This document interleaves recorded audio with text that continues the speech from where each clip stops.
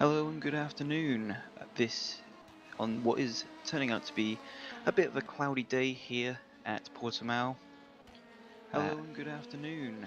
This on what is turning out to be a bit of a cloudy day here at Portimao. We're just currently gearing up for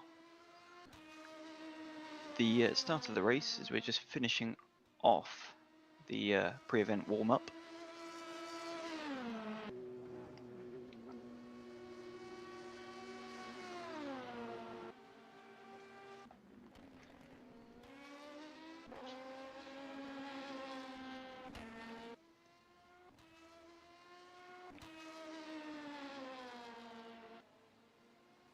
And what an exciting event this is potentially going to be. A very technical circuit in Portimao, and going to be a very challenging race for both LMP2 and GT3, with a load of tight and technical corners. Very easy for people to get tripped up over each other.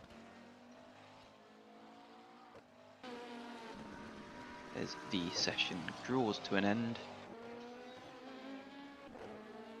It won't be too long until the drivers will be gearing up, ready for the start of this 8-hour race.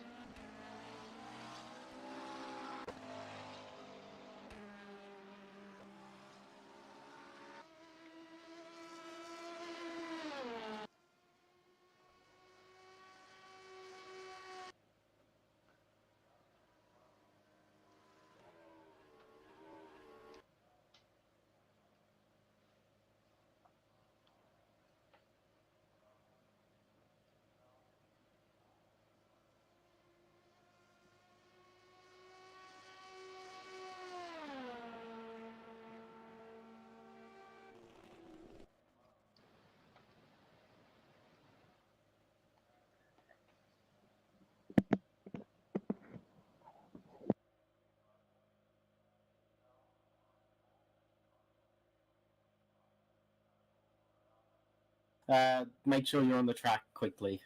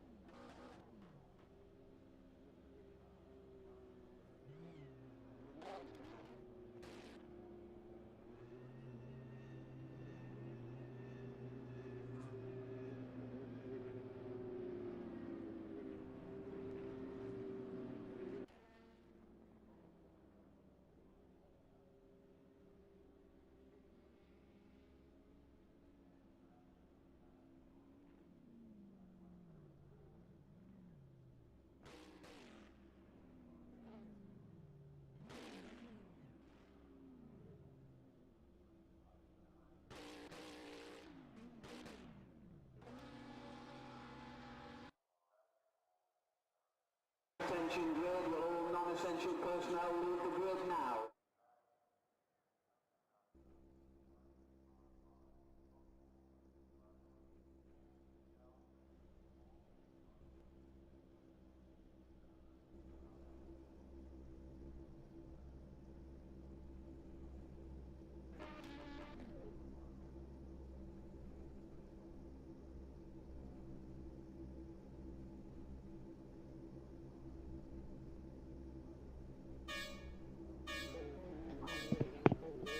Remember, pit limiter and single file off the line. Everyone should leave at the same time in the class. Everyone slowly starting to get off the grid, however there does appear to be some hold up as they pull away, as they start the warm-up leading up to the start of the race.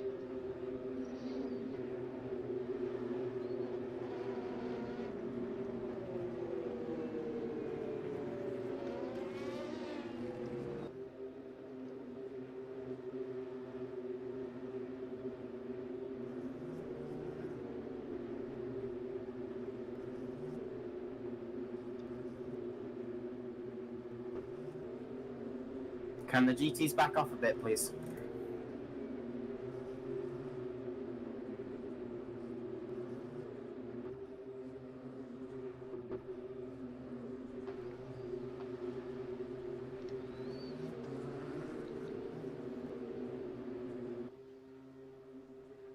That's And, enough, thanks. And for a change, we don't have a Mugen Racing car on the pole spot in the LMP2. Instead, we have the DC3 racing car of Loic Munier. So he has done quite a spectacular job in beating what has been a very dominant Mugen team in both categories this season. They've been very dominant.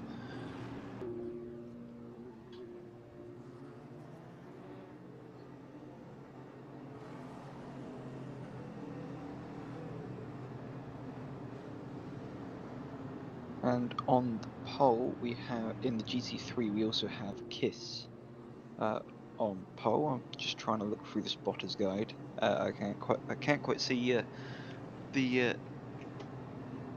team. He is the Dream Team Endurance. So again, managing to outqualify the Mugen team. Something we've become very accustomed to seeing this season is the dominance of the Mugen team, so it'd be interesting to see how they get on at the start of this race. Can the LMP2s line up double file from now, please? LMP2's just starting their start procedure, going double file. Obviously the main difference we'll have in this race is it's a much shorter track, a very tight track as well compared to the race at Le Mans we had. Can the GTs line up double file from now, please?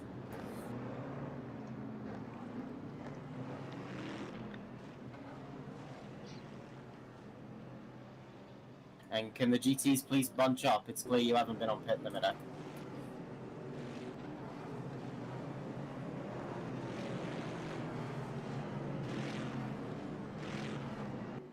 Race control giving the instructions because we need the race to get away cleanly first time, hopefully, unlike what we saw in Le Mans.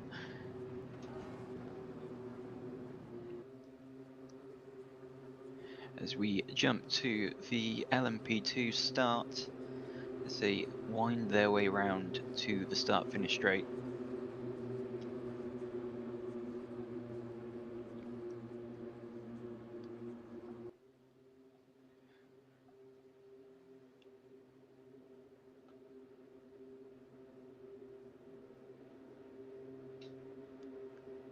As they approach the line now. LMP2 green. And the races go, and a brilliant start from Munier in the DT3 racing. They're all over the place, and there's one of the Mugens on the grass going down the start-finish straight as they go downhill into turn 1. Oh, and there is an off in the distance. Doesn't seem to be anything major. GT3 green. Oh, and there's a few cars going off before they make into turn 3. I think that was one of the Fringavon cars going off into turn 3.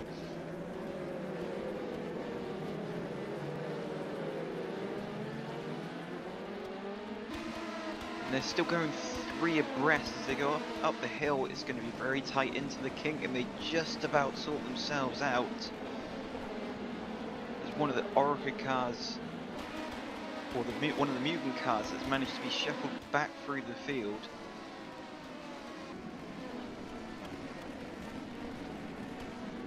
But it is still our pole sitter who is starting to pull away through these first few sectors.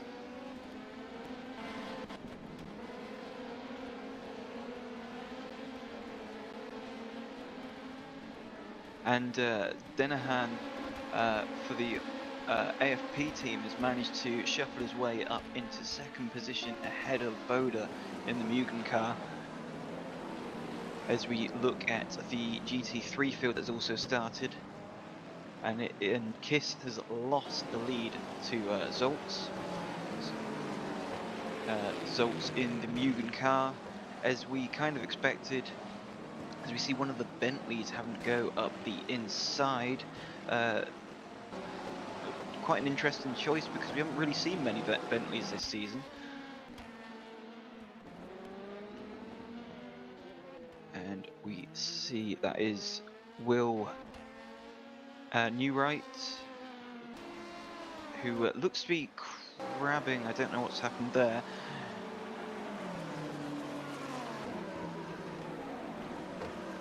And it seems the GT3 field has got away a bit cleaner than the LMP2s.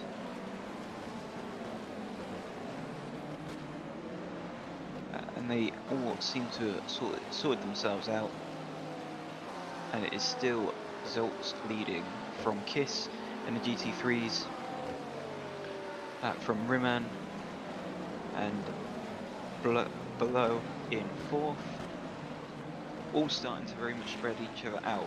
Meanwhile, at the front of the LMP2 class, our current leader in the GT3 racing, Munoir, is eking that gap out even further. He's got over a second, almost nearly 2 seconds now, over Denahan in the AFP car. But meanwhile, Denahan has still got Boda less than a second behind him in that Mugen car, number 20.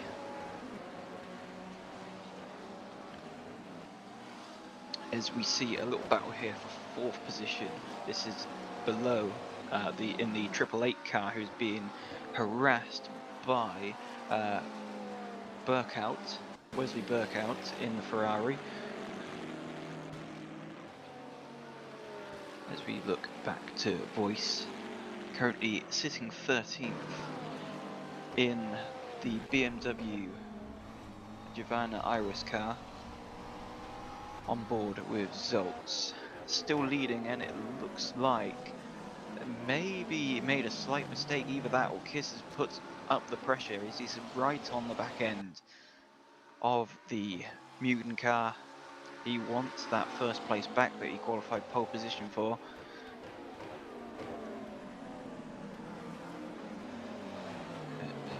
Taking a different line, trying to take a wider approach so we can get a better drive up the hill. But still very fine margins, taking a bit more curb here and there. Though he is starting to slide those rear tyres, so you can tell that he's definitely desperate to try and push his way past into first position. As we see a yellow flag appearing in sector 3.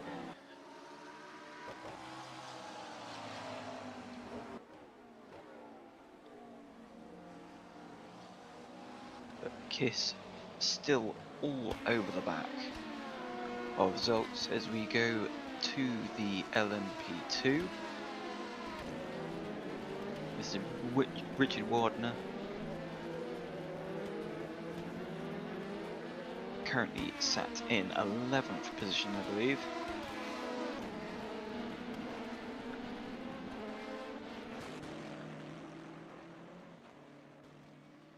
As we look back, I believe, to, I think this is the battle for first position in the GT3. The gap at the front for the LMP2s is now out to almost 2 seconds, with Munir taking the fastest lap of the race with 1 minute 30.467. And this is that battle for the lead in GT3. And Kiss still trying to find everything he can. Obviously it's the older 650S McLaren in the lead.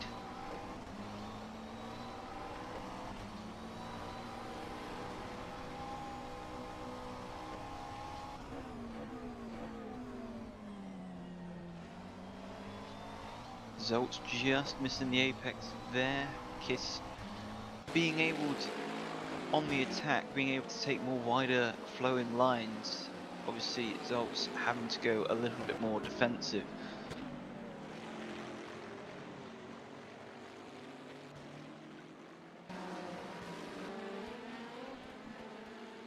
We look to, this is 15th place. Che Hatch on the back of Francesco Piri. Piri, who I think was involved in that turn 2, turn 3 incident at the start of the race, seems to have caught up onto the back of the group.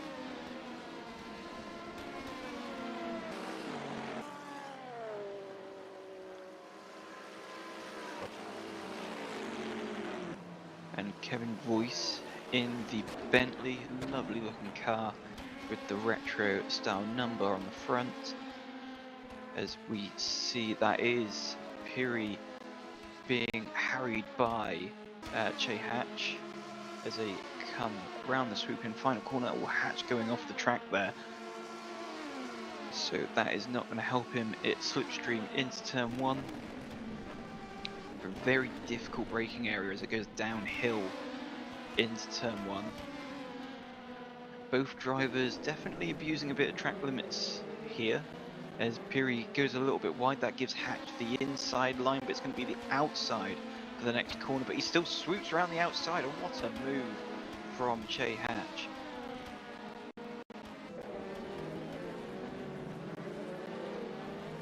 And that promotes him up to 14th place, and there is a gaggle of 3 more cars up ahead. And let's see what's his lap times been like. For Che Hatch, his best is currently, his pace is good enough that he could be top 3 with his current speed.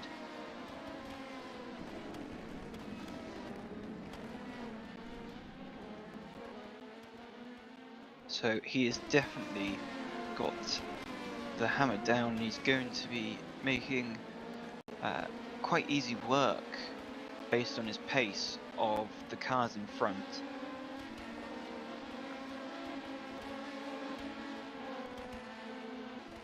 With the cars in front, their best times have been 132s, 131s, where Hatch has managed a 1 minute 30.8.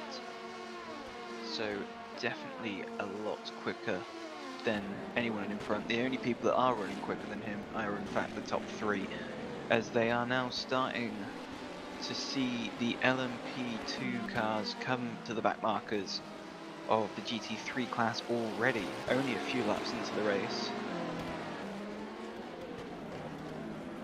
And this is what is potentially going to be the story of the race, is back markers, being the fact that it is a very tight, twisty circuit. There are some sections where there is only really one racing line.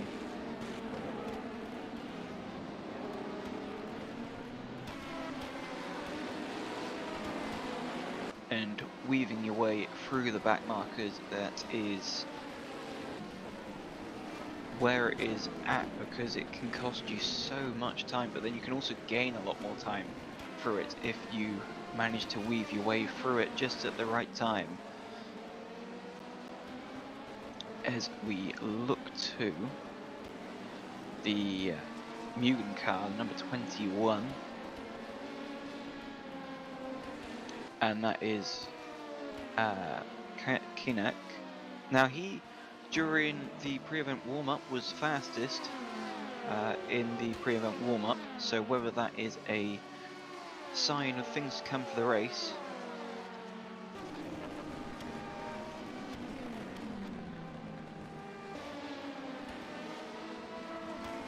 he is having to negotiate past one of the GT3 cars.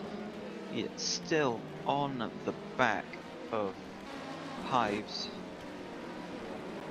As we look to Hatch, who has made up another position. He's now back up. He's now up into 13th and chasing down his teammate now.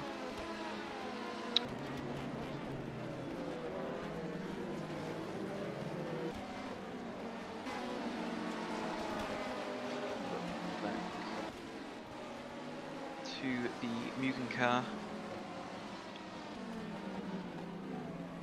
As also Kiss has retaken the lead from Zoltz, as it says on the timing screen. So we've missed that, but Kiss has taken the lead and pulling out a margin of 7/10 already after taking the lead, and is with the back markers or the LMP2 cars weaving their way through. Currently lapping, or was previously lapping faster,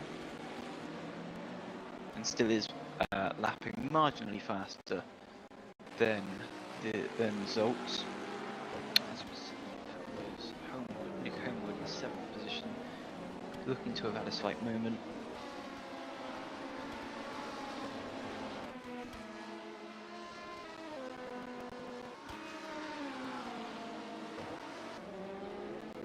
There is the number 20, which is Boda, who is still a second and a half off of Jake Danahan in 2nd position. Danahan, who is dropped just over 2 seconds off the leader, and is currently lapping in a 132.2, so he's actually a tenth slower than both Boda behind and Munier in 1st.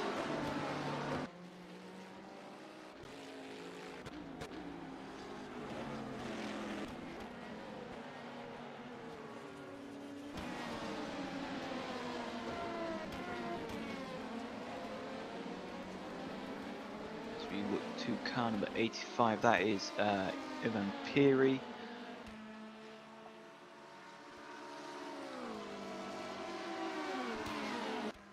And this looks to be another pass, or lining up from the Mugen car going into turn 1, not quite.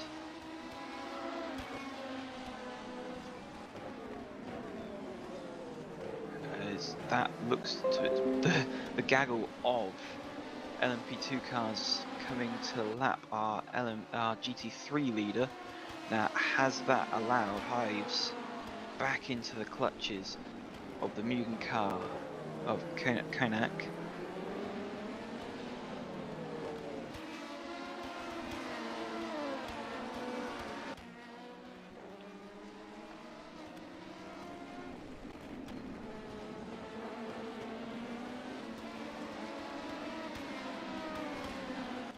Who in front is Oliver Parikan, who is on a different compound running a different compound tyre. In fact, he's the only person in LMP2 at the moment who's running a different compound tyre to the rest of the field.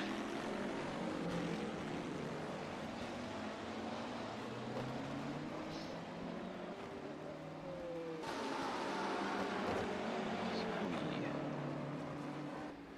we look to Halam Voice,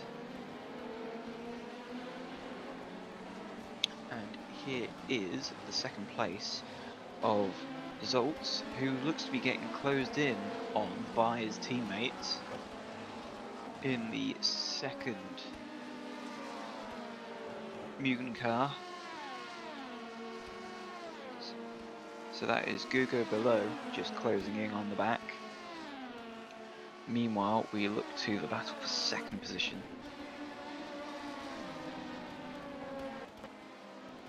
This is and that is going off in front of the two, so that gives Hives and Kiak a position. This is Oliver Parakan coming out of that tough turn 4, turn 5, just losing it on the exit. Now, the car seems to be sliding about a little bit, so is that already for him a sign that those different compound tyres are starting to give him a little bit of trouble as we look to Attila on the back of Newis for 12th position.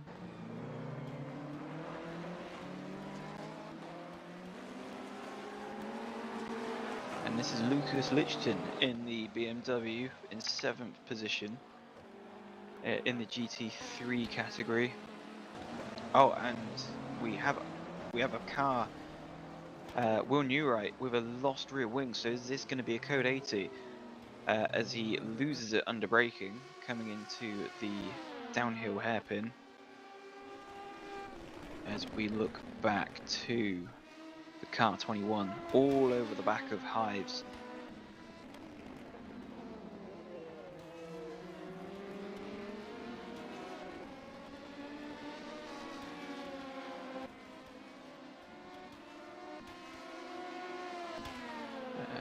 Amazingly, no code 80 as of yet for that slower car without the rear wing, but still it is Kainak on the back of Hives for 6th position, just trying to find the odd 10th here and there, because it seems as soon as the Mugen car gets to the back, it just has a slight hesitation or a moment of the car becoming unsettled, and all that time that he's made back up onto the rear end of that 95 car is just lost. So coming onto the start finish straight, see if he does get this slipstream as we cut back to the GT3 of Bence Bora, who's being closed in by Nick Homewood.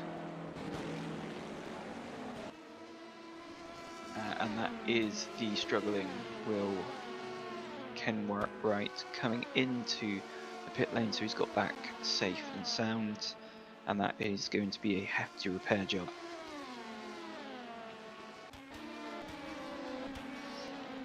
And this is Shay Hatch, who is up into 10th position now. As I said earlier, definitely faster than any of the other, or most of the LMP2 cars in front of him.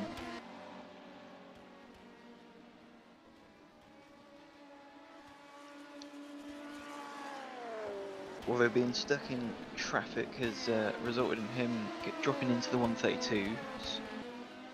He was, towards the early start of the race, running the 130s. But he is coming up onto the back of Felix Neuberger, who in turn has got Paul Pankovic in front of him.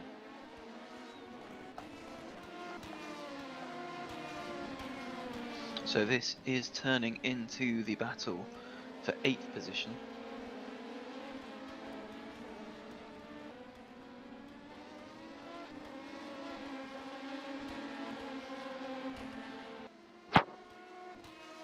Just in front of Paul Pankovic, you've got Oliver Purican, who had that little off earlier,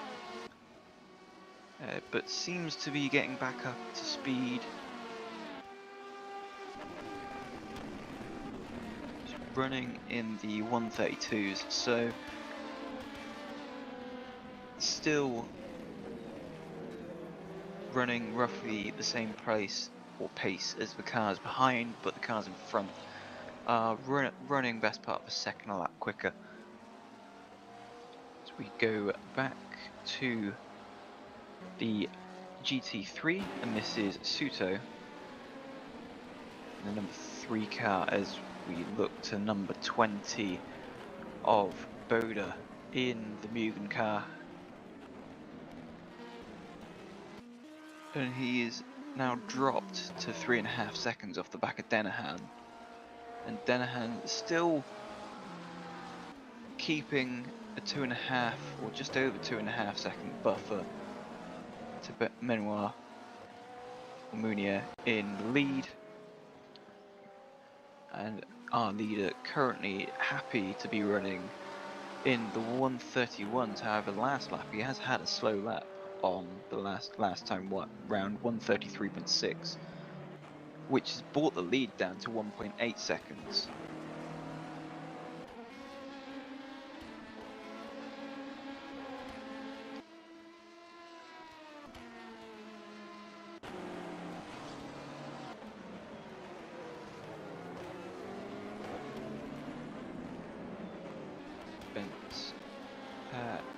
Halan Voice closing in on Bent Bora as we see that battle of the LMP2s weaving their way past the GT3 field. That is Bent Bora's. As we look to Nick Homewood.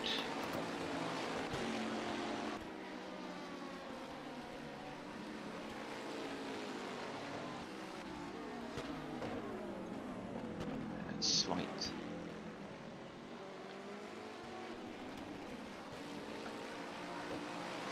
Homewood in the GT3 McLaren. Actually, no, this is Simon Renand all over the back of Kevin Boyce in the Bentley, and really harassing that Bentley, trying to hustle the car, almost push it on forwards, but that Bentley staying exactly where it needs to be, giving no quarter.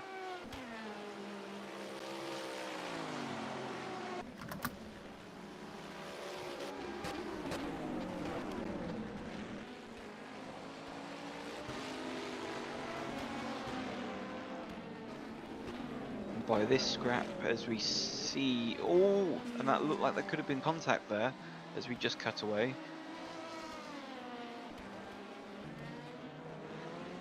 As we look to Massimiliano Riboli, and there's a big gaggle of cars now. This is that's Jay Hatch at the back of this group, I believe, as that is a move for 8th position. That is Newberger on Pankovic, but then you've also got Jay Hatch just behind, and he's slipstreaming off the back of Newberger. And Newberger ends up taking the 3 positions. He's dropped back, and Hatch comes up the inside. They bang wheels going down the hill. This is allowing Pankovic to get away here, as Hatch then gets the inside, and that looks job done. And that's Pankovic going off in front. So Paul Pankovic losing it under braking.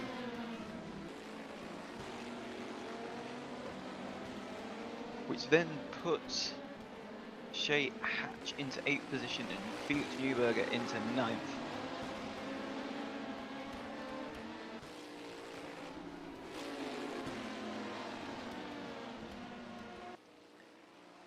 As they come onto this gaggle of GT3 cars, and that is close there, but then that meant that Hatch was balked by those GT3 cars, and that puts Newberger back in front of him.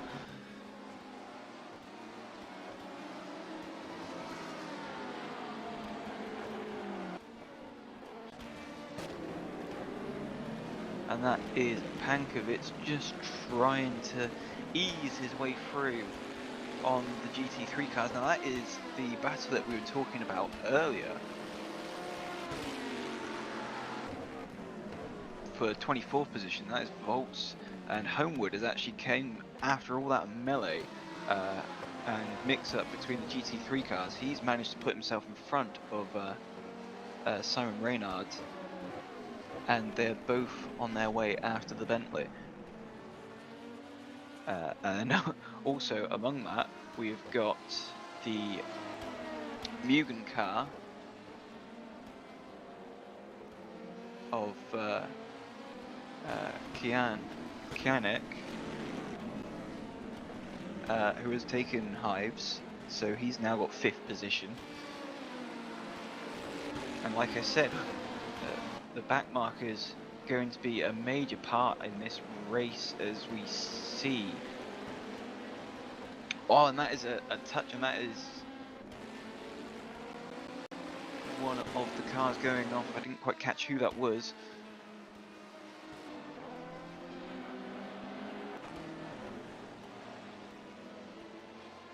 And that was Carl Lewis, who got tagged and spun round. Meanwhile, Francisco Piri slowly bringing his way back through the field after his slight incident at the start of the race.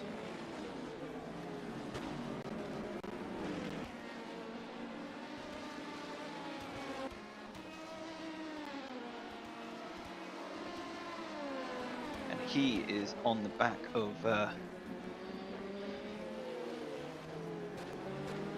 oh, he's catching up onto the back of Carl Lewis.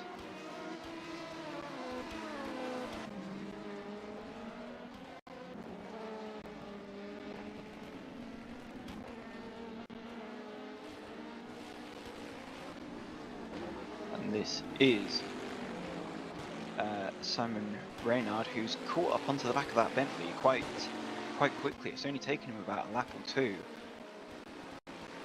to get through after passing Nick Homewood.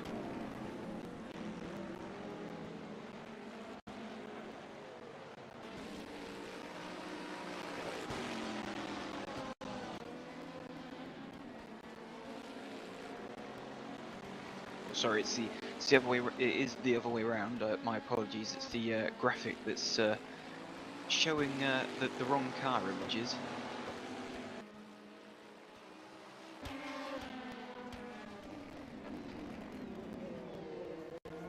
And this is that battle once again,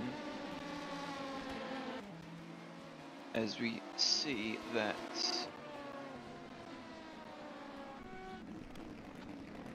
Shea Hatch behind Newberger, still trying to get his way past,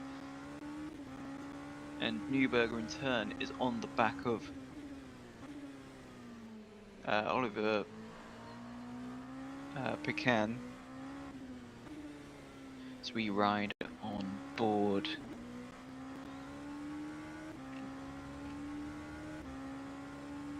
with I believe this is Denahan's car in 2nd position. Gap's gone back out to 1st position. It was briefly down to 1.8 seconds. In fact, it is now down to 1.7 seconds on that lap, and that is a collision between Newberger trying to pass Purican, and that puts Shea Hatch in front of the two. So Shea Hatch being very lucky to stay out of there and still pumping in fast lap times. He has now brought himself from towards the back of the field. He's now up to 6th position. And the two, after that collision, there must be some sort of both coming in for a pit stop, and this brings them to be the first of the front runners coming into the pits.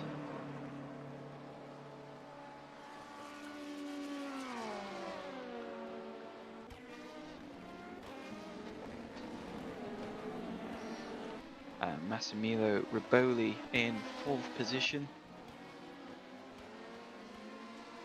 has got a 1.4 second advantage to the Mugen car of Christoph Kiank.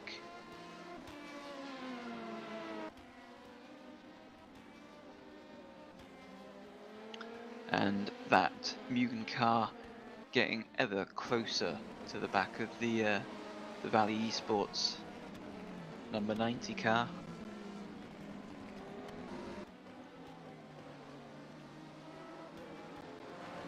And we see, just trying to get past the LMP2 field, that is the number 87 car of Shea Hatch. This is back to this little scrap here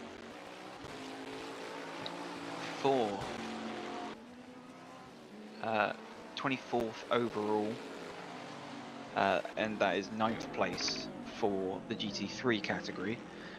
Now,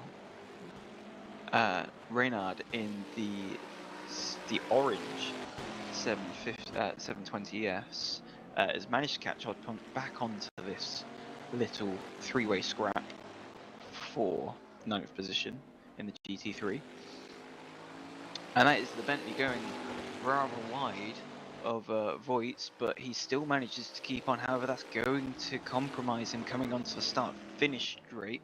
Can Nick Homewood do anything about it coming onto the start-finish straight? Not sure if he can. The Bentley goes on the inside on the defensive. It's swirling down the start-finish straight. It looks like, is he going to hold on into turn 1? It looks like he is, providing he gets everything done under the brakes. The Bentley crying enough as it goes into turn 1, as it starts to go wide. As we cut to Lucas Lichten in the BMW, currently sitting in 7th position. As we cope this battle for 9th place. And that is Reynard going a little bit deep into the hairpin, and they're still all three of them pretty much glued together.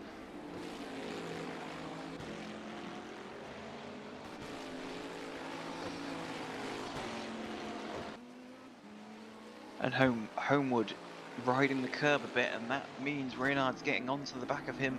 It's given Voigt a little bit of breathing space, who then gets it all wrong, gets the back end out. But he's managed to get away with it.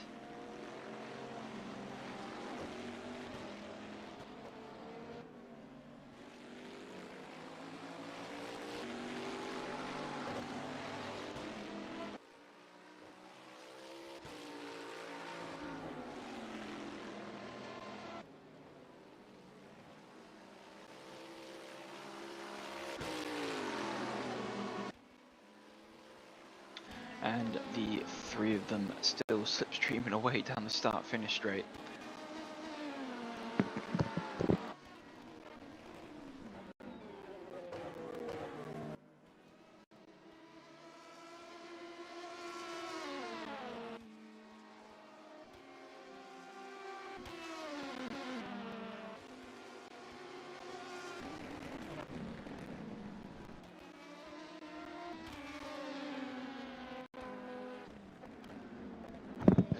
Here for the battle of 5th position, and it is Hives has managed to catch up onto the back.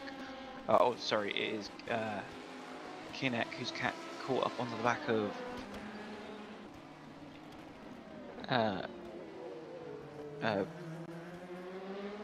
Riboli, and he is all over the back now. The gap at the front is gone out slightly. It's nearly 2 seconds now for the leader, Munier, to Denham.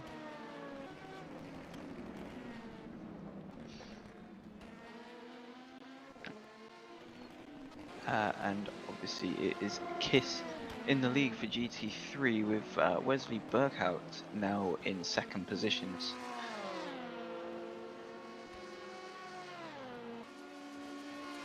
There is the 2nd place car of Denham, who's lost a little bit of time on the last lap. It's now gone out to 2.8 seconds as we see Perican going off the track whilst he had that little incident earlier, and whilst we've been away, we've now got Nick Homewood, who's now got in the front, in the lead, or at the front of this little three-way battle from 9th place, and it looks like, yes, Reynard's now taken 10th place off of Voice, although Voice has got something to say that, and he's staying side by side into the Samsung corner.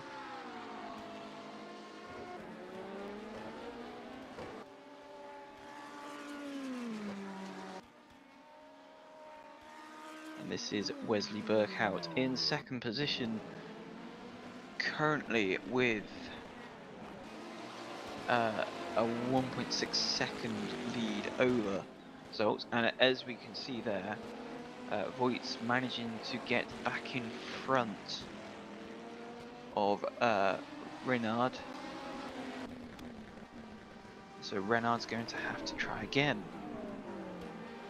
Meanwhile, we're looking at Newis, who is in the pit still.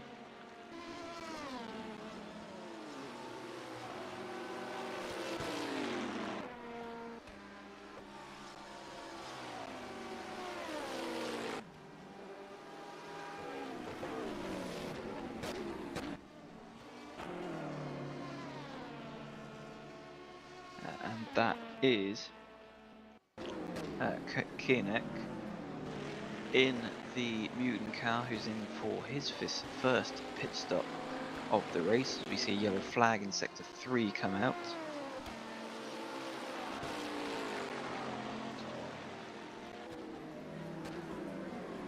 And still middle, it is Reynard on the back of Voigt. This is becoming a bit of a thrilling battle here. And they're slowly, as long as they don't trip each other up too much here, bringing themselves back onto Nick Homewood.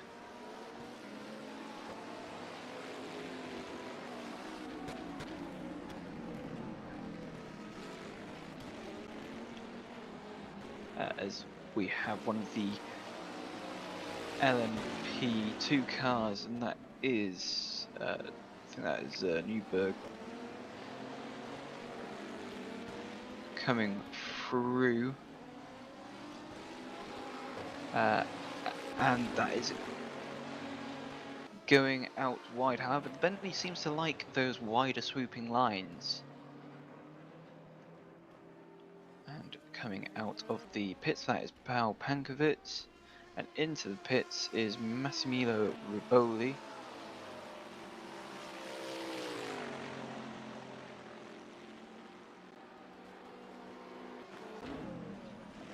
So I think that is Che Hatch, so pretty much second down to 6th are all in the pits at the moment. That is allowing Ivan Piron up into 3rd place. Our leader still out at the moment, and Richard Wanders in the Iris Autosport number 86 is currently in 2nd position. So is Denahan, who's carrying out of the pit lane now. Is Denahan going to try the undercut here on some fresh rubber? The gap was over 2 seconds when he came into the pit lane. And our leader does indeed come into the pit lane now to cover Denahan's pit.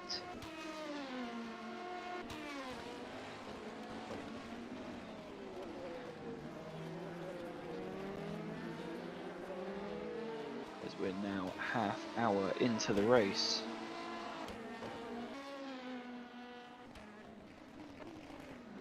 And that is Che Hatch, who's been putting on a monster storm through the field. He's now up to 7th after having his recent pit stop.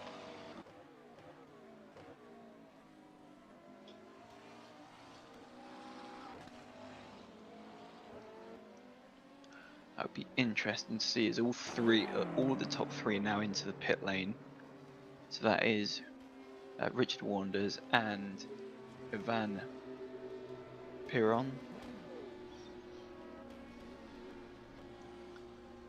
Now, where is Denahan? as we wait on our leader, who's still being serviced. And just out of the pits is Menoir in front of Denahan. Now, what is the gap? As Boda actually. Reminder to all drivers to please watch track limits. The game isn't particularly great at checking up on them, so just mind them. We will be checking even penalties. So Tom Dillon giving everyone a warning based on the track limits, as we have seen quite a few drivers start to abuse them. I was about to say that Zoltan Boda actually setting the fastest final sector on his last lap. And the gap still not refreshed yet between first and second for me. We'll see how it is when they finish their first lap.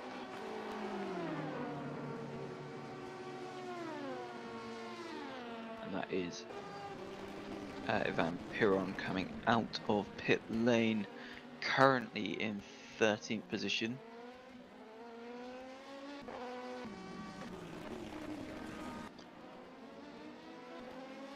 And just comes out in front of Carl Lewis.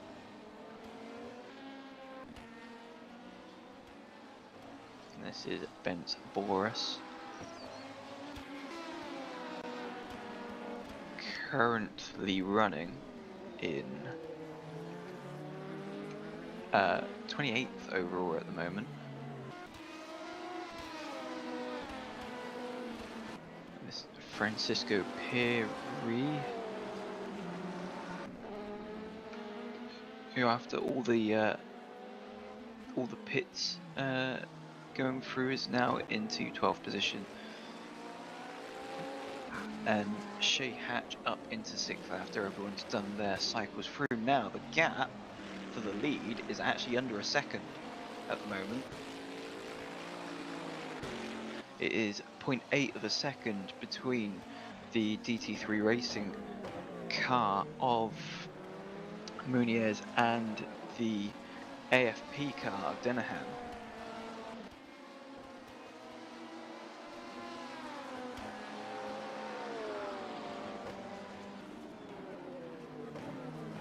Denahan putting in personal best sectors to try and keep up with the leader.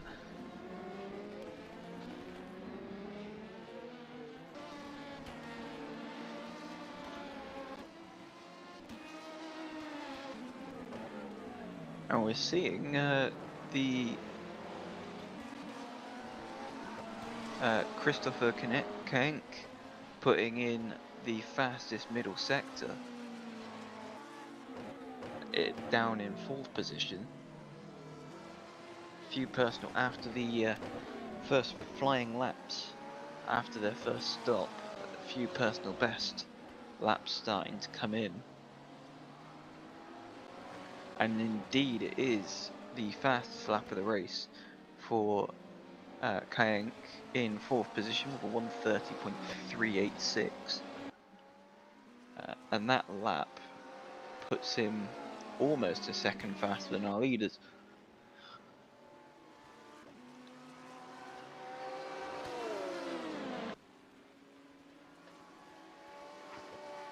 And we look to Wesley Borkout, who is in 2nd position and has got a pre-baked results, was coming very fast upon him. Right on the back end now. This is the battle for 2nd position.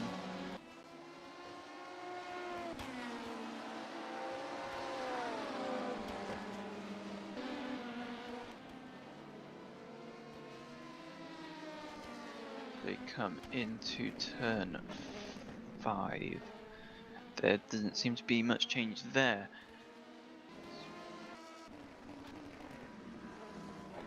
And this is Shea Hatch, who is currently running 6th position. Currently 8 seconds off of Riboli in 5th. Currently lapping in the 1:31s at the moment.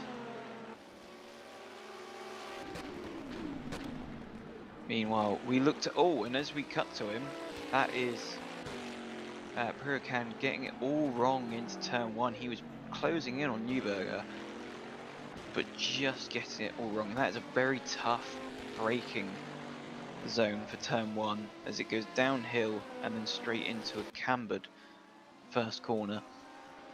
And this is still the battle for second position between Boykout and Zoltz getting it all wrong coming out of the exit as they're trying not to be tripped up by the LMP2 car, and that's really disrupted his flow as they go into turn 1. He's lost a couple car lengths to Burkout, but he's made it all back up. He monstered that first braking zone, and he's all over the back of Burkout as they go into turn 2. And he's trying to have a look around the outside, but generally that just doesn't work, so it's going to have to be a slipstream into turn 5, another tricky downward braking area. And he's looking at the inside, but not quite. Has to hold on again, but it looks like a move is definitely coming soon for second position in the GT3s.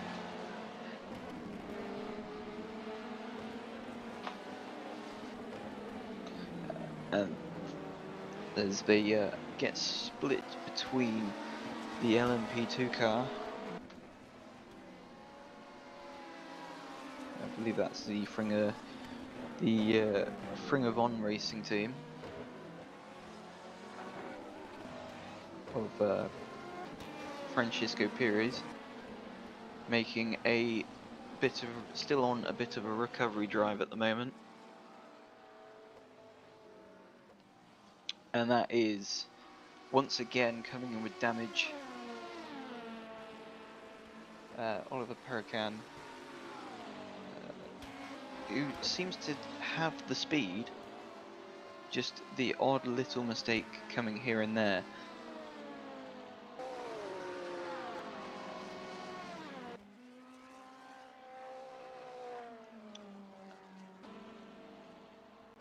This is the Team Shiva car that we're looking at here. Number 73, currently in 5th position in the GT3 category. And and that is Kevin Voice getting it all wrong in the Bentley. That Bentley definitely looking like a tricky car to drive.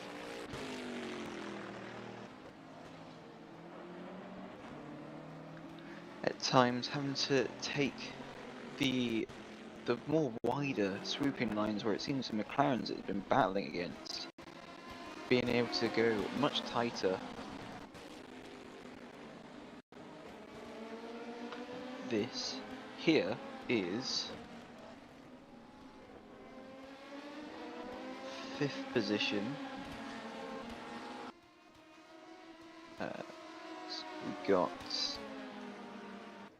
I'm not quite sure what the graphics are trying. They keep updating itself quite quickly.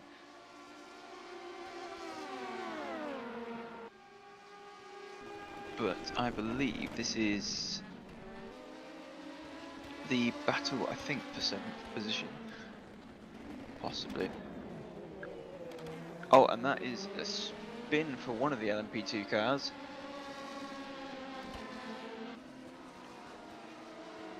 And this is Hives, who is currently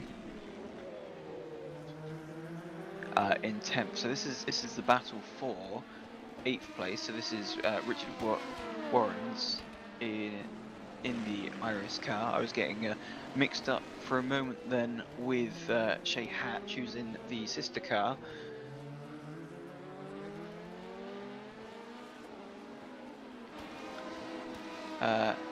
Nagi Natilla and Zoltan Hives in 10th. So this is 8th, 9th and 10th, that battle there. As we see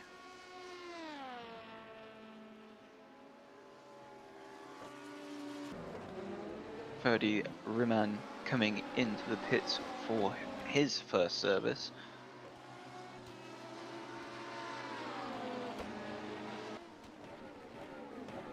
this is Christopher Koenig that we're looking at, and this is back to this little battle for 8th position here, and that is Attila having a look at the inside but not quite getting it done into turn 1. And all three of them back together once again. They've got one of the BMWs just in front as they crest over the hill. It looks like Nagin Attila's got a run, but going defensive is Wanders, and by doing that, that's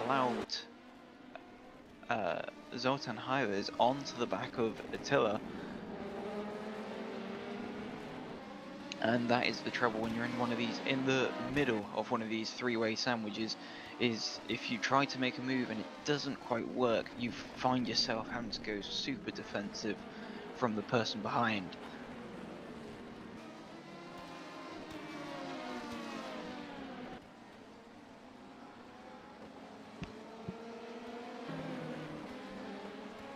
And we look here to Haman Voice, who is currently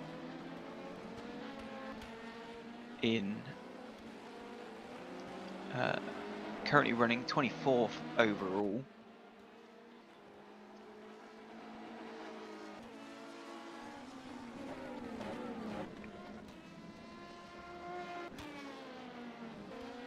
A gap to the leaders as we look at Paul Pankovic in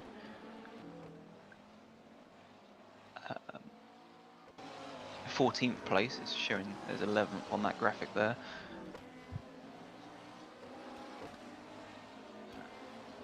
And indeed the graphics do look as though they do need to be refreshed, as it is showing our second and third places being in pit lane. However, they're not showing on the live timing screen as being in pit lane.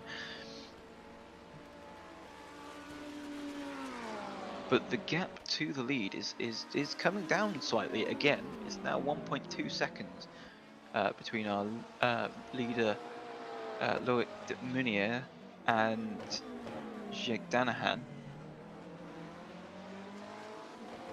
As we look again at this ongoing battle for second position, and that is Zolt's trying round the outside. He's gone off the circuit though, so if he does make the move, that would give him a bit of a lasting advantage, but he backs off as they go into turn 5.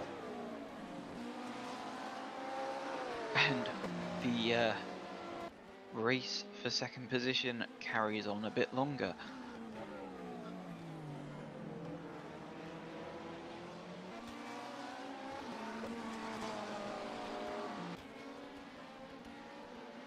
But meanwhile, Kiss is cleared off up the road. He's got a 16-second advantage to these two squabbling for second position.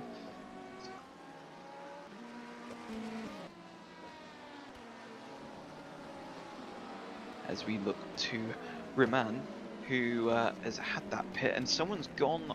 Have they gone off, or is that just a little lock up there in front? As we look at Evan Perron, who is currently placed in 12th position.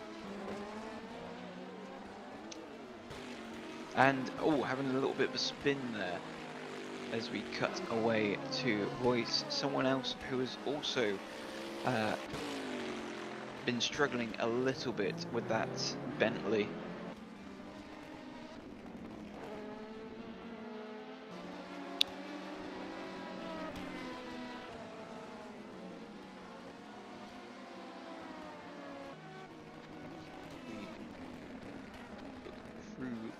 The gap is now actually coming down towards a second for the lead, so Denham lapping consistently a couple attempts here and there quicker than our leader.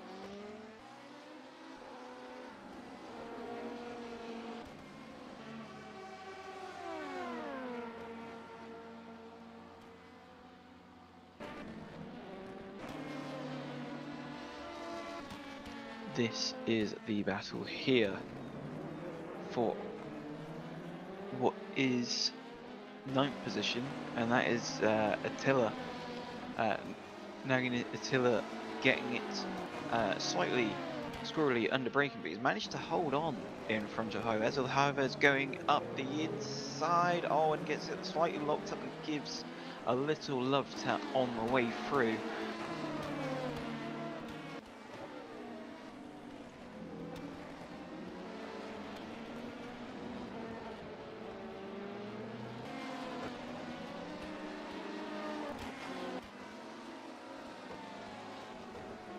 So that is Zoltan Hovez into 9th position. The graphics are showing the positions one place off of where they actually are at the moment for some reason.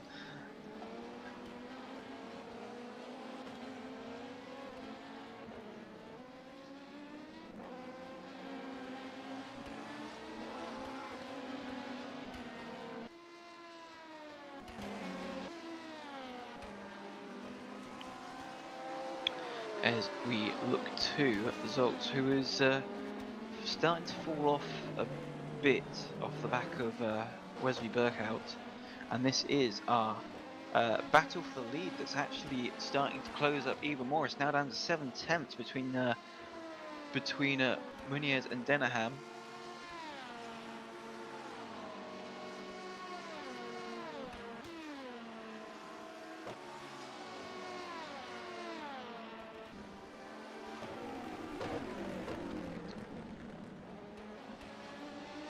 And Denahan once again lapping almost a 10th quicker. That last time round is acts a little close between the GT3 car. I think that was Nick Homewood that they were passing there. But this battle starting to heat up where Munier thought he had a fairly solid advantage after this second phase onto the second stint. It seems that Denahan has managed to find a little bit more pace on those newer tyres.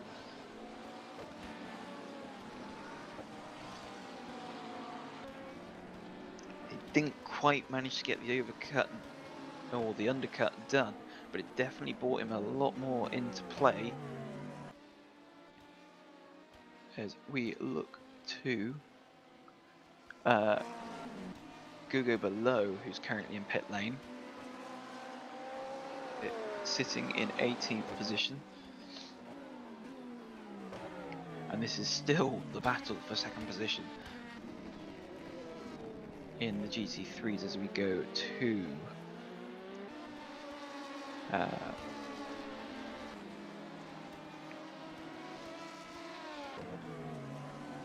car number 95 as we go back to the second place battle. Burkhout still keeping a little bit of an advantage to each other, to Zoltz. Zoltz, after having that little moment that put him off the back of Burkhout, he's not managed to reel him back in yet after a handful of laps. And it seems almost as though he's actually starting to drop off the back.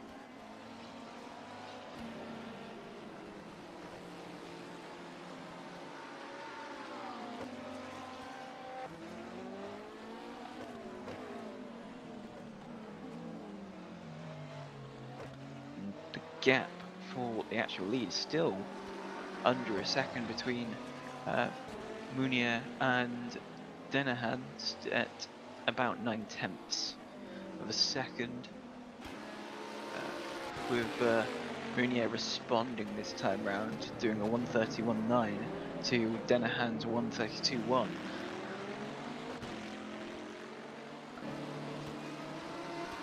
And this is a recovering Oliver Apurican, who has been in the wars a little bit this race.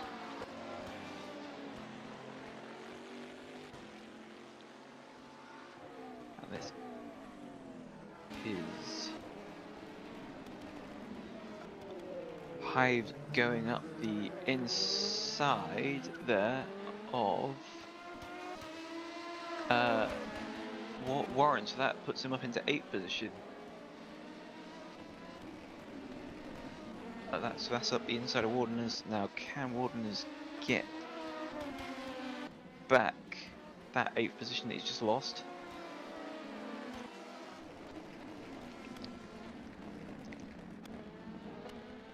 He's pushing, but he seems like he's pushing a little bit too hard there for positioning, because he's starting to miss his apex to try and get back on the high res.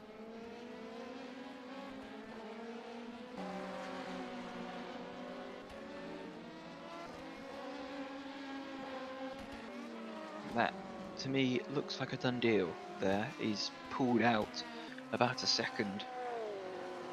So, nice and easy. Now, on to the next, which is Felix Neuberger, who is 13 seconds up the road.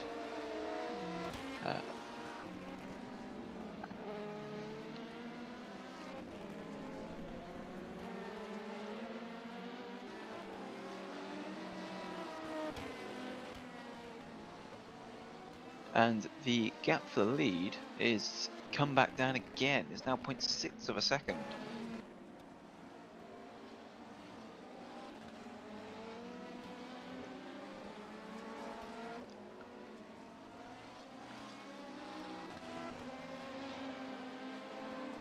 .6 of a second between the leaders. So they're very much toing and froing in lap times. And into the pits there, that is car number 3, that is Suto.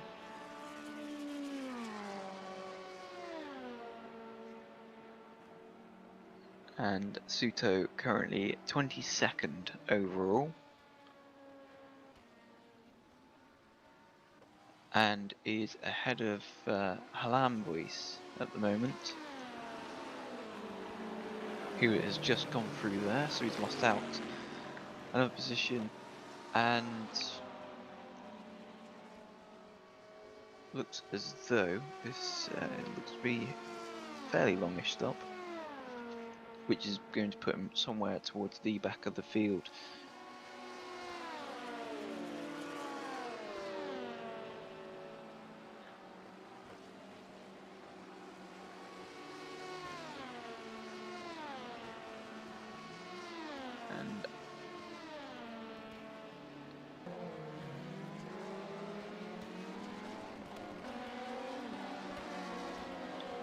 And I'm not quite sure what's happened to Zolt. I don't know if he's came in and done a pit stop, but he's dropped down the order into 23rd position.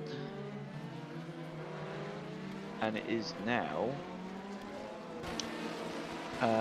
Lucas Lichten, who is behind Burkhout in 3rd place for GT3.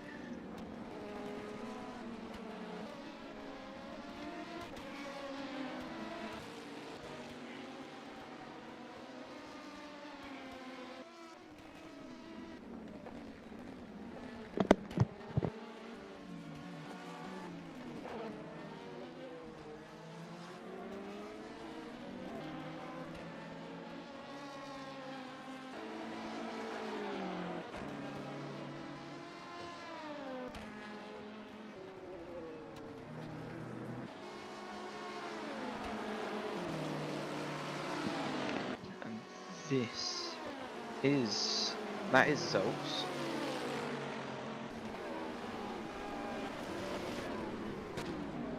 I believe.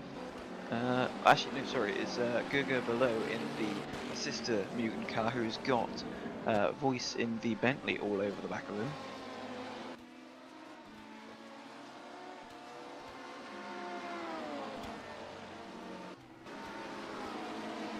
And this is Attila who is on the back of Warners, so Hyler's got past him, and now he's dropped back into the clutches of Attila for, this is for 9th position. And Attila having a look up the inside, but then they've got the added difficulty of the Mugen car just in front, just to make matters harder for the Mugen, not giving much away to Attila. Attila must be getting very frustrated because he's gone from being right behind Wanderers to being a good few car lengths, a good few seconds behind now. So all that work he's done, he's now got to do all over again, thanks to the Mugen GT3 car not being particularly helpful.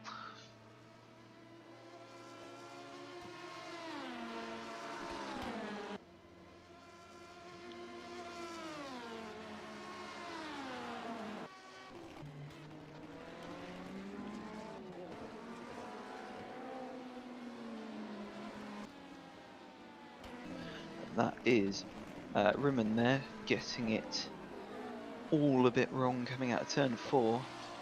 There's so many tough corners on this circuit, it's such a hard track to master with all the different undulations, different kind of corners that you have to come across, as we see Homeward, Voice, Parker Naval and Kevin Boyce in the Bentley all in pit lane at the moment from GT3.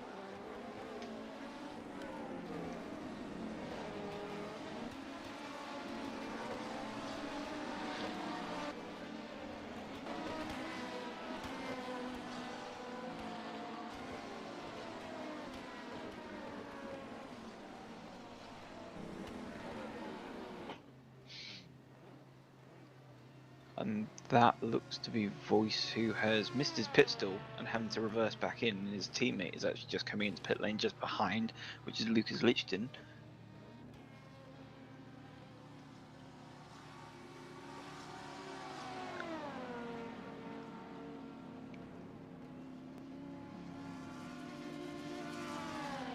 Incidentally, the gap at the front has gone out to 1.1 seconds.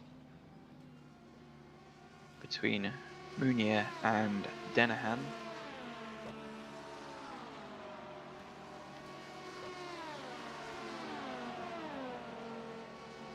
And also coming into the pits now, we have our leader, Kiss,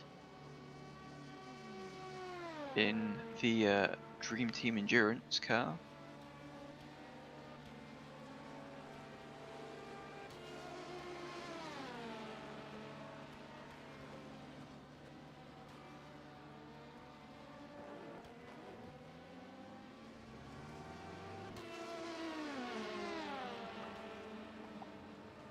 And so it must be through the pit strategy, Zoltz has actually came out into second position.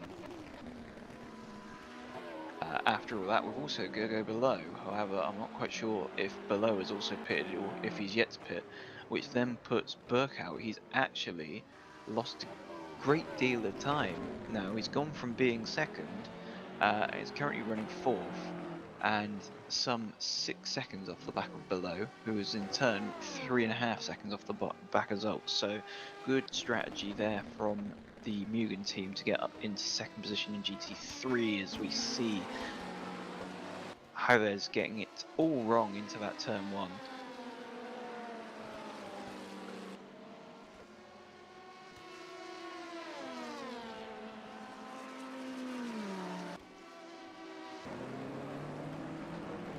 Here is Voice here.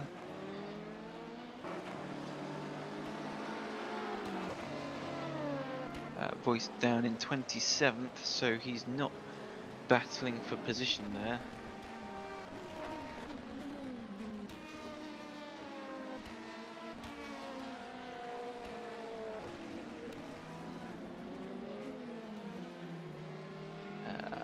Up the front again, still gap going out as we look at Jake Danahan.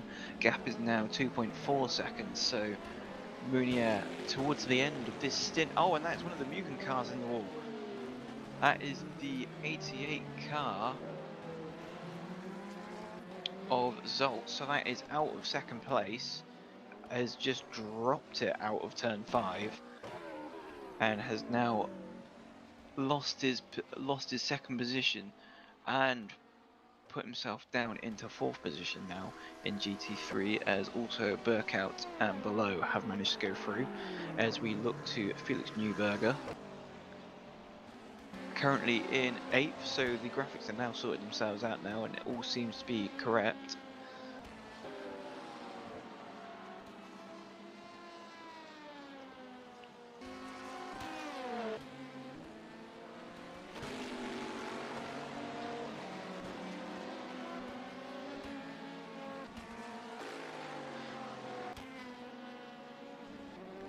And Denahan is still losing time. However, time and stream for Denahan has started to has gone a bit funny, but it's showing here that he's just shy of 4 seconds off the lead now. So it seems Munier really starting to put the hammer down. Either that or Denahan's tyres are starting to go away from him.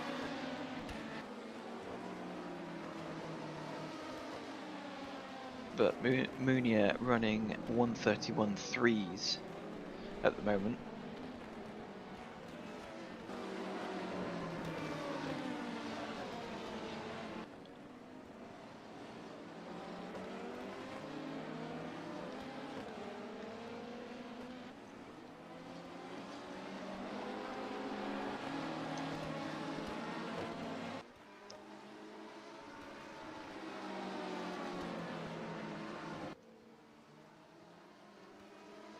Is Attila coming up onto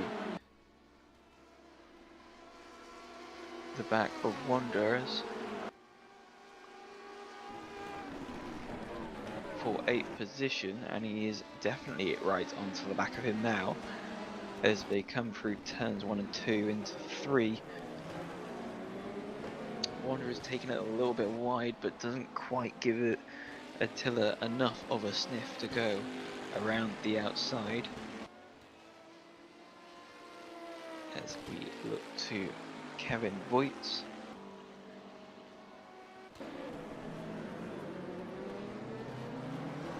And this is Bence Boris, who's currently sitting in 26th place overall.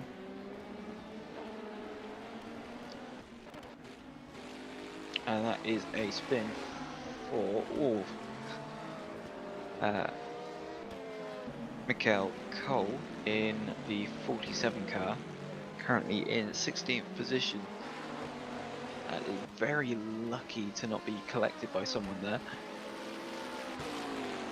And this is Kevin Voigt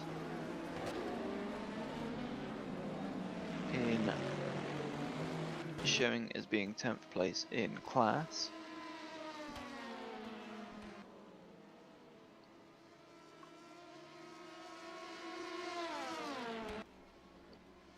And still coming down the start-finish straight is Attila, homing in on Wardeners for 8th position, still unable to do anything. Getting it locked up into turn 3, that's not going to help him out as they come over the rise into turn 4. Doesn't look to be close enough for a move into turn 5. Closes up once again and gets it very wide, so that's going to cost him, and indeed it does. He's lost a couple car lengths coming out turn 5.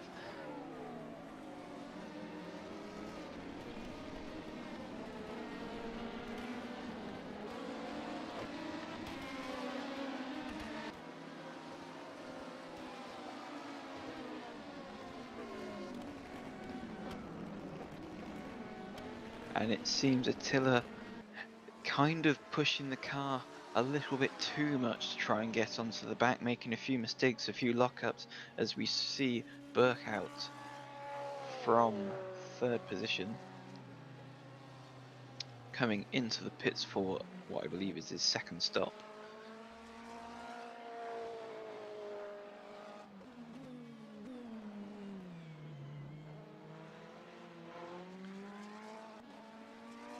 and this is Jeff Close now in the 73 Ferrari, and this now we cut to Felix Newberger.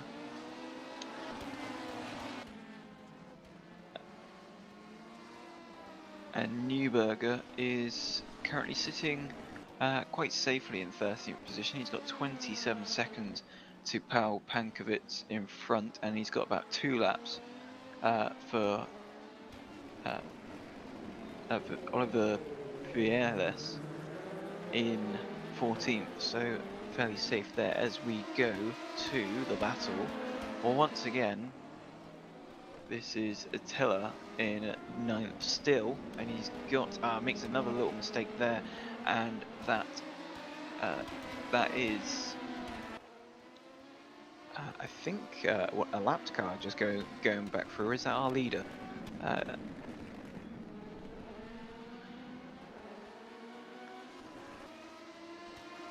Yes, indeed, that is in fact the lead battle coming through. So Munier getting stuck in between this battle for 7th position now. Sorry, 8th position. And that is giving both Attila the opportunity to close up onto the back again, using a bit of track limits there, as we see 2nd place Denham coming into the pit lane in the background. So is he going to once again try the undercut, as Attila having another little look into turn 1, runs a little bit wide as they go into turn 2, still unable to do anything about Wardner. Wardner going wide at turn 4. Does that give Attila an opportunity? Into turn 5, he's having a look. He sends it up the inside. And it's a run out of turn 5. And we just miss out as we cut to Kank in the in the Mugen car, who is battling with Francisco Piri for 8th position there.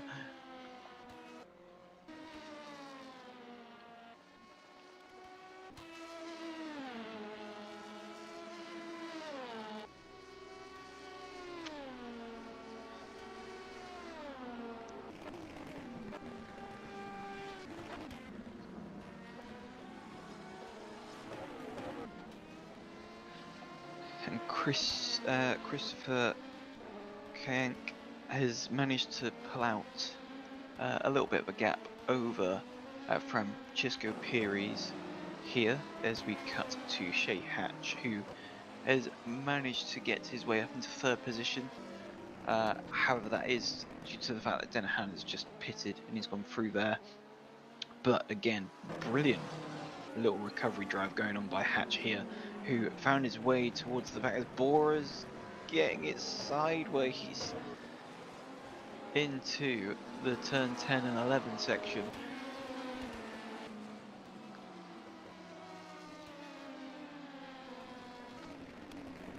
This is the 47 of Mikkel Cole.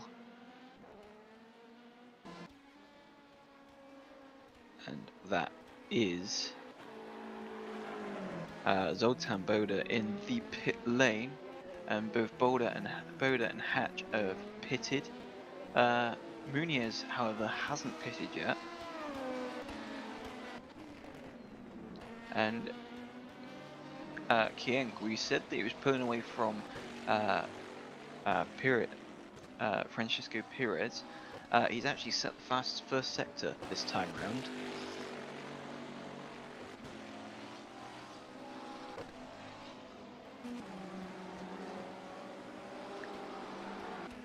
And he's going fastest second sector as well. Meanwhile, Jake Danahan, who's on an outlap, is setting his fastest final sector.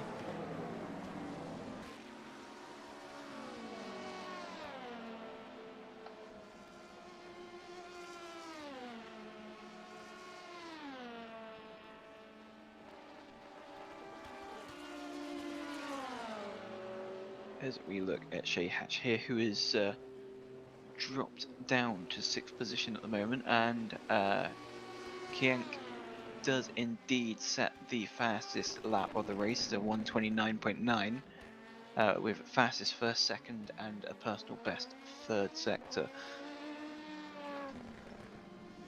Now, like Munier, now we saw in the first stint he did go a couple laps further than Denahan, and with the pace of Denahan's outlap, I don't know, that may put, if he can continue the pace that he's setting, could put him in front, providing the gap wasn't too big when they came into the pits. Munier still pushing on a 1:31.9. Let's see what Denahan can do on his first flying lap.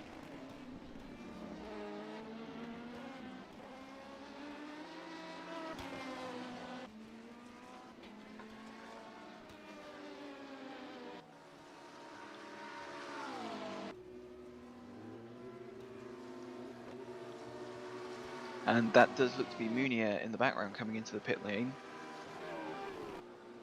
Yes, indeed, he is into the pits. So, has what Jake Denahan done on his outlap and his first flying lap been enough? He has done a 1:31.5 on his last lap, which was marginally faster than Munier.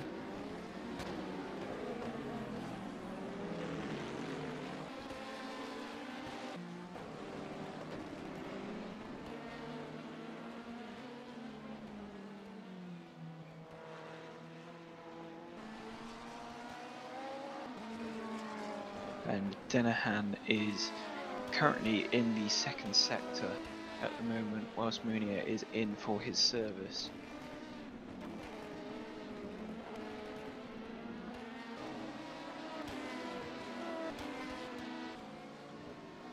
And in the LMP, or the GT3 category, sorry, we look here to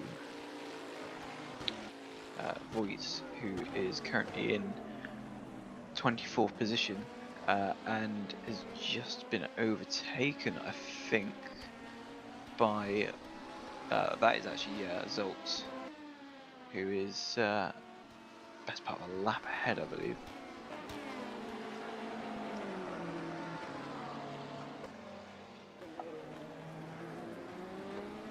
In the Mugen car, Kiss still in first position. He's got a 32-second advantage over Zoltz. Obviously, both cars are yet to come in for service, as Burkout has had his pit stop. And that is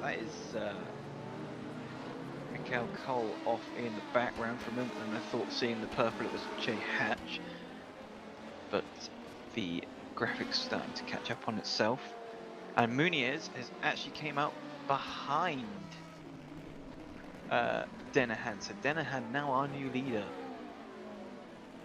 and this is currently the 55th lap of this race. We've been clicking them off very quickly. Amazingly, we've managed to go this far and not had a code 80, so that's always a positive.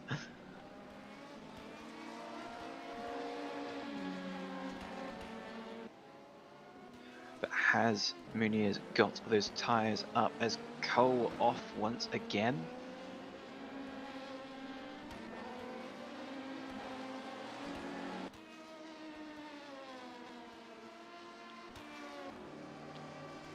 And still we cut back to the leaders. Muniz still all over the back of Hatch. Denahan.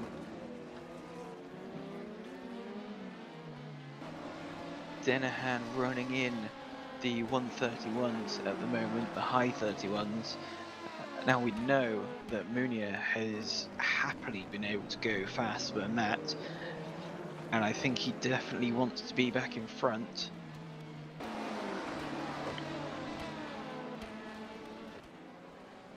The only problem is when following the car, as they get caught up with one of the with this little GT3 battle going on here.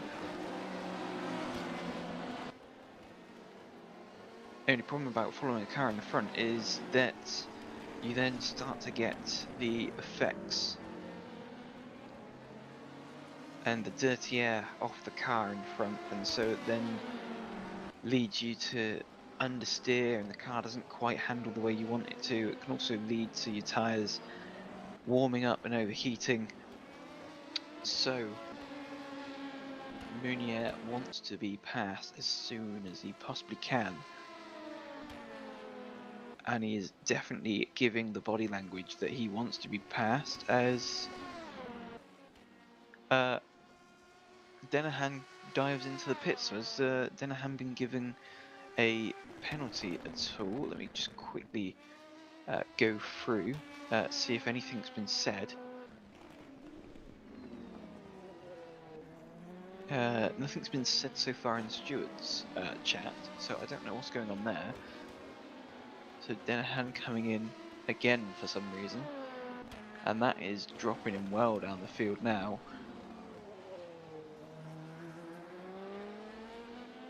And comes out, I think that looks to be like it was a drive-through penalty of some sort. I haven't seen anything on the stewards channel.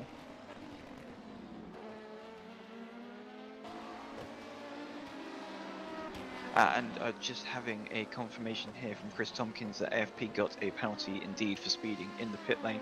So all that work done by Denahan to get out ahead and into first place, all gone to waste now, as he's now in 4th position. So that means Munier is leading from Zoltan Boda in 2nd position by 9 seconds, or nearly 10 seconds.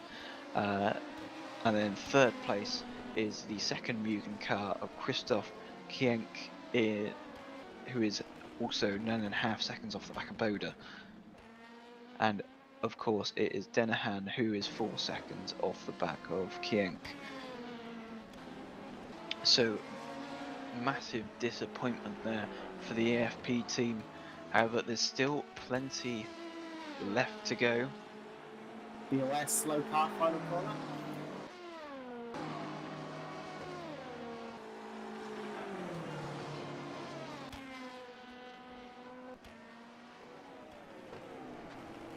Clear.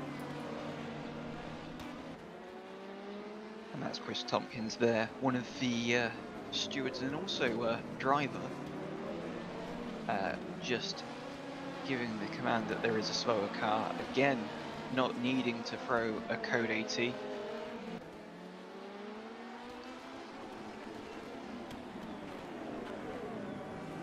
As we look here to Homewood, who is actually on the back of, or trying to get onto the back of Lucas Lichten in the BMW.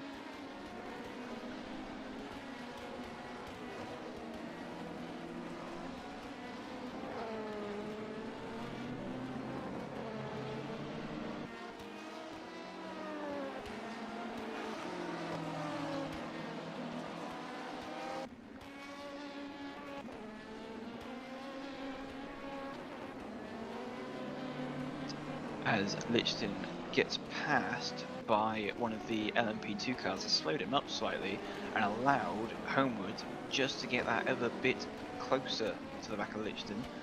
Lichten starting to go a little bit wide through this little Leicester section, as it looks as though there was a car just going off in the background. As we see a recovering Denahan coming up onto the back of this group here, going round the outside, just weaving his way through.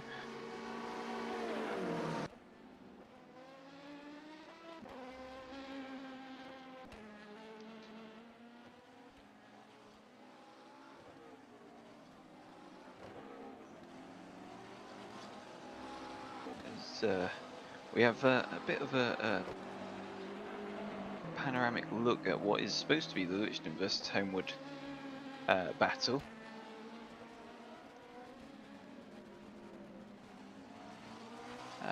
And Kiss still leading in the GT3, and it is still Homewood behind Lichten, coming out at turn 5. Looks as though Lichtenstein getting it slightly lit up on the outside as they have another LMP2 car just threading its way through.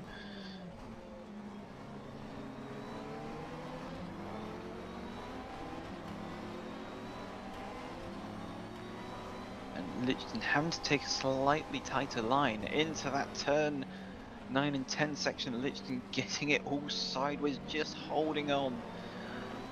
And that is allowing Homewood to get back onto terms with Lichtenstein. Further on back, we got Wesley Burkout, who's also closing up onto this little battle for 4th position in the GT3 field.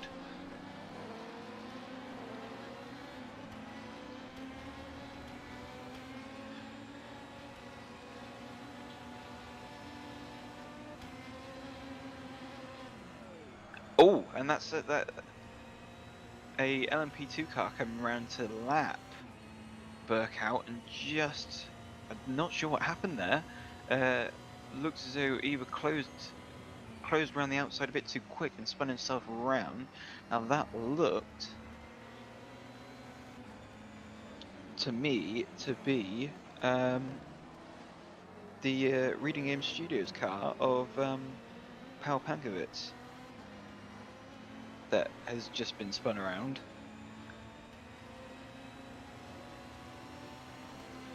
And just seeing in front, you can still see very, very close between Lichtenstein and Homewood.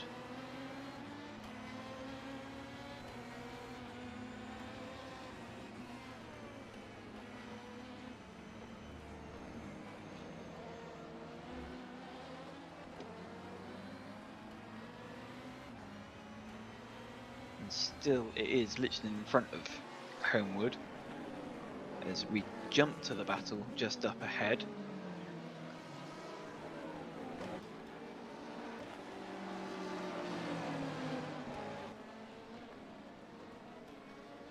And it's the Valley Esports car just threading its way through.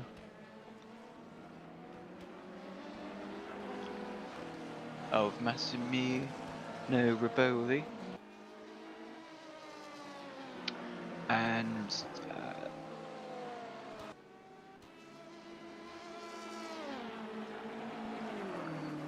Homewood just losing touch now of Lichtenstein, and that is now bringing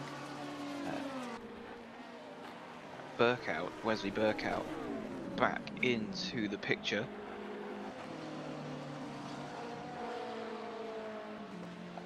As we see the Reading Games car going a little bit more steady this time to try and get past the LMP2 cars after having that spin.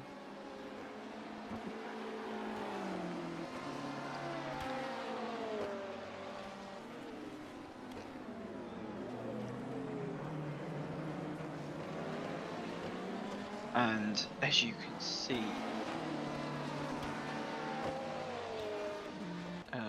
Burkout is right up with Homewood now.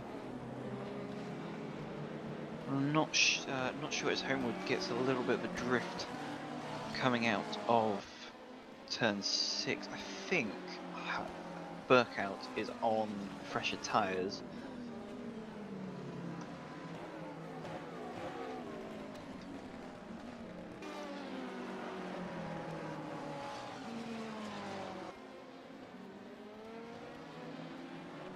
As they come into turn 13, and it is still just staying ahead, but Burkout all over the back. He's closed massively on this lap alone onto the back of Homewood.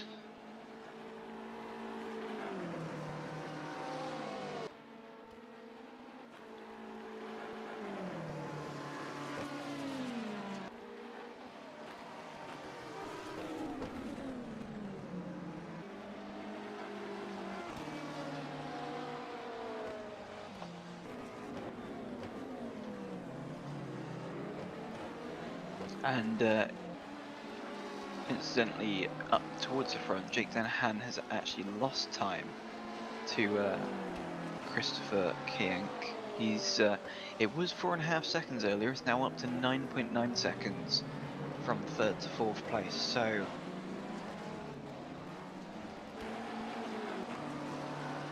Denahan is putting in on his previous lap time, still putting in fast laps. I think there's a little bit of a red mist in amongst the helmet of Denahan because he is putting in some pretty fast times all of a sudden, although that's one problem with a lot of traffic around. It is hard now to string a clean time together.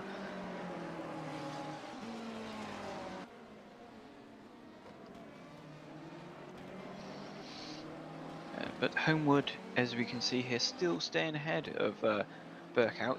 Burkout's kind of closed up onto the back, but he's not been able to do much since he's got there. As we look from one BMW to another, we're now looking at Voice, currently in 12th position, who is closed up onto the back of Bence Boris, who is in 11th position in the GT3s.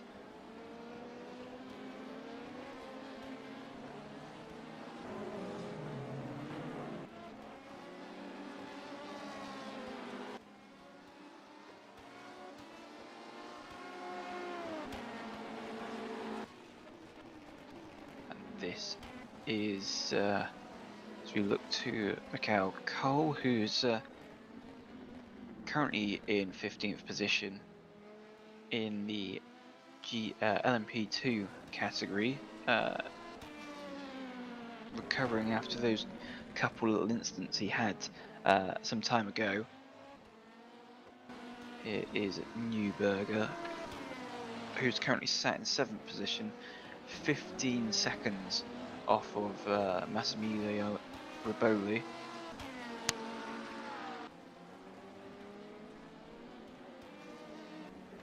And this is our second place car, Zoltan Boda, who has managed to inherit the 2nd place. And so we've currently got a Mugen Sims racing team to 2nd and 3rd at the moment.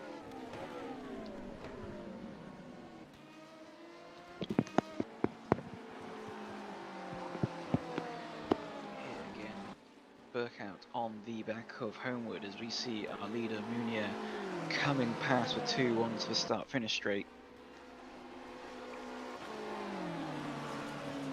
Still Burkout hanging in on the back of Homewood.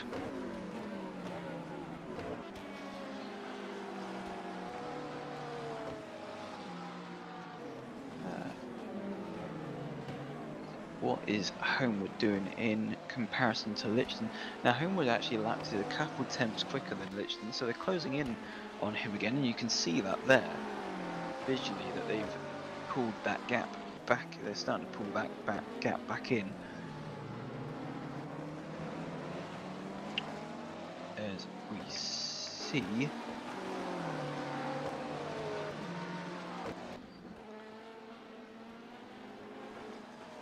orange car. I think that is our leader Kiss, who looked to have completely cut the hairpin down at turn 5 there.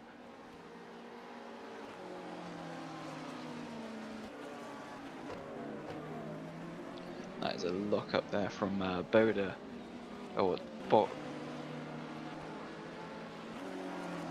Boris, and that is still Homewood climbing all over the curbs, trying to fend off from Burkout, but was trying to fend off from Burkout, it's trying to close in on Lichton, as they have the leader also bearing down on them. Leader of GT3. And Kiss still has a 37-second lead to Zoltz, and is lapping in the 1:42s at the moment.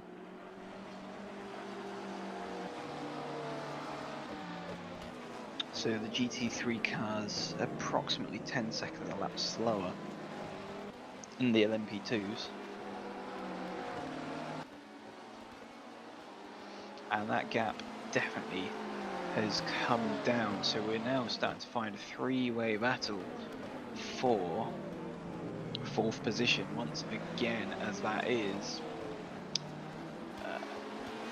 Zoltan Boda coming through by the looks of things.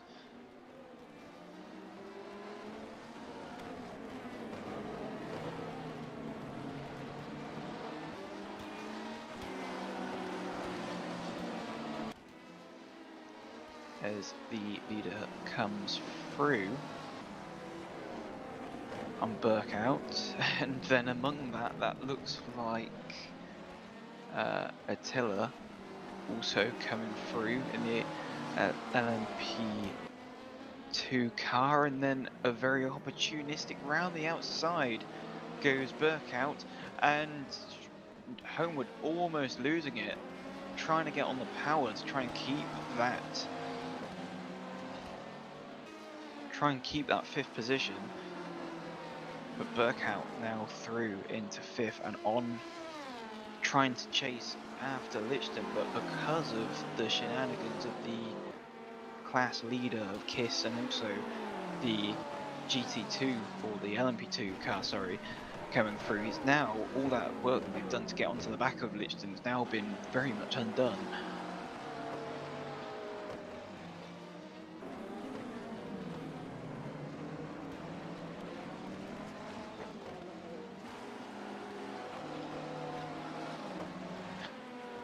Now, what can Burkout do? Because it seems Burkout has got better pace than Homewood, so it would be good to see if Homewood can try and stick on the back.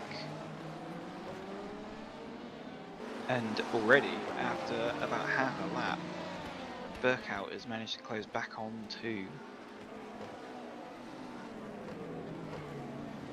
the back of Lucas Lichton, as we see, I believe,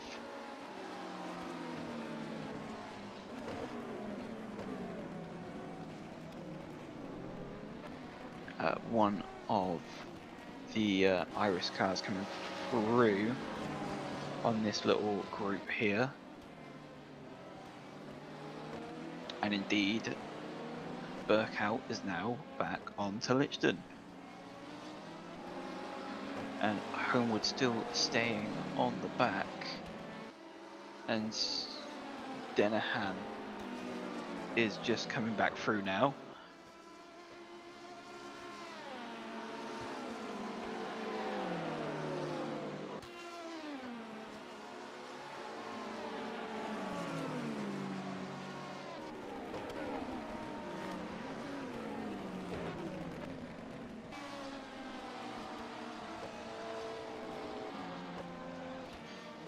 And hang on a minute, Lichton's disappeared. He's gone into the pit lane. So has he had a disconnect? It looks like he has.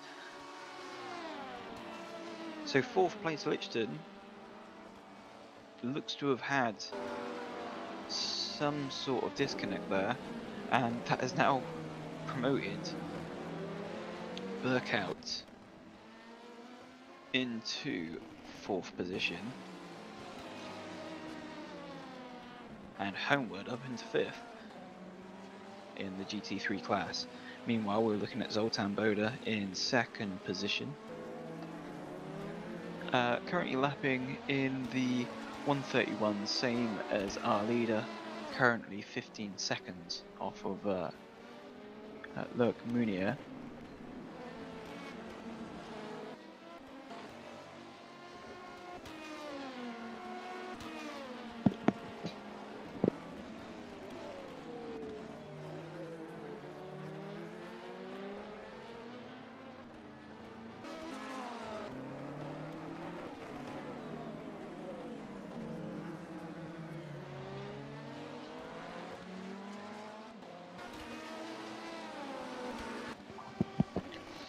And looking at the timing screens, Nick Homewood still isn't letting Burkout go.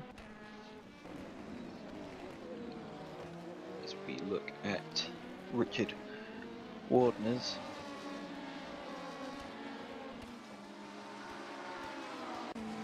who is pretty much on his own, 14 seconds from Bent Horvath. And as we go back to Homewood, still clinging onto the back of Burkout. Oh! And that looked to be the Francisco Perez Ring of On car just locking up and nearly clattering in to the GT3 leader.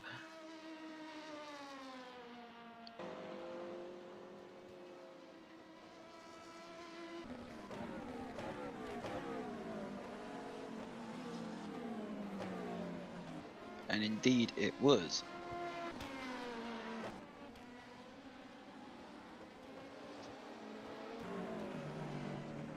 Perez not quite under pressure from anyone. He's 10 seconds off the back of Wardner's 9th position, and Pijard in 11th position is nearly 10 seconds off the back of him.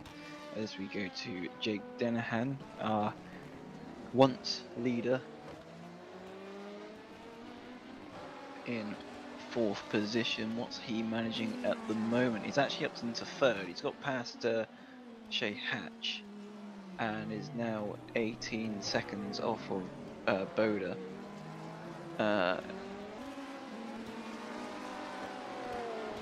In fact, no, that is because the Mugen car actually that was running in 3rd of Christopher King has dropped down the order into 12th, and he's just coming into the pit lane. So has he had a moment somewhere?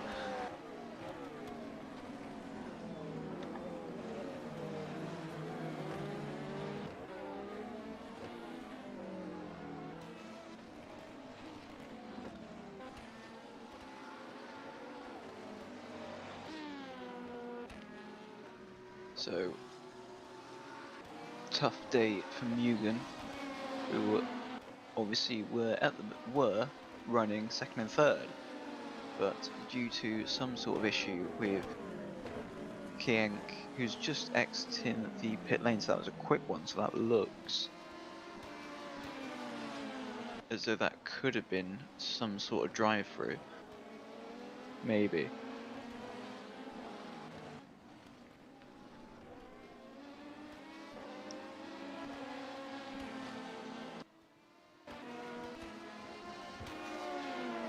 As we look at Mikhail Cole, who currently in 15th position.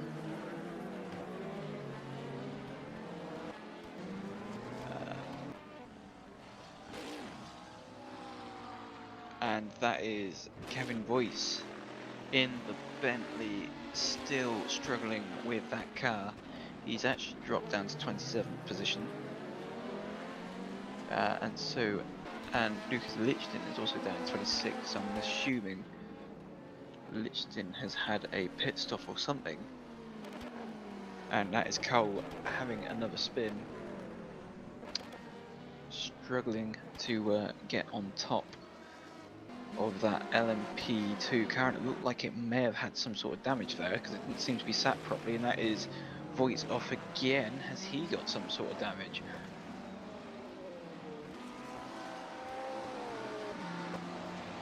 He's definitely coasting along very slowly, so that would suggest that he has.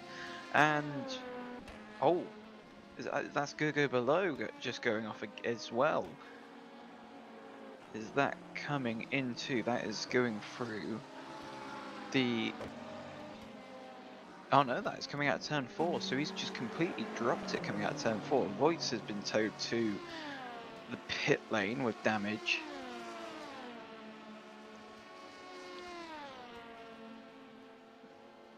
And the Reading Games studio car, number 72, has got Joe Garstisis in it, is in the pits. So, drama happening here in Portimao. And we're just coming up to, we've just passed the 2-hour mark. The timing screen's just a little bit behind.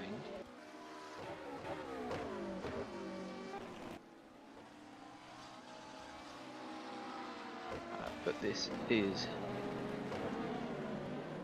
very, very close there for Bentvoros, who's getting it all wide and then almost clattering into one of the Iris automation cars, as we see Cole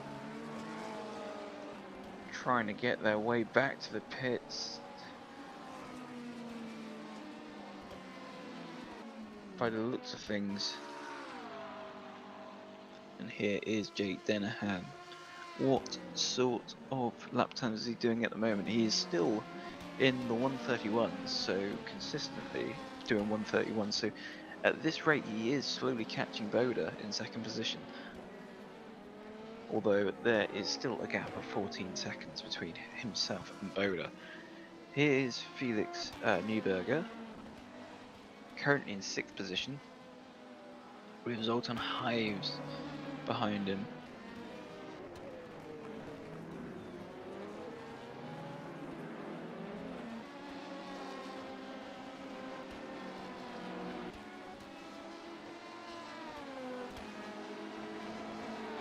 And from one Iris BMW to an Iris LMP2 car with Richard. And in fact, Felix Neuberger is now in the pits.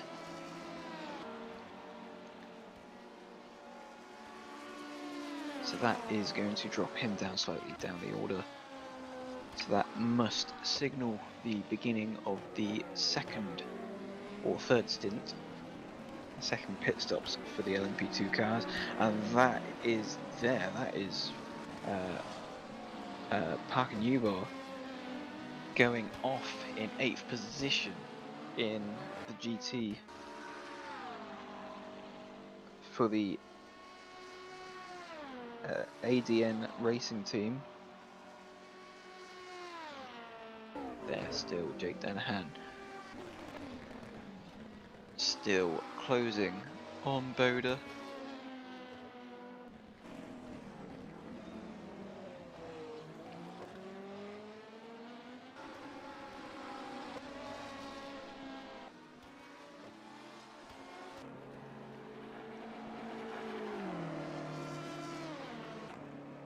And this is Massimiliano Riboli in 5th position at the moment, currently in no man's land in terms of track position compared to who is around him, with Hatch up 20 seconds up the road and Hivers 2 seconds behind him.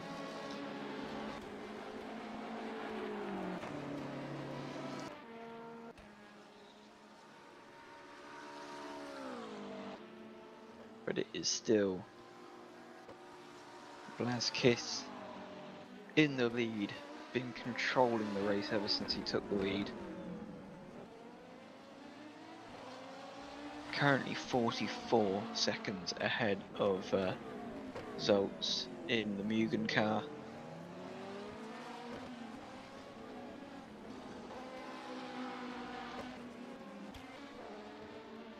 And so far, in 2 hours of this race, he's absolutely dominated.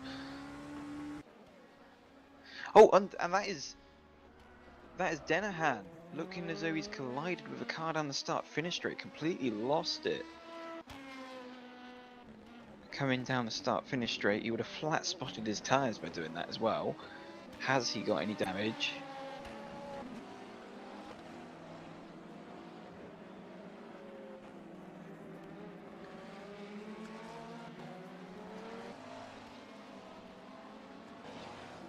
And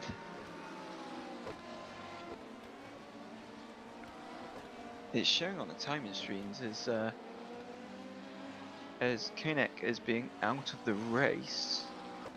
It's still showing he's actually circulating, but he is 4 laps off of the lead now.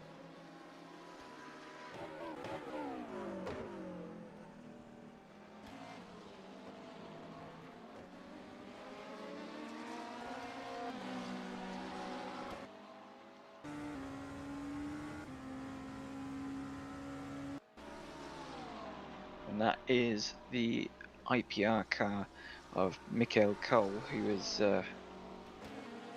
as suspected, picked up some damage, so he's having what's going to be a lengthy service. Here is Felix Newberg, who's now out of the pit lane, now lapping around in 11th position.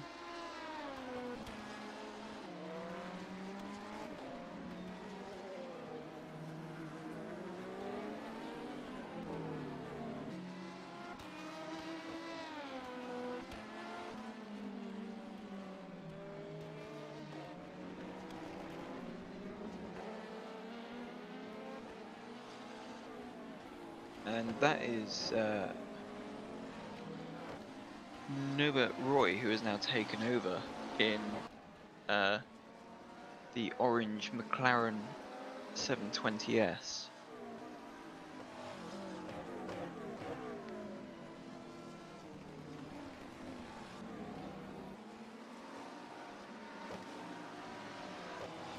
That was originally, I believe that was Reynard that was in the car.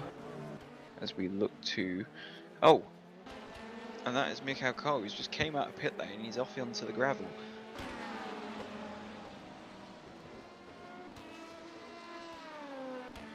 So potentially still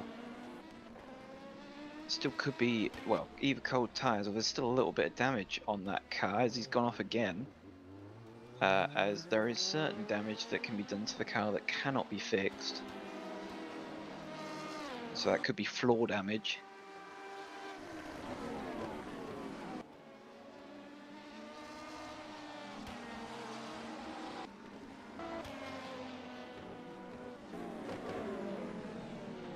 As we look to a recovering Christopher Kienk in the second Mugen car, and that is indeed Denahan as suspected, potentially with damage and flat spotted tyres in once again, so it's not looking from what was going to be a very promising day for the AFP number 99 car. If it doesn't rain, it pours.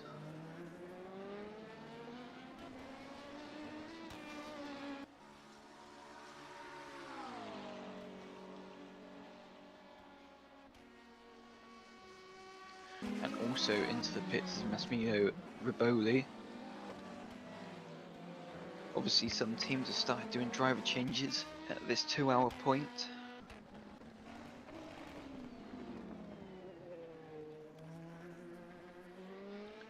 And Zoltan Hives is also in the pit lane as well.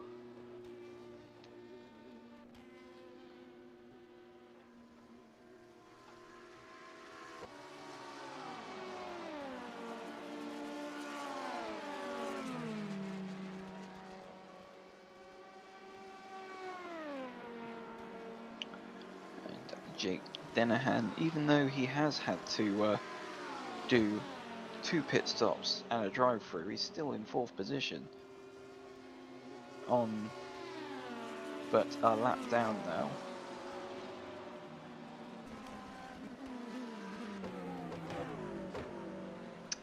And still, as they go through there, Nick Homewood still on the back of Wesley Burkout.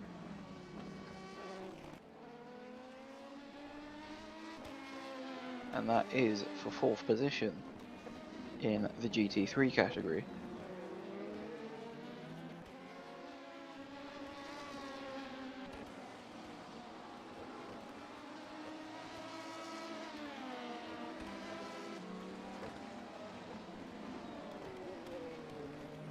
And just seeing the PSB number 753 car, which is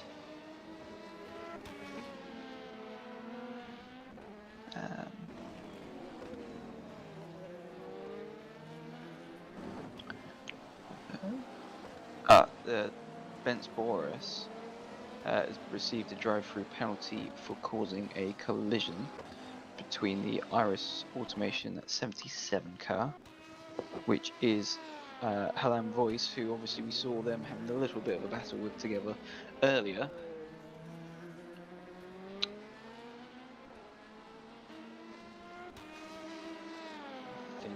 before us has just entered the pit lane. That is him serving that drive-through penalty, I think, unless he has served it already.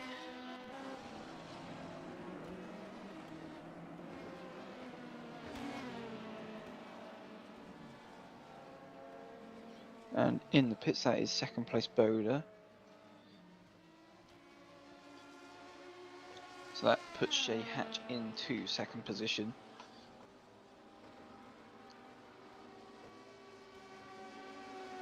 And also seeing Bent Horvath, who I think has taken over from Attila.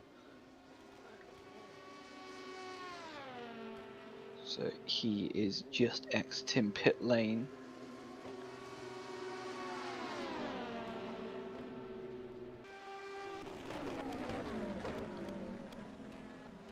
Oh, where is he going to come out? Comes out in 10th position, 7 or 8 seconds off of the back of Felix Newberg, who was the first person to trigger this second or third phase of pit stops.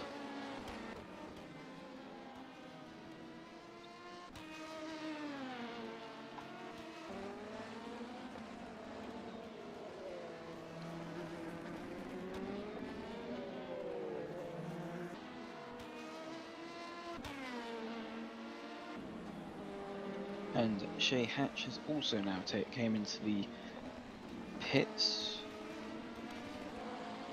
which should put Denahan, depending on how far behind he actually is, that potentially could put him back up into third position on what is now definitely turning into a bit of an alternate strategy for the AFP 99 car.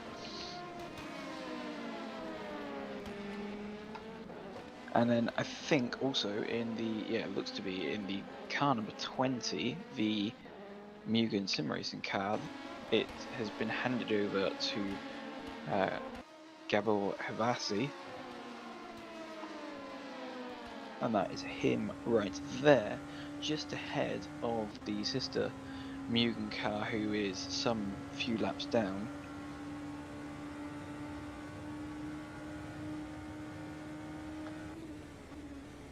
And it is no longer Zoltan Boda in that car.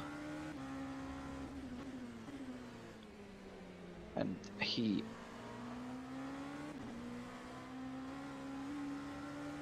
is right on the back of Danahan right there, as you can see, 0.7 between the two of them.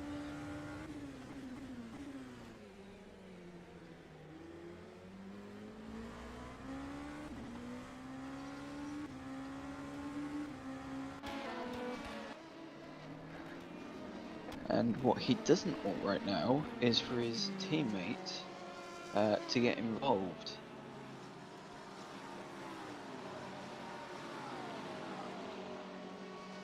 And that is Richard Wardner's coming into pit lane.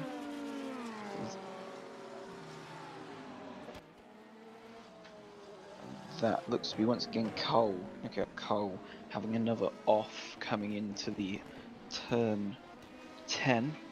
Turn 10, or the entrance into turn 10 has been catching out quite a few people.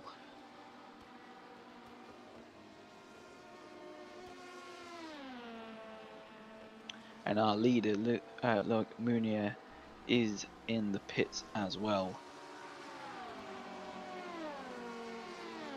So Denahan in second position, a lap down.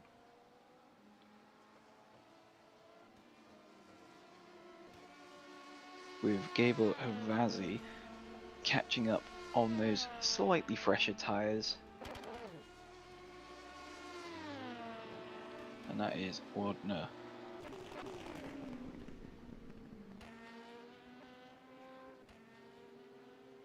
Wardner's coming out of pit lane in 10th position. Pascal Eggert is in the Fringavon car now in 11th. And also Shay Hatch setting fastest first sector as he starts a new or his first flying lap after his pit stop. Havasi putting in personal best first sector as well as he hunts down second place Jake Dennehan.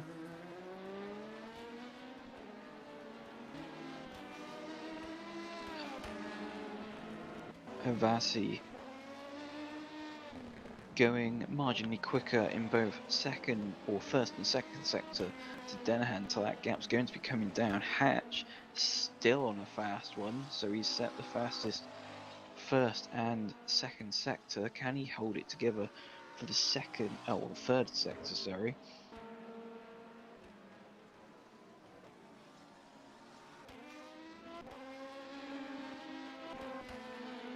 As the current time to beat is a 1:29, and so far no one else has actually gone into the 1:29s, and indeed it is only a personal best of a 1:30.2, so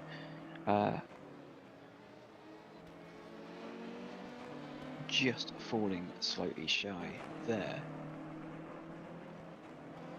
I think there had to be some sort of traffic involved to have lost the time that he did in that last sector. As we see Mikhail Cole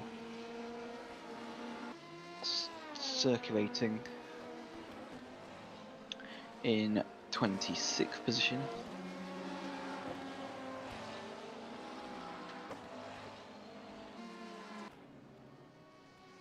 And so far, by the looks of things, we've only had the 3 retirements so far. That is Jonathan Jones in the Orica IPR car number 46, Kevin Voice in the Bentley Continental car number 67, who was having a really good scrap for the early part of the race, and also Joe Garstisis in the Reading Game Studio number 72 car, LMP2. But so far people have been fairly polite, fairly consistent. We haven't had a code 80 yet, and we're already 2 hours into this race, which is quite a surprise.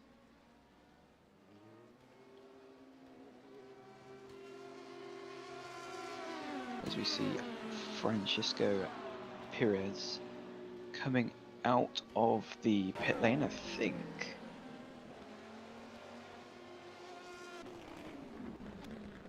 Blue flags for Pole Street Boys 753. You need to let the car behind through at the earliest opportunity.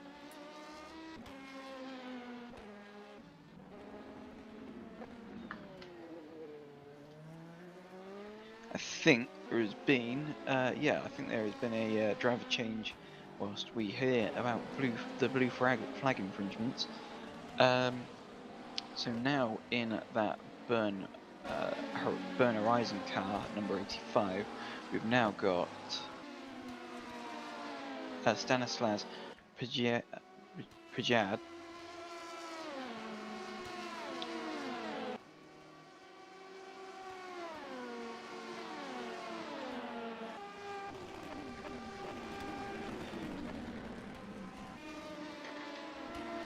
and again you still got the 2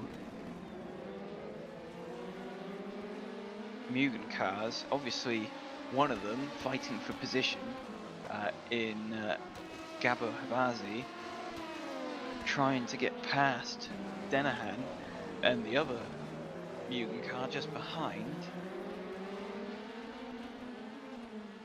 which is Kaloshkai in it now. Kaloshkai, a very fast driver, as he has proved to us before, is some 3 laps down on these 2.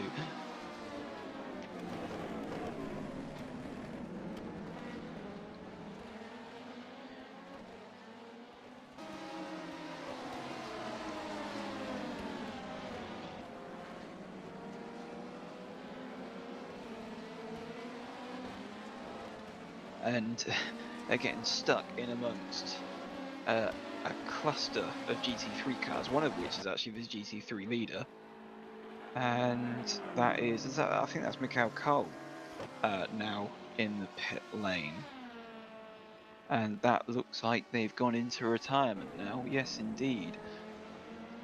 So a shame for the IPR car, as it appears that both of their cars are now out of the race.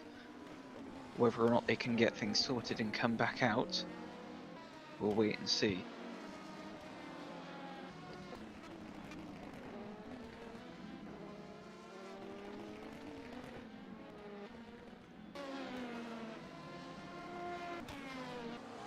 As we look to Olivier Heraust, and this is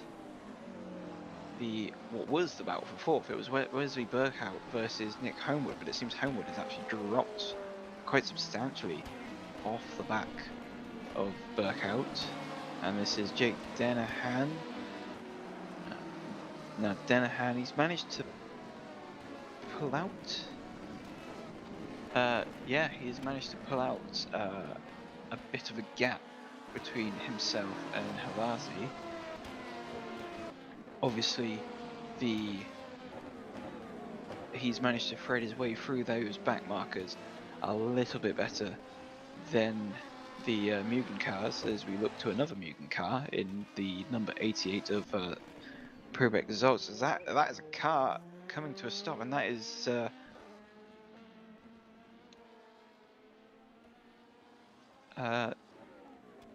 can't quite see who that is. I think that's 12th place.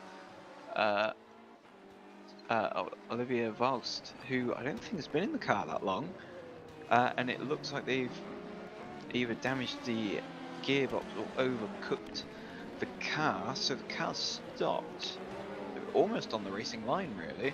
I think this may have to be a code 80, unless they can get that car out the way ASAP. As we see a little what looked to be a little lock-up going into turn 5. Stop car on the entrance to turn 3. Just confirmation from Chris Tompkins about the stop car to the Can you drivers. escape back to the pits, please? And that is Nick Homewood in the pits at the moment. So is he going to put himself onto some Thank fresh you. rubber? Car is clear. No, car is clear. So once again, we've gone without a code 80. And it looks like Nick Homewood either coming in on a scheduled pit stop or was hoping that there was going to be a code 80 come out. But whether or not he's going to get on those fresher tyres and reel in that gap back to Wesley Burkhout for what is now second position.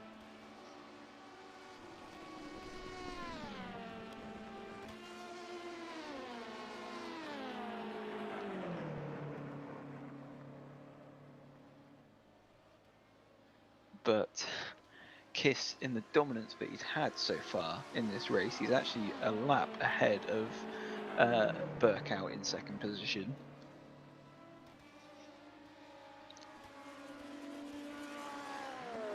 This is looking to be, yes, I was about to say this is starting to look like a bit of a lengthy stop. Could there be a driver change? And in fact there is a driver change now in that Fringavond car. Now in it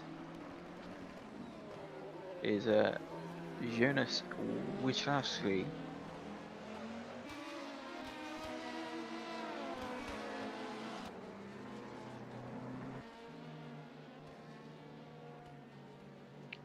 And coming very slowly out of the pit lane is Wiślawski, and has come to a stop. So what's happened there?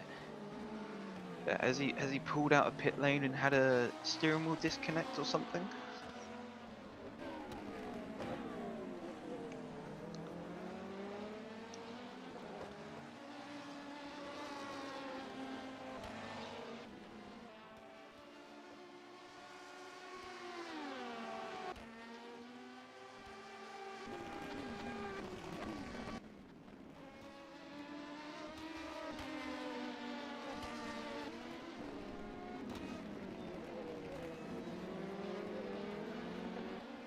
we currently look to Jake Dennehan, who has managed to now put a lapped LMP2 car in between himself and Havasi in the number 20 car.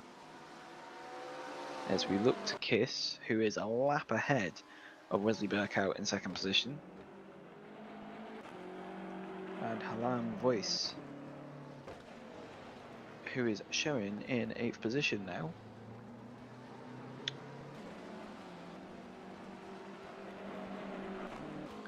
In the Iris Automation car. Stopped car on pit exit.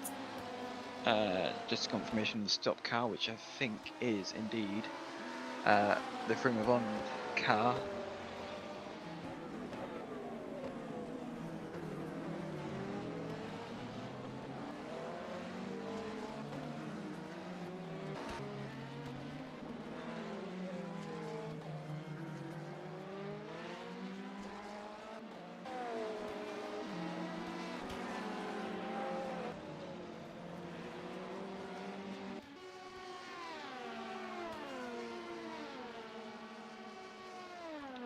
So just seeing confirmation here in the stewards about the engine issue for the Into the Points racing car that we saw the engine blow out for.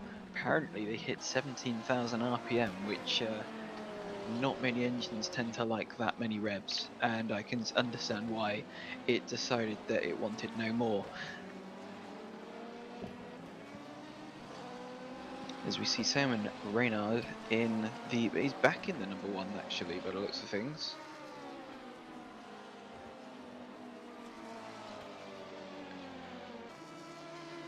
Unless there was a slight Car is glitch. clear. As we are hearing confirmation that the car is now clear from pit exit.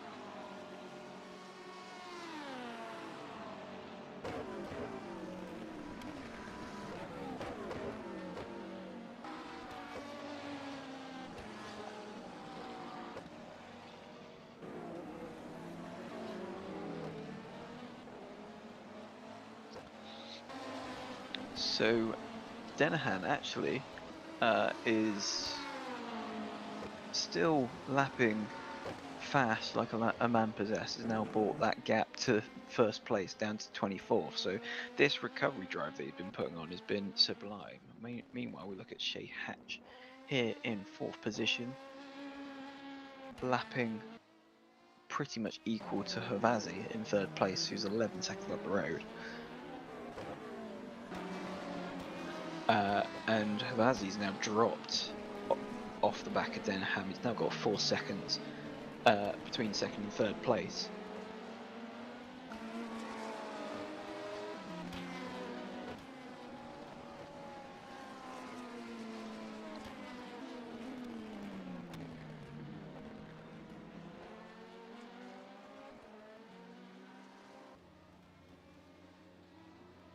And we've now find ourselves, because of the people coming in and doing their pits, we're just waiting on everything to sort itself back out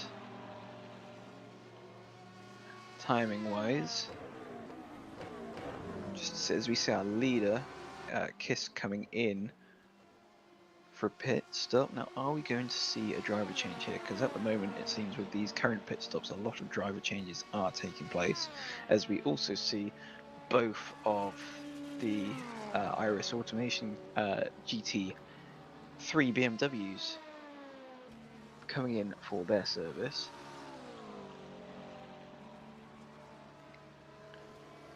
Which is Voice and Lucas Lichten. Funny enough, Lichten's actually lost time somewhere and gone backwards.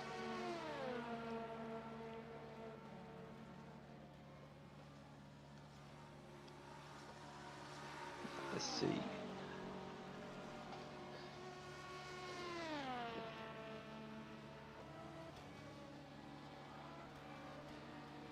So Lichten just coming out of pit lane, passes his teammate who's still being serviced, and that is Voice. Whether or not there's going to be a driver change there, because that seems to be a lengthy pit stop, I think.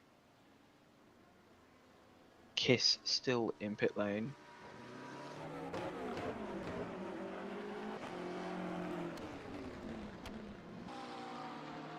And yes, it is Sonogor Forensics now in that lead McLaren Dream Team car. So we've now got a driver change for our lead car.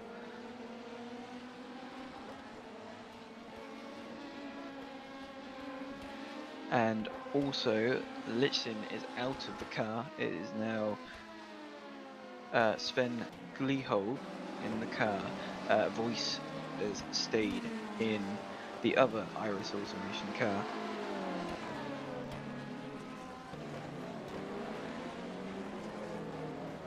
As we look here at Pascal Eggert briefly, and back to Felix Neuberger.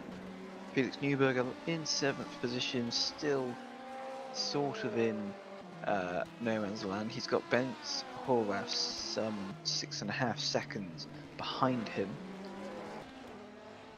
And that is Wardner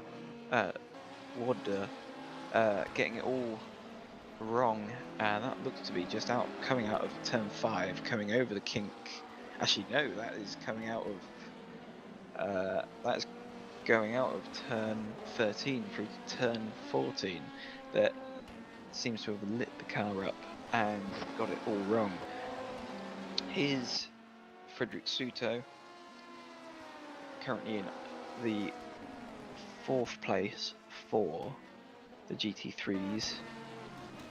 Again, all a bit spaced out.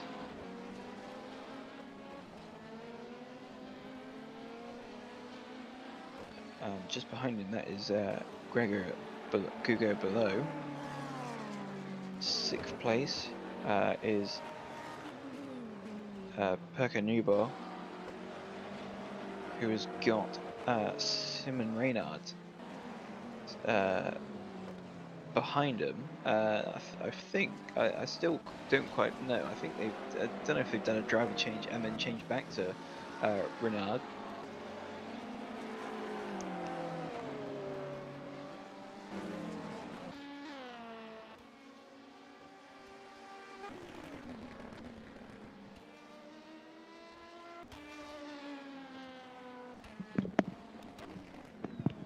And this is Shay Hatch, who has put on a fantastic recovery drive in the first hour or two after losing quite a lot of positions at the start of the race.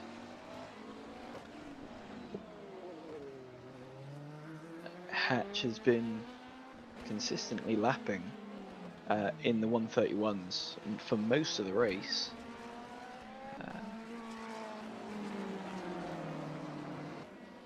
Still up front in the lead car is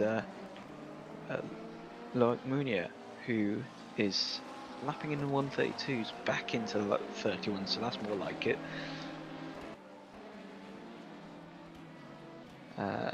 Just giving Denham a bit of hope, but he's got that gap back down to 22 seconds. That is Voice coming off, so he's had his pit stop and has come out I think on cold tyres on his outlap and has lost it coming out of the final corner.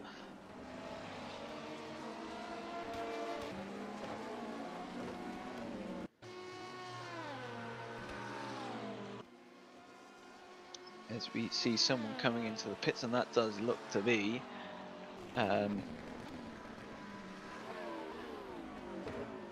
Wesley Burkout. So is he going to be staying in the car? Is it going to be changing over at this point? As we see a little gaggle of cars here, and that is Denham, and because of that gaggle of cars, that's allowing Havazi in the Mugen car to catch up onto the back of him. He's brought the gap down. It was over 4 seconds.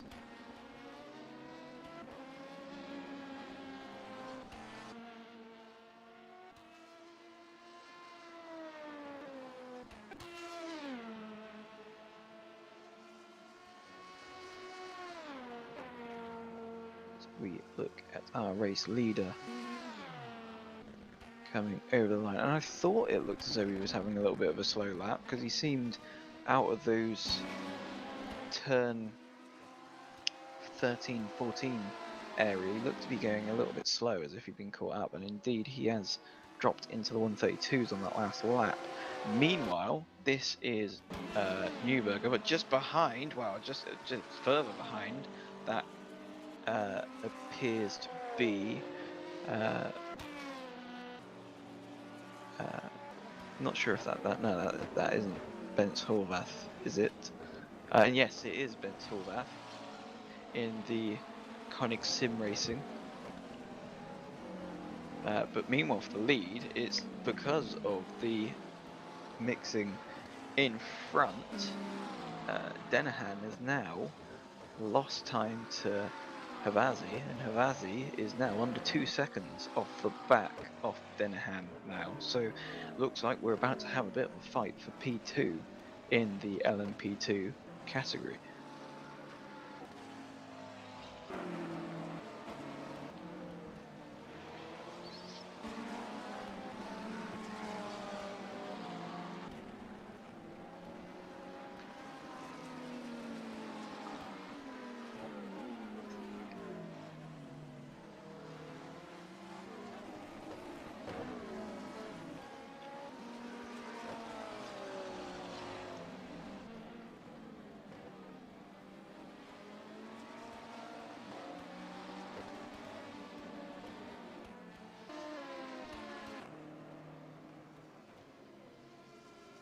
And here it is, battle for position for P2.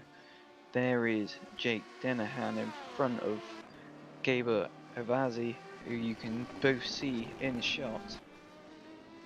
Havazi actually lost a bit of time on that last lap. It's now gone up to 2.6 seconds. Denham looking to have a slight lock up there, which is allowing Havazi to get back at him.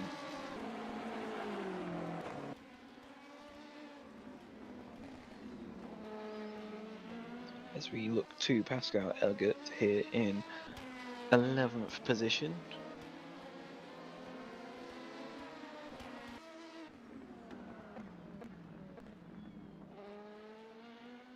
And just up the road from him looks to be, oh no, it's just a slight glitch on the timing screen.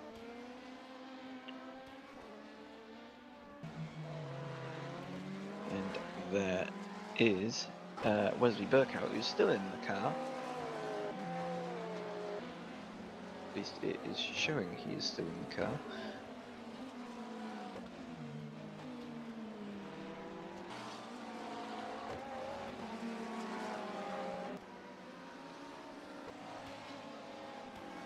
Yeah, Wesley Burkhout's still in the car after that pit stop, so he's carrying on for another stint as the sun is starting to come down here in Portugal. And this is a little battle here for 9th position, and that is Wardner losing out to Pajad.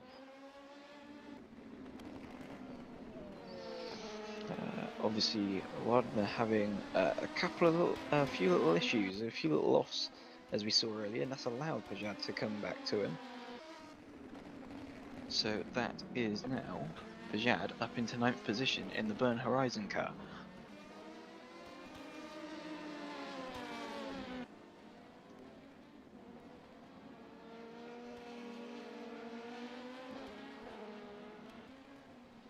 And seems to be a bit of a done deal there, pulling out a few car lengths onto Wardner. Whether or not Wardner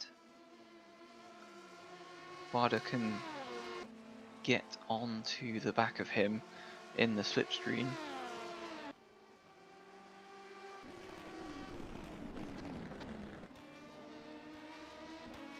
But no, it definitely looks like that is a done deal there. And this is Zoltan Hives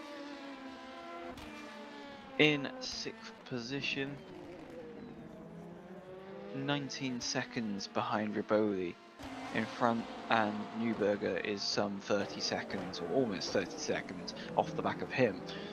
Here is Boros, who's caught back onto Voice. Obviously, these two had a little bit of coming together earlier, which meant that Boros had a penalty for it.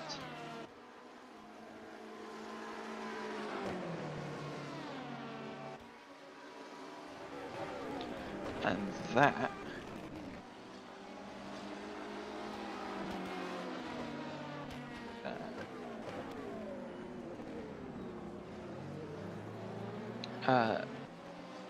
that is Hatch coming on through on what is now Wishlanslew. I'll at some point try and get that name correct. In the McLaren, who's got Jeff. It's not Jeff Close behind, so he's obviously recovering from whatever fault that was coming out pit lane earlier.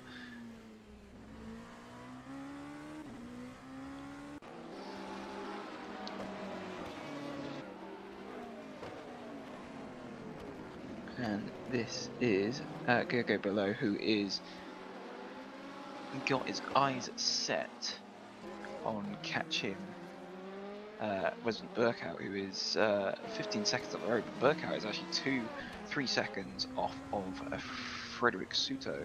Obviously, Burkout having pitted and got fresh rubber, other cars around him haven't going to pit soon. And this is on board with Riboli, currently running in 5th position. Fairly safe there, 34 seconds off the back of Shea Hatch, who is constantly pushing on, and 18 seconds ahead of Zoltan Hires.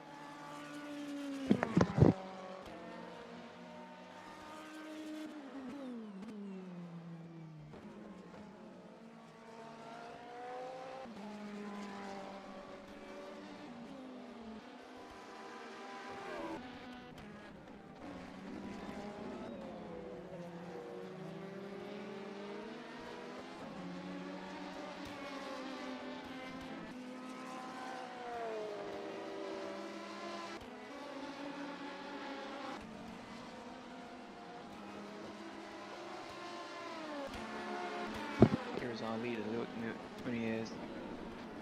Munier, who currently has a lead of 23 seconds over Jake Denahan. Denahan still ahead of Havazi, whose the gap seems to be yo-yoing between the two of them. It's now back to 1.9 seconds near, so nearly 2 seconds again. And this Richard Waters, he's managed to find his feet again. He's now catching back up onto the back of Pajard.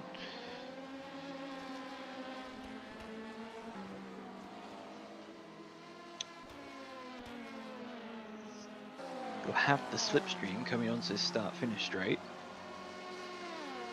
but he's not going to be anywhere near close enough for a move into turn 1. It looks like they might have a GT3 car in front of them. That is the leader for GT3.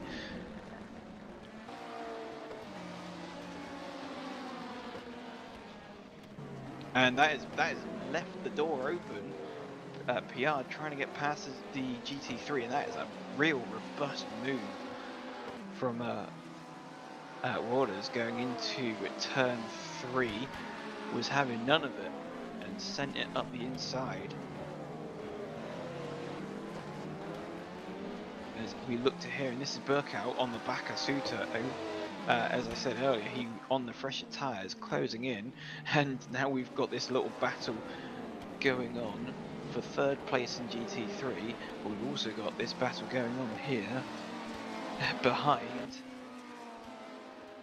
for 9th place in LMP2 as the two get in. Oh, and Suto leaves the door shut for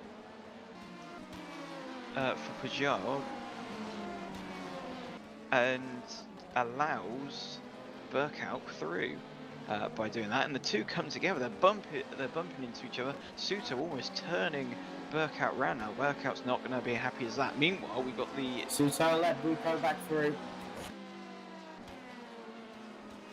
and Suto's been instructed to let Burkout back through as the leader of LMP2 comes through. This is getting frantic again.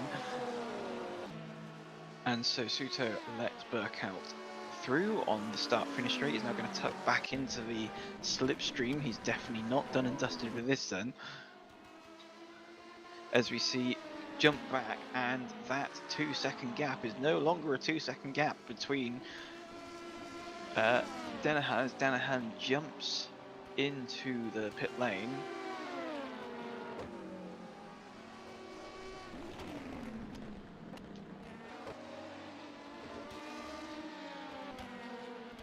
So that will give 2nd place to Havazi. And Havazi still has his teammate stuck up behind. I don't know if any team orders will come in to allow his teammate through, as he seems to be a lot quick. He seems to be the quicker of the two. Obviously 3 seconds, or sorry, 3 laps off of Havazi. So they're not racing each other.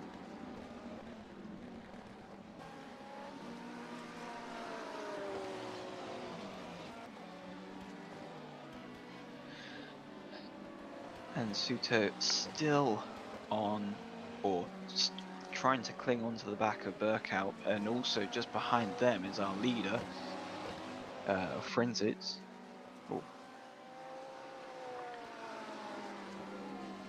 Or Frenchai.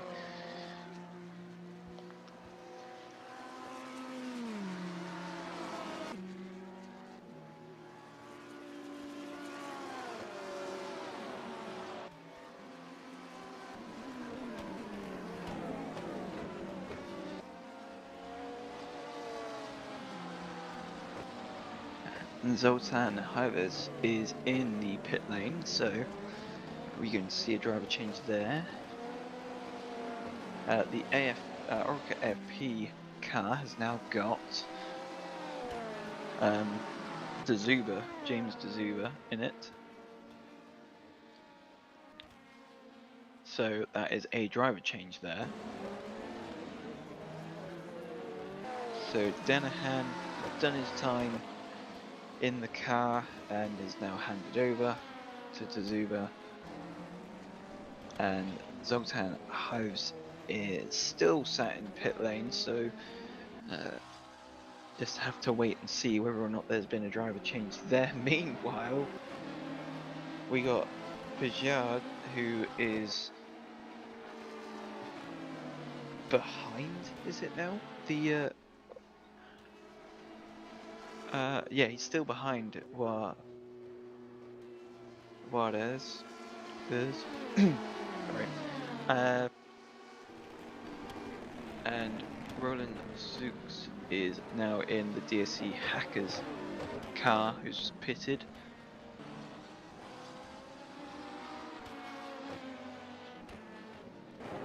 So that is a driver change there, I believe. And Massimiliano Riboli is also in pit lane, so I wouldn't be surprised if I see a driver change there.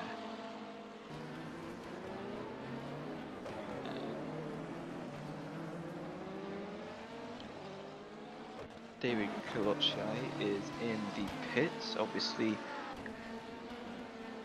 that is now going to release him once he comes out the pits. He's not going to be stuck behind his teammate.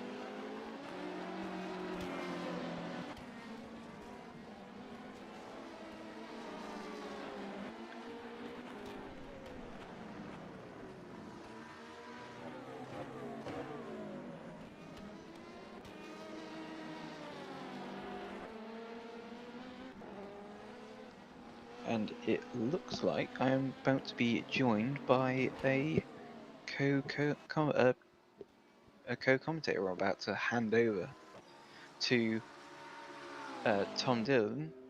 Hello, Tom. Hello. If you just give me 1 second, and I'll just sort out my microphone, and I'll be right with you. Alrighty then. So Tom will be with us in a second, and yeah, it's been a very topsy-turvy race so far. We've completed almost 3 hours of the race, and obviously the Orica DT3 racing team have pretty much led start to finish, and not looked back since. Yes, so Mark sorted out. Hello, everybody. I think I'll be taking you through the next half an hour. So I believe Ryan's off to go and do something. Yes, I will be. That's will be me done for today for the commentary. As yeah, I'm off doing family stuff. But yeah, it's been so far a fairly exciting race all through the field.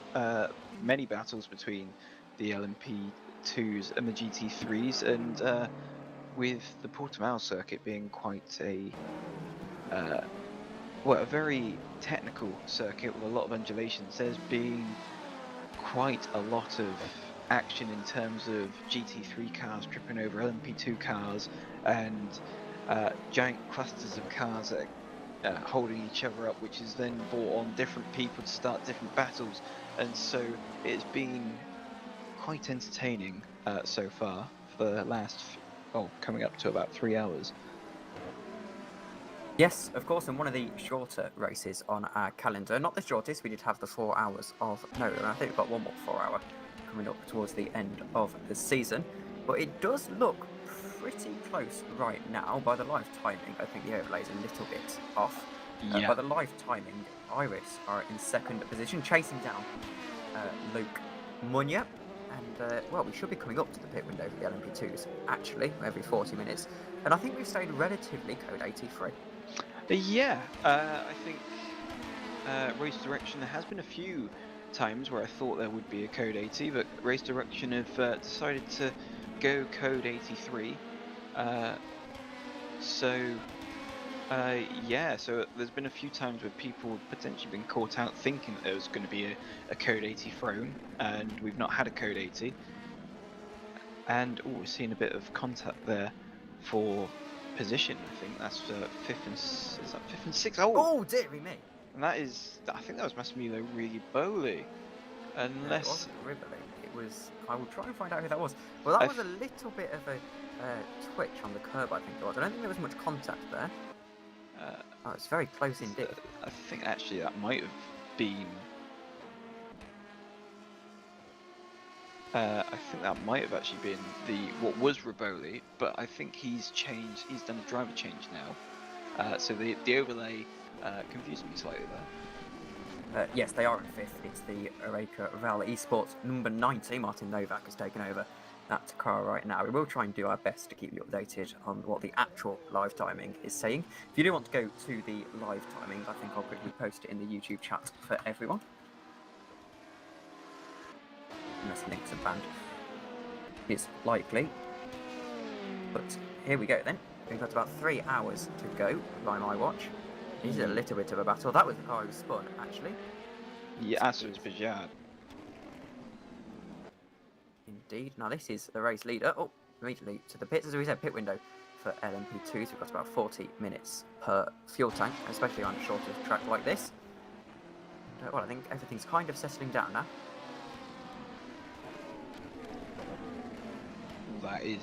That's a bit tight between the Mugen GT3, the Mugen LMP2 car, and Zoltan Hives. How many times have we seen LMP2s get that wrong there in real life in the Spa 8, not Spa, sorry, the WEC 8 hours of Portimao last week? Yeah. Team ruined their race in that very corner with a very similar incident, actually. Yeah, we definitely saw the likes of Toyota having a few hairy moments trying to pass back markers.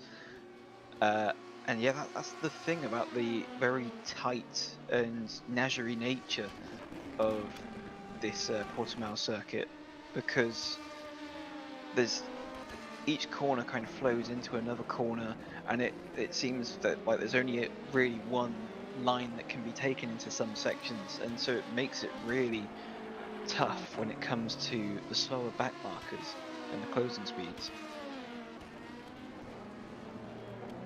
Yes, for sure. And it's one of those tracks really where you have to get your flow right, because there's so many blind corners that you really need to kind of be able to just understand where your car is on the circuit, more so than normal tracks. You can't really lose any concentration. Here is one of the GT3 cars. That is the Mugen number. I can't quite see the number on the side of that car. Actually, I do know it's one of the Mugen cars. It's the 888 by the looks of things. All the way down in 14th overall. And we've had a driver change for the number 87 Iris automation car. It's now Jesper Eriksson in the car now. So that was Hatch. That was Jay Hatch in the car originally. Now, Iris have really got a itch to kind of try and push for race victories. Jesper Eriksson has been their setup guy for years. Here is Lomuna in the pits. He's got 24 seconds to Gabor Havesi behind. I don't think Havesi's stopped yet. So as all the LMP2s do reel into the pits, we're going to see if that Mugen Sim Racing number 20 can have a little bit of a better fuel stint. He's got 16 seconds behind to Che Hatch. That's gone down actually, obviously. That's now the 99 car of James Zuber. He's 10 seconds behind. And now the 99 car have really had a poor season. They retired from so many races that they could have quite easily found themselves winning. Of course, that rather extravagantly liveried car. I think that'll be one of the most disappointing entries of them. Yeah, and obviously they were having such a good scrap for the lead at the start of this race, and then things have gone not their way. With they thought they had the undercut done for the lead, and then they got handed a speeding the pit lane penalty, so they got a drive through. And then after that, I didn't quite catch exactly what happened, but I think there was a collision with a GT3 car down the start finish straight, which led them to go pirouetting into turn 1, which gave them damage, and I think some flat spotted tyres. So they had to have done they had to do a second pit stop during one of their stints. So it's not been going 100% their way for the FP car. So, like Munier is out of the pits. Lap 108. And he's on, I believe. Yeah, and he's still stayed the lead. He's still in that car. He started the race, and I think he's one of the only people up the front that's still in the car from the start. Everyone else has done a driver change. Well, they're going to have to sort that out soon, because if I'm correct, it's about 65% of the race that the drivers are allowed to complete, which I think worked out to about 4 hours over a 6-hour race. So that would make sense that he's going to do the driver change at his next pit stop, as they've done the 3 hours so far. So it's what, about 45 minutes is one stint, I think. They'll be struggling to do. I haven't seen the fuel stints actually. I haven't done many laps of this track, but I know at Le Mans it was 35, and then with the LMP2s it kind of varies around there. On a lower track you can kind of have 40. I think at Daytona we ended up doing 50 in the rain. So it really does vary with the LMP2s. But I think around this track it'll be something like bang on 40 minutes, you would imagine. It's the closing speeds as their lights go ablaze. So we head into the sunset here in Portugal. And we should get a little bit of a night stint going, I imagine. 6 o'clock local time. And as we do head into the night, I think I'm going to call that a day. It's been a fun 3 hours here on my own. It's been challenging at the same time. And yeah, I hope the action continues for yourself. Thank you very much, Ryan. And go and enjoy the rest of your evening. I will, thank you very much. So that was Ryan Ferris taking you through the first 3 hours of the race, and I'm Tom Dillon taking you through, well, probably not the next 3 hours, but we have got someone else hopping in soon enough. I think Ross is going to go and take over at some point, but I'm here for the time being. And there you are, race leader, Bloke Munya. He's got a healthy gap behind, as it happens, and you can see there, these are the actual live standings. The overlay's a little bit out, unfortunately. Looking at the live timing, he's got a healthy 20-second gap behind. Roland Zux is having a little bit of a scrap with Pascal Eggert.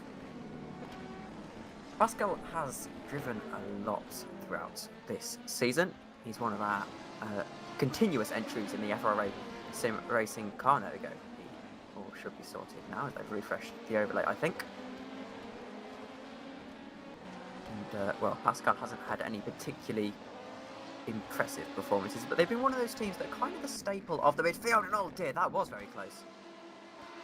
With the GT car, just went for the gap and they just closed and closed and closed on him. It's one of those things in LMP2 where you really have to get right. It's very much a guessing game. And, well, I suppose over the course of a 6-hour race, you were bound to have one or two. This is Jesper Eriksson in the Giovanna Iris number 87 car. They're chasing down what would be a spectacular podium for them. As we said, Jesper has been the setup developer of Iris for many, many years, I believe. Well, maybe not many, many years, but a long time, that's for certain. And getting a run out in the car. That seems to be doing very well right now. Josef Frederick Suto, he was had his race ruined last time after a brake failure for Sean Jones. That was one of those unfortunate things. So here we go, we've got a little bit of a battle on our hands, I think. Pascal Eggert not trying to give much room to the AFP car to get away from him. And the traffic, even with only a smaller grid here, we've got about 23 people left in the race. Even with that smaller grid, there's still so much traffic for the LMP2s to cut their way through, and there's not much time to get through it over the lap. There's a lot of blind corners, a lot of hairpins, a lot of very difficult places to pass the GT3 cars. Well, of course, the GT3 car is going to be losing time as much as the LMP2s. You can see trailing the throttle through the corner is Suto. Might be a slight hardware issue there. Have a look, Martin Novak, and you notice on the telemetry of the LMP2s, actually most of them will not be going to 100% brake force at any point in their braking phase of the corner. Cars are one of those cars where you really cannot push that brake because the rears just go on you so easily. We've seen so many people caught out by that. We've had a few cars in the wall from rears snapping. And of course, to not lose time, you have to run so high on the brake pressure that the brake becomes really, really sensitive. Gabor Havesi is being chased down by James Zuber. Very, very close indeed. Well, it's about, well, it's 130 seconds, so it's about a lap.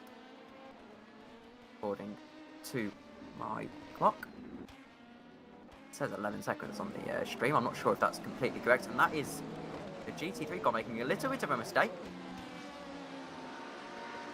Not ideal at all. I do apologise. Suto isn't driving for Mugen this week. He was last week. He's driving for, if I have a look at the live timing, he's driving for the Ferrari of Alton Motorsports. Reason that was wrong again. So he is driving in the BH Racing car. In the McLaren, he's being chased down by Gergo Allo, the number 888 car. That is for P5, P4 in class. So they're all a lap down to the leader, though. Of course, you do tend to put laps on the board as you head through the stint. And this is Jesper Eriksson. He's got 21 seconds behind him. 21 seconds, sorry, to Zuber ahead. He's got 55 seconds to the leader, though. They aren't completely out of it at the Iris cars. In fact, anyone in the top 4 could find themselves with a win. Could there be a little bit of an incident for anyone? You'd have to feel as that was a pretty adventurous move. you'd have to feel that it takes some very, very bad luck for the DT3 racing team, who have driven so well all race, for them to lose it from here. I suppose it does depend how smoothly their driver swap goes. Of course, with a new driver, they're going to lose about 10 seconds in the pit stop from the driver change. I can give the new driver a lot of work to do to keep that gap constant. And as we go around the lap, just have a look at the telemetry from some of these drivers. That was the GT3 looking for a move on the LMP2. I'm not sure he completely got the memo. They're extending the track a little bit as he goes to double apex right-hander. Up the hill. Some of the drivers have been referring to this track as a roller coaster ride, and that is someone off.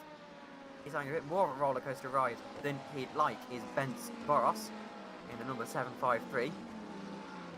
Been a little bit. Oh, it's been a good race. Oh, dearie me, his brakes are just absolutely shot from that off-track excursion. Well, he was having a right time of it. Well, with ABS, you'd hope you aren't locking up like that, but I imagine there's a little bit of debris on his tyres or something along those lines from that a little lawn mowing trip. And, well, it caused him an off-track. Luckily, it's quite difficult to hit the walls here, hence the lack of code 80s. Means we've had a few drivers who've got away with it, and they were perhaps at a track like Le Mans. To remind you of the calendar, by the way, I think we've got a little bit of a break in the action. There's the Val car going for a move. I say break in the action. We've got a battle going on between Suto and Below. Below seems to have got past in the Mugen car, and Suto runs all the way right. He's going to follow through, though. You can see just gaining a little bit on the braking. Out of the corner, his body language isn't quite as good as the Mugen car. Number 888. He's just going to have to follow for a couple of laps, get used to that dirty air, and that's something that can really off-put you so far into a stint as Suto is. Very, very good driver though. I'm sure he'll be looking to make it a little bit wide on the exit from Below, using a lot of the curve, as we can see in the pits. Bence Boros, he was the driver who had that excursion. Perhaps his tyres are just completely ruined from that little lock-up. It's best to come into the pits. They are about the pit window for the GT3 cars. They last about an hour in terms of the fuel stints. This is race leader once again. I'll keep you updated on the Suto battle. Does look like Below has got that now, 8/10 that gap. And oh dearie me, there's Serege. Serege indeed. That was a little bit of an excursion. We've seen a few people getting a little bit wary, perhaps towards the end of this fuel stint. Some of the GT3 cars are just having a little bit of a sloppy moment. And almost contact between the LMP2 of the Mugen and the number 88 car. It's quite possible that we're looking at a double stint for some of these GT3 cars, perhaps even a triple stint. As I can tell you that some of the cars are on medium tyres in GT3. Below, Suto and Fresnay are on medium tyres, the green wall tyre, according to RaceView. It means perhaps some of the soft runners are just having a little bit difficult time as they head through some of these really top speed corners. It was like Suzuka, where no one could keep the tyres in check. And that's in LMP2, where you pretty much are stuck to running soft tyres. This is Wesley Burkhout. He's got a 12-second gap behind. Very unlike Wesley to lose that anytime soon.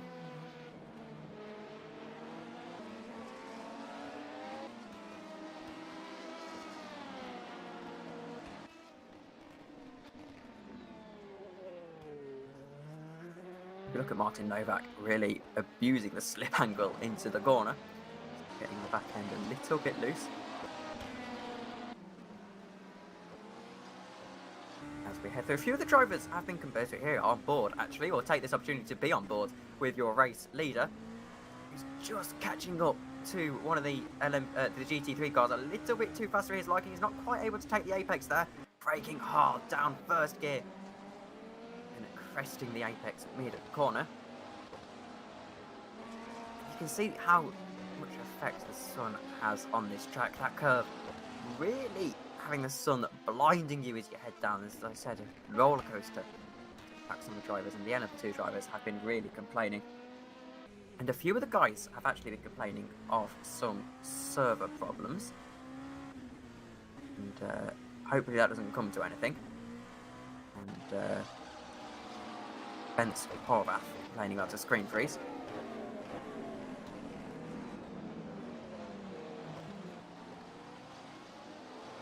Of course, we've seen red flags before for a lot of drivers dropping out, but I think we've only had one or two. So I think we'll stay green running for the time being, at least. We're about halfway through this race. Just how fast the NMP2s catch up to the GT3 cars. I mean, they've already pulled out about 3 car whips by the time we get to the braking zone. Of course, that turn 1, that quick right-hander, very characteristically similar to Hockenheim turn 1, where Lance Stroll managed to take out about half the Formula 1 field. You can see this is your leader in GT3. It's going along nicely. The McLaren seems to be very much the car of choice for many of the GT3 teams. It just seems to have that extra pace on most of the tracks. Some of the other cars don't seem to be going quite as well. And well, we still, right, you can hear the sound of the engines, something that becomes a little bit of a bugbear of the drivers as they, specifically the older races, the longer races, sorry, hear those engines all day long, inside 24 hours at a time. Some of the drivers get a little bit frustrated at that, but it is really the sound of, I apologise for my phone there. We turn that off. You head into lap 118 for the leader. That means we're going to get about 236 laps into this race. Towards the end of it, it's actually halfway through now. 30 seconds, we've got 3 hours to go. Well, even though we've got such a short race today, it feels so long nonetheless. And I always find that some of the shorter races actually feel longer than the 24-hour races. I suppose you can sleep halfway through a 24-hour race, so it's a little bit nicer.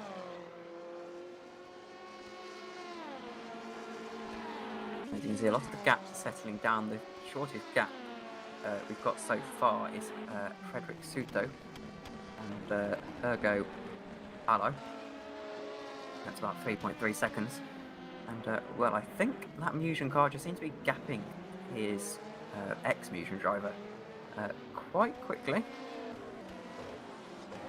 2.8 seconds that gap goes down to. Just slowly eking out the gap, and you can really afford to do that. That was very, very marginal.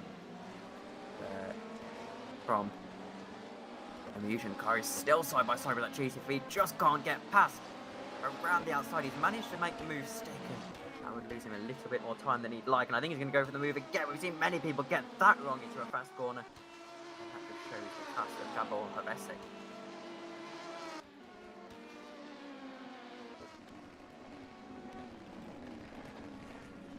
I think we might have someone back in the commentary box in a second.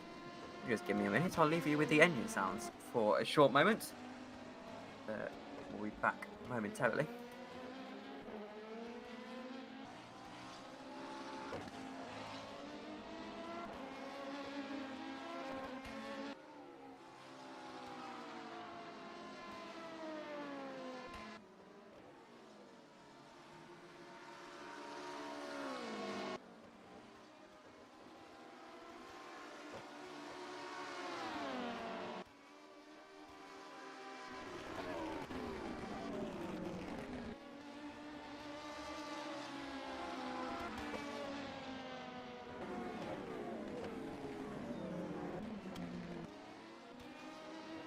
Three hours to go in the EERC 6 hours of Portimao.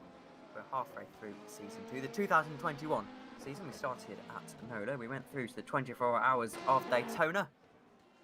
Well, we're here after 12 hours of Le Mans, 12 hours of Suzuka, and we're back on board on this roller coaster track with Loke Munya, heading through to turn 2, completely flat. Third gear breaking down into first for the right-hander hairpin. Up to the best corner on the track. The blind left-hander clipped the apex. He's a little bit of oversteer. Down, use all of the curb we're back to Martin Novak. He's a little bit further behind. He's got 18 seconds gap to Roland Zuck's behind, and that would be a good performance from the Val car. They seem to be very much a 5th place kind of car. They've got a couple of race wins at Sebring.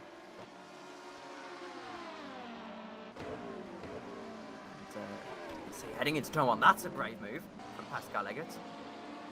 Only got the skill to pull it off. There you go, there's... Don't know, I can't see that actually. The screen went a little bit small for a second there. A little bit wide from Alessandro Valente at the number 86.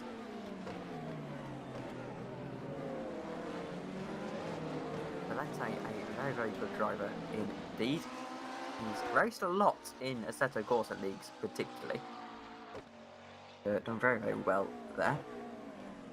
I commentated on a race with him once where he was able to keep pace with GT300 cars in a GT3. Pretty sure. He was certainly up the front, that was for sure. Making his, not his debut, but doing quite well in EERC. As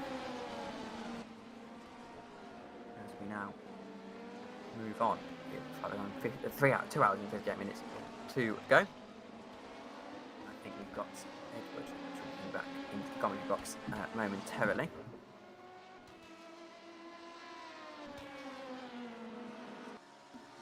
As here he is, getting on TeamSpeak actually. And you can stop listening to my annoying voice for a little bit whilst I have a glass of water. I've only been commentating for half an hour and I already feel the strain on my voice. It's been a couple of weeks since I've commentated. You see, one of our Formula 1 leagues has finished its season, so I'm a little bit rusty. Actually, that could have been Thursday night. I don't even know anymore. No, it's definitely a week ago. This week's gone rather fast indeed. Well, hay fever season starting back up, so my throat isn't particularly enjoying it, and that is a brave move from Pascal Eggert again. He's not giving the GT3 cars any mercy.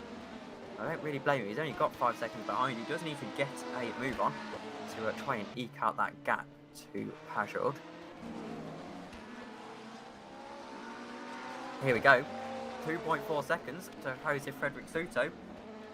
He looks pretty down, but he's not out. He's Frederick Souto, and he's getting that back down.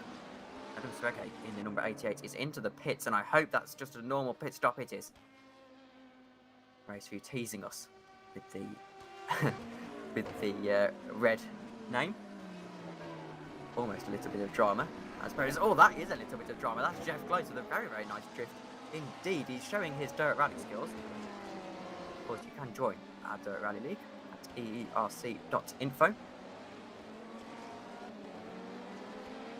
Well, I think Jeff needs to be directed to there for the next season.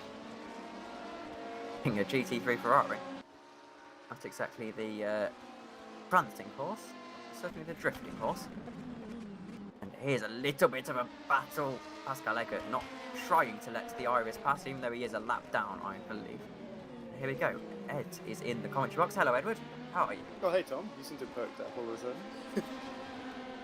Yes. Can you hear me? Yes, I can hear you. It's really bad. I'm in Scotland at the moment on holiday, so I'm not really supposed to be here. But I thought I'd just check in, see how the race is going. It seems like 29 and 70 in LMP2 and GT3 respectively are doing pretty solidly. Although the lead not quite as big as I'd expected to be. Obviously, I've been out for like a walk for the past hour in the Scottish Highlands, so I've not been following too closely what's been happening. I gather AFP was second until they got a penalty for speeding in the pits, and so now number 20 is in second. And as for GT3, I think the Dream Team, surprisingly, has just been able to hold on. And the 35 held the at least one of the Mugen Sim Racing 88 car. They held the 88 car for a while, and I think the Triple 8 is still behind it, isn't it? That's all the stuff at the front that I've been following anyway. I think I've... yes, the 888 have been battling Frederick Souto. He's in the pits now in the number 3 car. Unfortunately, my team had to retire from the race with some technical issues, which is our first retirement since 24 Hours of Road America, and also our first retirement outside of a 24-hour race. It's also the fact that I don't show up. I'm not scheduled to commentate, and you retire. for the first You're time not in scheduled- ages. You're not scheduled to commentate. I'm not scheduled to drive. It must just be a curse. Yeah, it's been difficult. I think it's just the middle of summer. Everyone's out on holiday, so including me. So I'm not sure how long I can stay. We're going to go out for a meal in the evening. Oh yes, absolutely. I think we've got Ross coming in the commentary box. Okay, well soon that's enough. good. I'll see how long I can hold on to then. Yes. A dedication to the cause, being in Scotland with your feet up and. Yeah, I'm on a Sorry, coffee it's still table content. at the back of my room at the moment. So- but anyway, always we see Sven Gilhead who's going a bit wide there, but he keeps going. And the number 7 Iris Automation running 10th in GD3. It's not going Iris's way, was it? 'Cause they had a really good start, I saw at the beginning. And now Ericsson in the 87, the sister car in LMP2, running in 4th position, which isn't too bad. The last car on the lead lap, I believe. I think Iris will be a little bit frustrated because they should be pushing on for race wins at this stage, and I can't remember them winning a race so far this season. But I think that's something that will annoy them a little. They've got the lineup and they've got the setups and they've got everything in place to get a race win, and they just haven't been able to do it. Especially if they're ahead of the number 90, which won memorably in dramatic fashion at the final stages of Suzuka earlier this season. And it's really been, to be fair, I think the other car that's on the wheel is the 95 DAC Hackers machine that runs Uxas at the wheel at the moment. It's having a disappointing race at the moment, but they've actually had a really solid season. Them and AFP number 99 have been swapping places back and forth as it's gone on. But it's really, in LMP2, it's been the 20 and the 21 that have had it their own way. What's happened to the 21, by the way? Because I wasn't following at all what happened there. I've seen the 20 has made decent progress and is 22 seconds behind the leader at the number 29, which is it DC3 Racing, isn't it? The new entry, who I don't think have done many rounds in EERC before. I don't actually know what happened to the 21. I mustn't have been here when they had an accident. Okay, let me look at the time screen. David Clockshire, the 21, is 2 laps down in 12th position, so it's not just showing up on the YouTube stream for those watching, but this is on the live timing, so they're still in the race. Don't worry, folks. Fans of David Clockshire, the championship leaders are down in 12th, so they will still get some points, but really the only cars behind them are the GD3 field, so it's really not gone Mugen's way with the 20 with the championship leading car, but the 20 still looking to cash in. The 21 and the 20 have been also converging at the top of LMP2, and the 88 and the 888 in, as we see, look at this, that's Hallam Voice and lapping on the Iris cars, I think, but he's got his teammate about 18 seconds behind, so the battle for the lower point positions in the top 10 not completely decided yet, but I have to say, looking at the differences, closest gap has got to be between the 86 LMP2 Iris car, driven by Alessandro Valente, and Pascal Eggert in the 138, who I think we just saw one of the Fringerons just in the just going out of frame at the moment, unfortunately. So he's that might be the sister car actually of that's still in the race. Yeah, this is what happens when you just show up halfway through a race. Yes. Because this is actually the second time this season we're going for the 6-hour point system. We had the 4 hours of Mola that ran the 6 hours point system. So a lot of the teams that have got really good finishes aren't going to get as much points as they would, say for instance if we were at the 12 hours of Le Mans. Because we do go to Mugello next for the 8 hours of Mugello, then we go to Korea for the 8 hours of Korea, and then we've got September and October rounding out the season with Laguna Seca and Spa. Yeah, Spa is the big one at the end, the 24-hour event. We only had one other this season, that was Daytona, and that was after a bit of difficulty. We did eventually get Daytona done, and lots of big ones on offer there as well. So I think it really could, even the 99 and the 95, the EAC Hackers and the AFB, respectively LMP2, they may be a bit far behind at the moment, but if they can stay in the hunt and win big at Spa, they could potentially walk away with the title still. Although that depends on a lot of things. Obviously, Mugen completely won Daytona very easily. It seemed. Well, I say very easily. It was obviously very difficult to stay in the lead in the 12th round, but it was quite a dominant victory in both classes actually. Although I think they were split in GD3 if I remember correctly. By it was Shiba. It was Team Shiba number 73, who I think is still in this race, but unfortunately Team Shiba down in 8th in GD3, 3 laps down, because a lot of their best drivers defected to would it be 80? It would be 87, isn't it? I think they're Ericsson's teammates. I'm thinking of the is it Giuseppe Pastor and Nicky Pastor? Thinking of, yeah, who basically defected because Iris and Team Chiba 73 are good friends, and well, the similar pool of drivers, I think. I think Iris are good friends with a lot of people. I know Val and Iris are quite good friends, and I know actually they share a lot of drivers, and I think even we share a lot of drivers with Iris and Val through other leagues and things like that. Iris got a lot of fingers and a lot of pies then. Yes, definitely.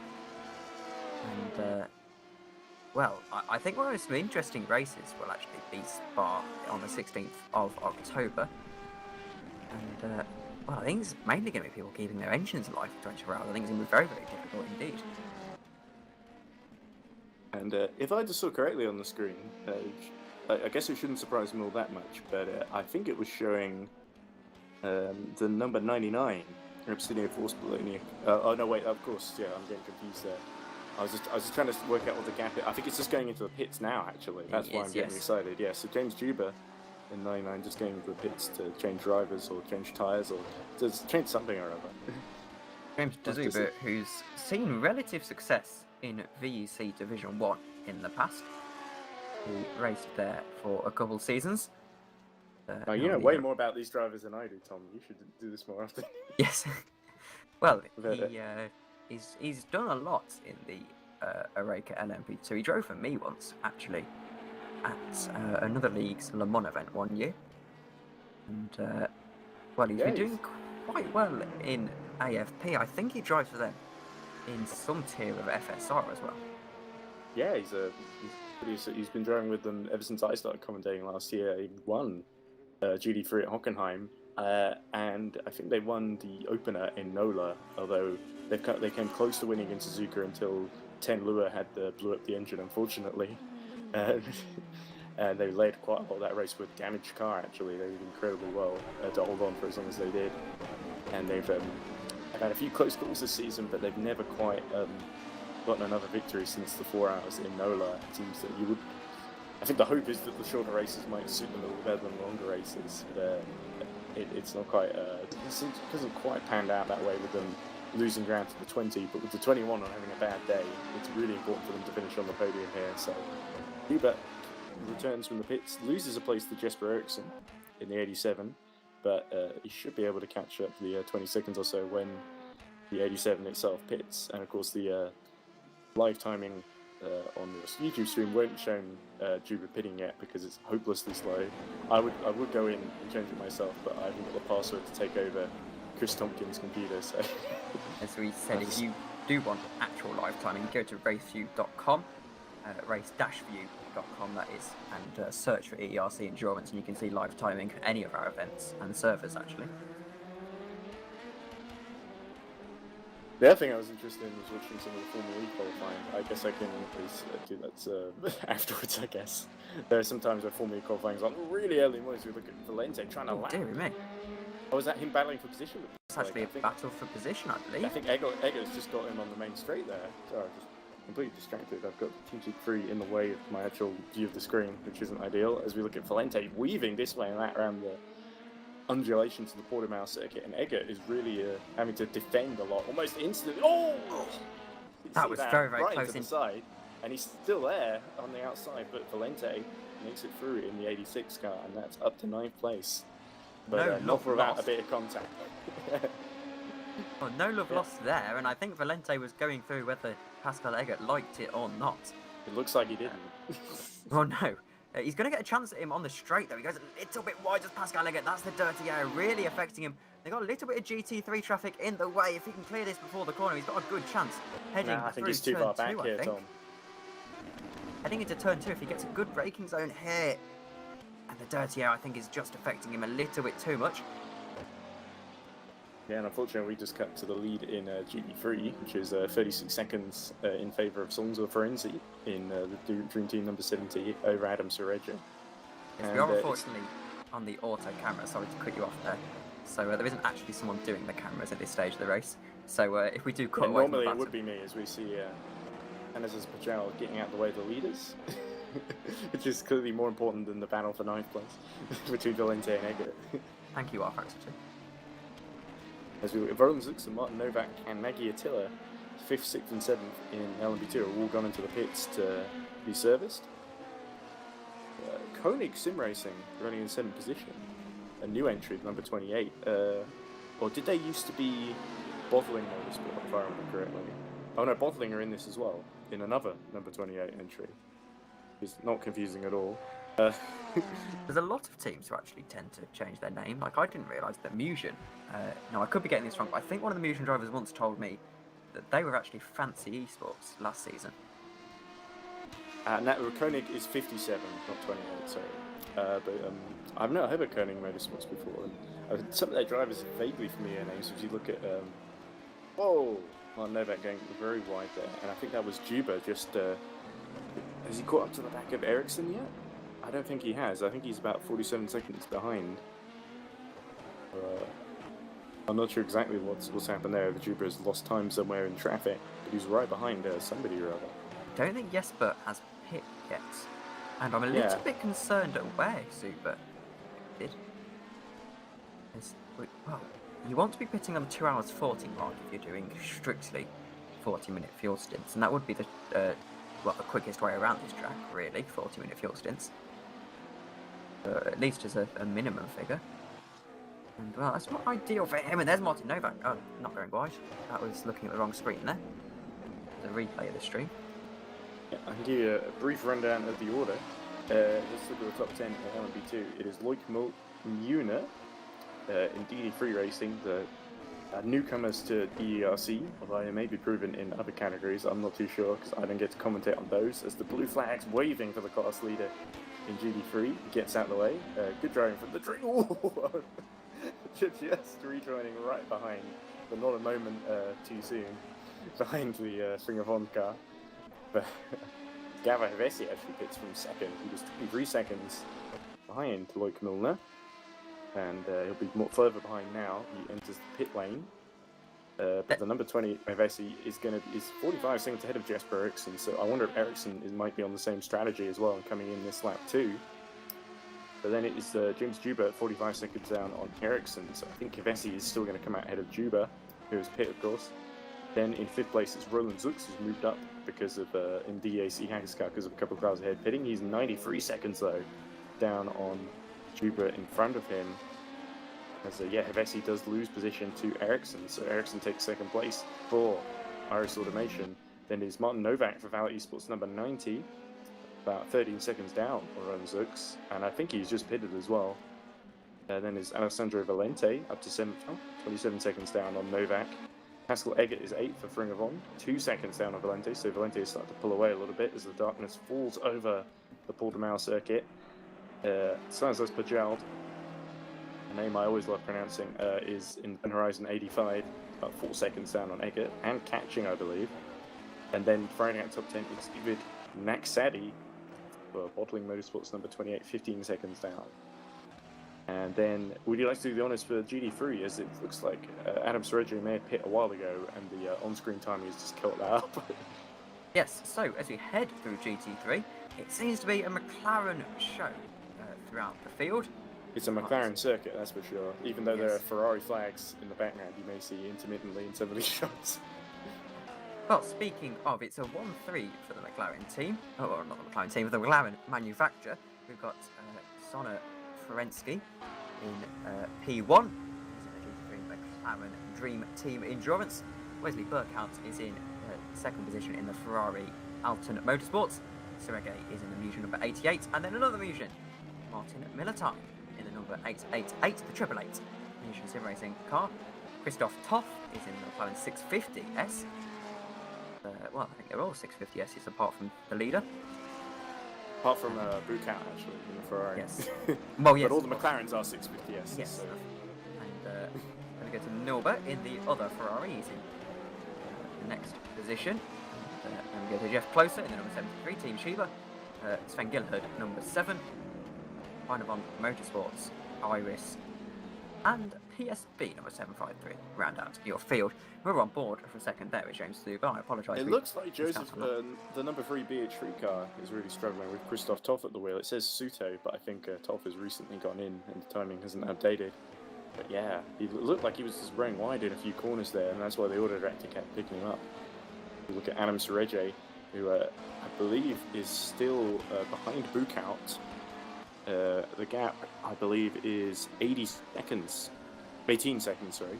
80 seconds is the gap between Bukout and Ferenzi in the lead. But yeah, it'd be interesting to see if the Dream Team could hold on to these last 2 hours, 50 minutes. Well into the night now as well. Yeah, I joined and it suddenly gets dark. It's very rare that I join a race and it's already dark. And I think it's a bit of a controversial opinion, but night racing I find is a lot better than the kind of daytime stints. I think there's something more intimate about watching a race at night. Things that go bump in the night, right? Yes. We're going to see more contact soon because things just come out of the shadows at you. As we look at that looks like Jesper Eriksson being serviced, and so that's going to let Juba back through. I would say that's not on schedule. It appears that we've actually lost timing. Yeah, I think it's Hevesi and Juba who are behind Ericsson now. So Hevesi gets through. I've still got timing on my end, bizarrely, despite being in Scotland. So hopefully you'll be able to get yours back soon, Tom. No, on the overlay we seem to be stuck on 2 hours 51 and 3 minutes to go. This is the Le Mans curse. This is what caused the confusion for the number 21 car. Kawakshai, when they crossed the line to win. That was so frustrating for them because their end, they had the right timing, and us in commentary box, we didn't, and I'd just gone to sleep and missed all that kerfuffle. But I was just watching it in bed as we look. Ooh, that's not going to help Pascal Eggert catch Alessandro Valente at all. The tyre's really starting to go off, and he spins in the infield section somewhere. Which corner that is? I think that's the last couple of corners, actually, yeah. The race started exactly 3 hours and 27 minutes ago. I can tell you that from the YouTube stream. And, well, that means if I do a little It's a shame that our overlay is constant babysitting, especially when we have no one to manage it, unfortunately, as we look at Valente and Eggert entering the pits. It's odd, because it doesn't tend to be a problem with a lot of other R-Factors too. Yeah, well, they've got overlays that work, so... Yes, a good point. I think that must be a problem with our particular configuration or something along those lines, but I'm sure we'll have a look at that and get that fixed before the end of the season. Well, hopefully before the end of this race. Well, hopefully before the end of this race, but, you know, season work. I wish there was something I could do, but I can't get in, because I'm on holiday. Chris hasn't, I think maybe we've got an email, but I'm not sure if he hasn't sent me anything to say he's received it or not, so I can't log in with his contact details, and that's the only way to get into his computer. So yeah, this is the problem with having someone who drives and manages the whole thing. So we started at 12 minutes past 2 this afternoon, which means that we should be finishing at 12 minutes past 8, unless I've done some horrendous arithmetic there.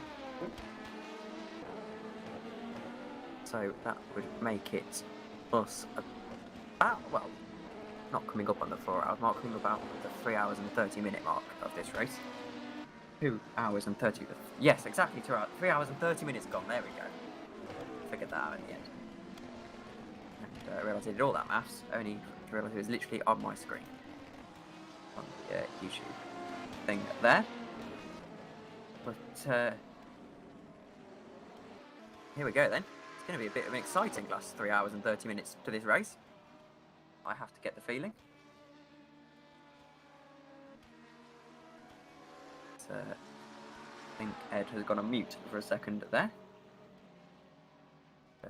We're bringing you the rest of this race. Of course, every minute of this race live on the YouTube channel. And I'm sure if you want a little bit of a closer action to the track, there's a few of the drivers that will be streaming on Twitch or something along those lines. I know when we tend to have an EERC race, we tend to have all of Twitch flooded with EERC drivers.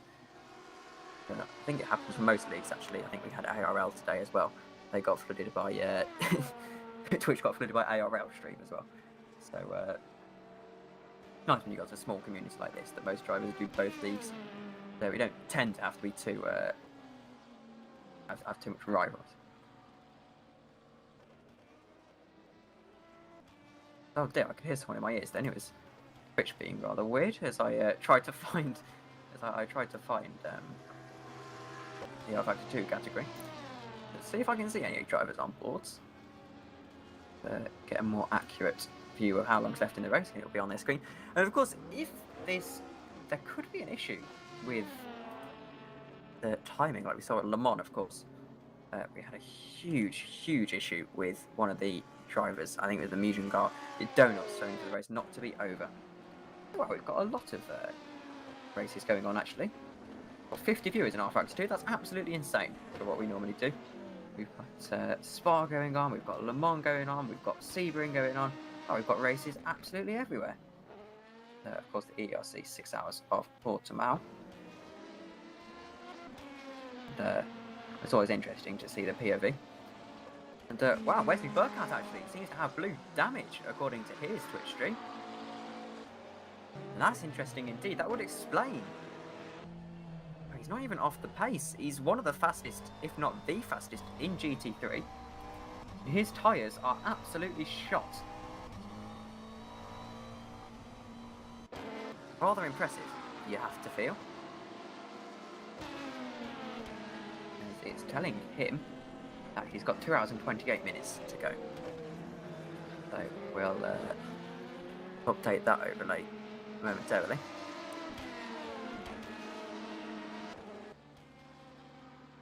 And so it's going to be a rather exciting end to this race, you would have to say, with the various pit stop strategies all the drivers are on. Now, usually you can kind of get away with over-consuming fuel because of the code 80s, but with this track being a little bit less drama-fueled.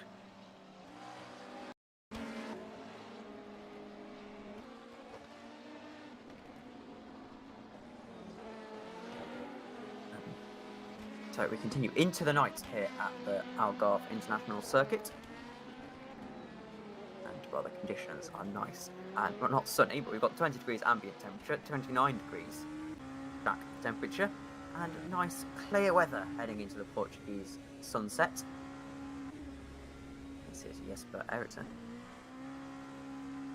And a rather choppy LMP2 car.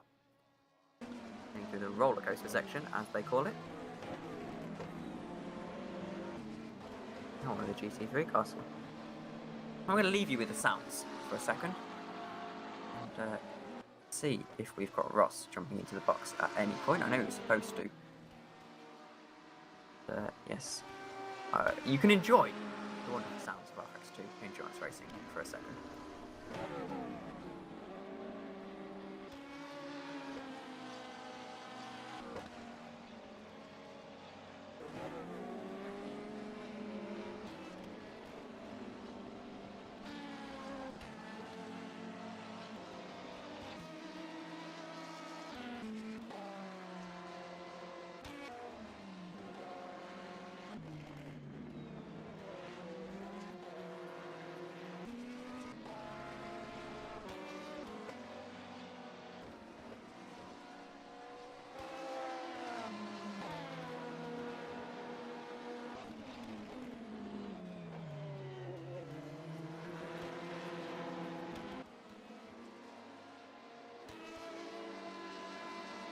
Two hours and 26 minutes to go in the EERC Algarve Portimao 6 hours. And it's a lovely little racetrack. Recently, not a staple of the Formula 1 calendar, but it's been on the Formula 1 calendar for the last 2 years because of the coronavirus. And there's a lovely, it's not a Gulf livery McLaren, but it's a Gulf style McLaren. That's it. For the lap on Parker Nyoba. You won't be too concerned, you've got a 23-second gap to P7 behind. That would be an excellent finish for those, you would imagine, that team.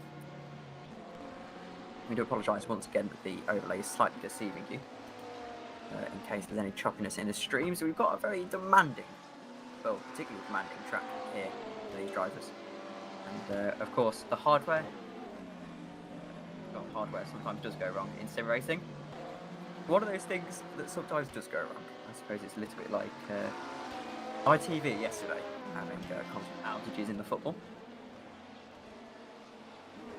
It does take quite a lot to get the stream up and running. And well, we do try our best to give you the best quality. Well, I think we do quite a good job, if I can say so myself. And a little bit of a CPU twitch there. Really? This game being particularly demanding on the CPU. I think it's 3,000. It's some number beginning with 3 gigahertz. It would be gigahertz, would it? It's a lot of calculations per second, is what I'm trying to say, for the tyre model. We do have a bit of a choppy stream. I'll if we can get that sorted out. So I think it's just a little bit of a. I think it's just a little bit because of the night stint starting out and some of the track lights coming on. It's sorting the computer out a little bit.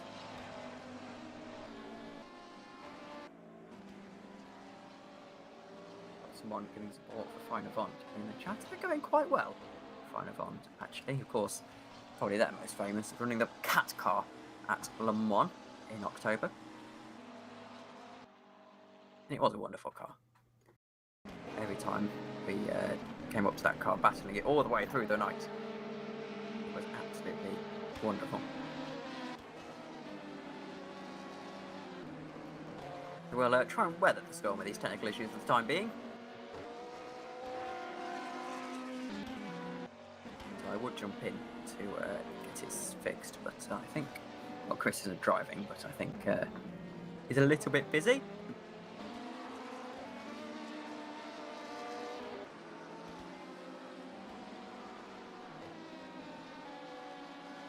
As we should, theoretically, as suited into the pits, we should be heading in to the, about 20 minutes into the LMP2's pit, I'd imagine. Well, that should be the final driver swap. For most of them. Anyone with a little bit of an issue there. Yes, we've had an outage on my screen, and I think we've had an outage on your screen. I do apologise for that. I think the game's crashed. I can't bring you any commentary here because I can't see the game, which is all lovely and convenient. I'm going to check I'm still on. I am still on. So waiting for news on what's happened there.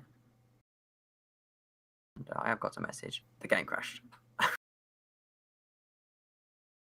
Give me 5. Okay, so we're going to have about 5 minutes here to relax and take a breather, and we'll be back for the EERC Portimao. 6 hours. The run to the line. So what I said about giving you every minute of the race, I think has gone a little bit wrong, but I suppose the intention was there. And yes, we'll be missing about 5 minutes. And I'm not sure we're going to miss much. It's not a particularly interesting point in the race. Got a wonderful black screen to look at. I suppose something calming about the black screen. But we'll just say the track lights shut off or something and make some headcanon excuse. We have got Ross jumping in momentarily. I think that'll be where I depart after an hour or so of commentary. And it's been quite fun, as it happens. First bit of EERC commentary. Of course, I normally drive, not very well, but I do drive. Well, it's been quite a good little race to commentate on. And, well, since I've done it, thanks to Endurance, actually.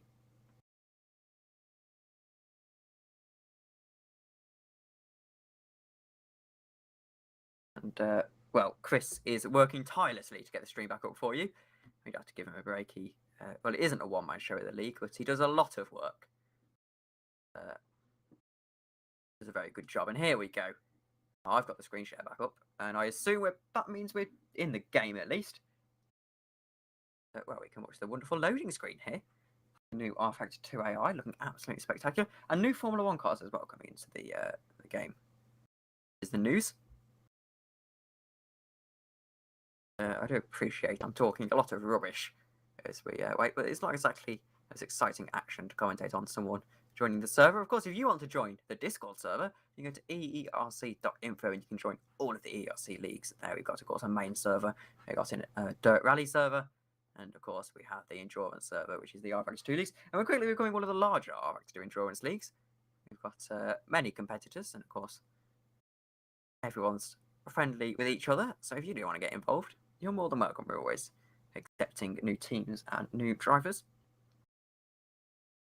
We have a limit of 45 people on the grid, and well, it's quite rare that we get to 45 cars. There's always an issue for someone, so if you do fancy your chances, you can come and you can find a team, you can create a team, and all of that's good stuff.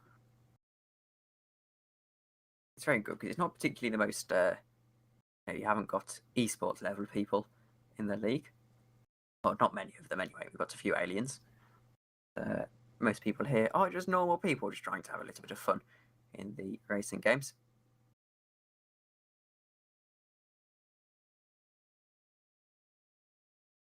As we are in SSD loading times. Not usual for me. I'm used to it taking about 15 minutes to load. When we were at Le Mans, I always talk about Le Mans, but it's probably one of the staples of our calendar. We ended up pretty much taking 3 attempts to load in for me, and then it still didn't work. That was lovely.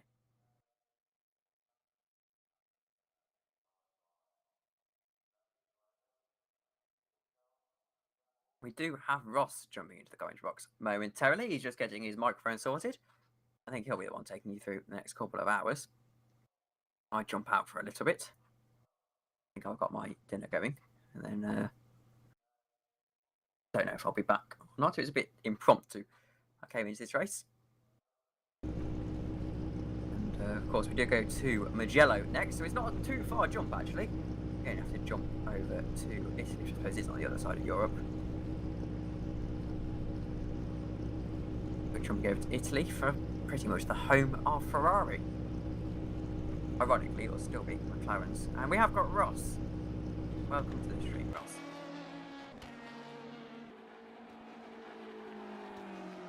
He's still sorting out his microphone, so we'll give him a minute on that. And here you go, we're back in for the EERC Portimao 6 hours, 2 hours and 17 minutes to go. It will just mean that it's going to be about 12 minutes past 8 that this finishes UK time. And there you can see all of the timings and things on there, top 11 in LMP2. And, Hello, well, is this on? yes, you're on. Hello, Ross. Hello, how you doing? Absolutely great. How are you? Yeah, not bad. Late boss, but I'm here. So always good. You can never trust our buses to be on time. I don't think I've ever taken a bus. I think I did once when I was about 6 years old, but that was about it. I haven't been on one since. Lucky, mate, to be honest. Well, I find the thought of them a little bit interesting. Packed in like sardines and driving. I suppose when you live in a rural area, you just get in a car. But it's a bit beside the point. We've had a brilliant race here, Ross. And just to fill you in what happened, it's not been smooth sailing for the pole sitters. These are the pole sitters that you're looking at right now. 2 hours and 16 minutes to go. And they started first and now 11th in class. We've had a few server issues for various people, and that is Roland Zuck skyrocketing past. No, it's not skyrocketing past Martin Novak, who's lapping someone. I apologise, it was a bit difficult in the on my Discord window to see. You're on board momentarily. James Zuba's chasing down P2. That's a 4-second gap now. Well, net race leader as well. I don't think Galo Havesi's pitted yet. 7 seconds, that gap. That has been the driver swap we were talking about for the DT3 racing. They'll be disappointed if they can't pick up the win here. I think it was an early pit stop for them. And other than that, we're well and truly into the night stint, Ross. Yeah, I wonder how it is going to affect the drivers going into the night. Obviously, it's not bright. You still have the lap traffic to contend with, as well as battling as well. I know for some drivers it can throw them off a little bit, but it looks like they're managing quite well. Definitely, for sure. And I think I'll give it until we get to the top of the hour in 3 minutes' time. And I think I'm going to depart the commentary momentarily for a little bit of a snack and probably some dinner. I don't know if I'll be back or not, but it's been a pretty good little hour and a half I've had in this commentary. And well, first EERC commentary has been quite fun. I don't think I'm going to quite give it up for driving, give up driving for it, but been quite relaxed. And well, we've had some good racing. This league always delivers some amazing racing. And Gabriel Pavesi is actually pulling away from the DT3 racing car, so you're going to have that battle to take us through over the next 2 hours and 14 minutes. That's going to be very interesting. I'm just looking at Pavesi and Habilan. The last laps, they were about a 2-second gap in Pavesi's favour over the last lap, so I wonder how it's going to affect, obviously, as the laps go on, because 2 seconds in the course of a lap, I'm sure we have just over 2 hours left. It's quite a gap, and you don't want to consistently have that gap, otherwise you're not going to catch up in time. And it's been 1.7 between Herbilian and James Zuber. Now that could, if that's pit stop strategy, that could particularly harm the DT3 racing car. They've looked strong all race, and perhaps they've just put a weaker driver into the car. I know it is midfield. 32 seems to be midfield in practice. I know the track temperature is, well, it's staying stable, but the ambient temperature is going down a little bit. The track should be rubbered in. You should really be doing 32s at this stage in the race. Unless there's some traffic there. As we were just talking, Pavesi just over the 132 mark. So that Mugen Sim Racing car of Pavesi is putting in some absolutely solid laps. Again, a second gap between himself and Herbilan over the last lap. And oh dear, that was one of the neutral cars on the curb. That's inviting the AFP car to have a little bit of a go at, I imagine, on lapping themselves there. We're back to one of the GT3 cars at 32, back behind that, Stian Jorvad. It's a bit of a nightmare name for me to pronounce. Yeah, it looks like he just went a bit deep at turn 1, maybe hit the inside curb a bit too hard. Must be so easy to do with such a fast corner. There's a massive BMW of Sven Gillard. He's being chased down by his Irish teammate, Kevin Feichers. And oh dear, that's the leader! Off into the gravel, and that is particularly damaging. Is Herbilian going to get through? No, I think he's just going to get away with it. That was a rare mistake from Pavesi. Herbilian won't have the gap to catch back up, but I'm not sure if maybe there was some car contact on lapping himself, or if there's even going to be damage, or if it was just a mistake on his part. We'll have to see if it warrants a pit stop, that crash, because there could even be damage. I'm not sure. I think he hit that inside curb a little bit too harshly. It just sent him all the way around. It's very easy to do, and you have to feel for him. And he was able to keep it going. A lot of the corners at this circuit, the last time I raced here, it was just you have to commit, especially in the first sector. And if you get it wrong, the car and the track will just bite back and you'll end up in the gravel, best case, or at worst case, you'll end up in the wall out the race. Well, we've seen drivers struggling with tyre wear, actually, as Wesley Burkhout, we saw, was on 33% left in his tyres towards the end of his stint. Yeah, speaking of stints, I just want to turn my attention to what Pavesi has had since he's been in the car, I believe this shows. 2 stints of 26 and 1 of 16. So it looks like the Mugen Sim Racing car of Pavesi is going for the 26 laps each set of tyre, which could be interesting to see, especially as it stacks up sort of a lap over some of the other LMP2s up the grid. Yes, and I think as it is top of the hour, if you don't mind, Ross, I'm going to leave you to take us through the next couple of hours. So I might be back towards the end of the race. We'll have to see on that one. I think someone else might be dropping in at some point, but I'm going to depart to go get a coffee and perhaps some dinner. And, well, I might see you in a bit. All right, mate. Enjoy your dinner. Have a nice one. You too.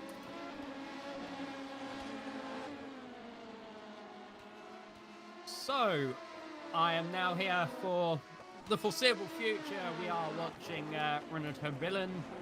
Sorry, note now we're watching Sven Gilhord, and he's trying to catch onto the back of Kevin Waitches. They're about 63, 62 second gap, apparently, between the two drivers. I think he just gets lapped there as well.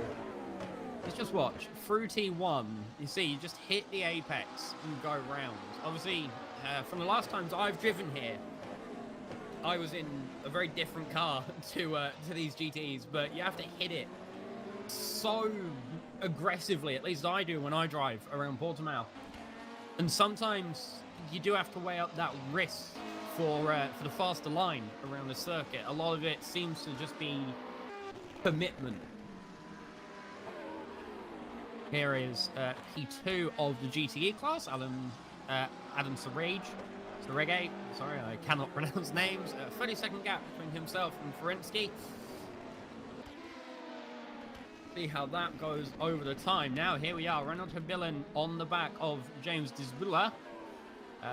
Half a second separating the two. Disbula taking second place in a battle that we didn't quite see. You can see also behind he has, I think that's 12th place in LMP1 behind him, which I think is David Kalasai.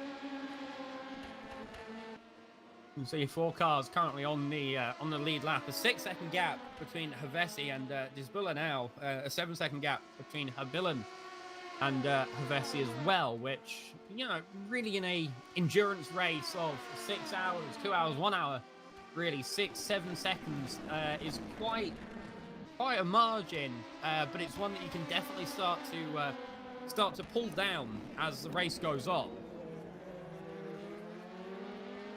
Head through turn 1. You can see that when you go through turn 2, I believe that is, unless you count the little kink between the two as a corner. Some people do, some people don't. You want to set the car up because you've got, after that, pretty much immediately a turn up the hill. Now this could be interesting. 12th place in LMP2.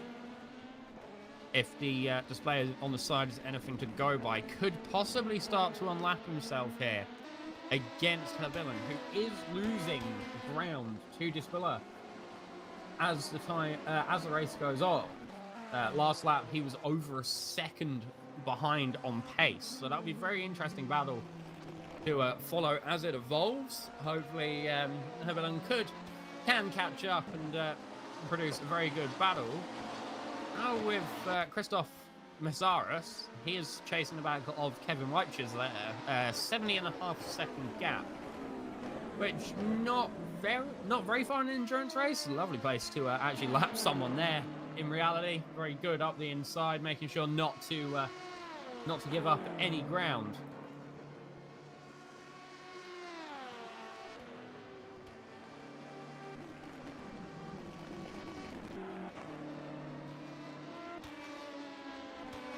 As he goes on, so we are coming up to the 2 hours remaining mark, 2 hours and 6 minutes, just over left in today's race. The night has fallen, the temperature is starting to decrease, but the track temp seems to be staying ambient. I'm not sure if there's any rain expected over the next little while.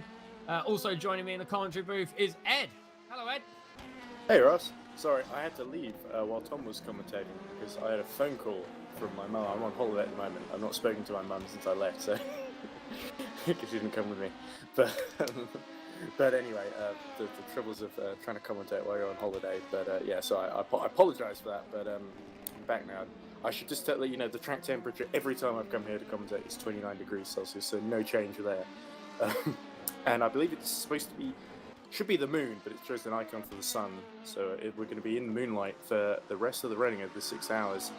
Very tight at the top between Havesi, Juba, and of course Renaud Habillen, who's gotten on board the DT 3AC number 29. That was leading so much of the race. Habillen is going to be right behind Juba on some fresher tyres now, I believe, with Jesper Eriksson about 44 seconds in arrears. Meanwhile, GD3, the pitcher, the number 35 has taken a pit stop and has been shuffled down to 4th, behind the two of Mugen's sim racing cars in 2nd and 3rd, but it's still a 26-second lead for the number 70 Dream Team car. So Frenzy going to keep his dream alive, it seems, as the night falls. But let's just hope he doesn't fall asleep at the wheel, as we have seen Dream Team occasionally. Their finishing record up until the last couple of races was not stellar.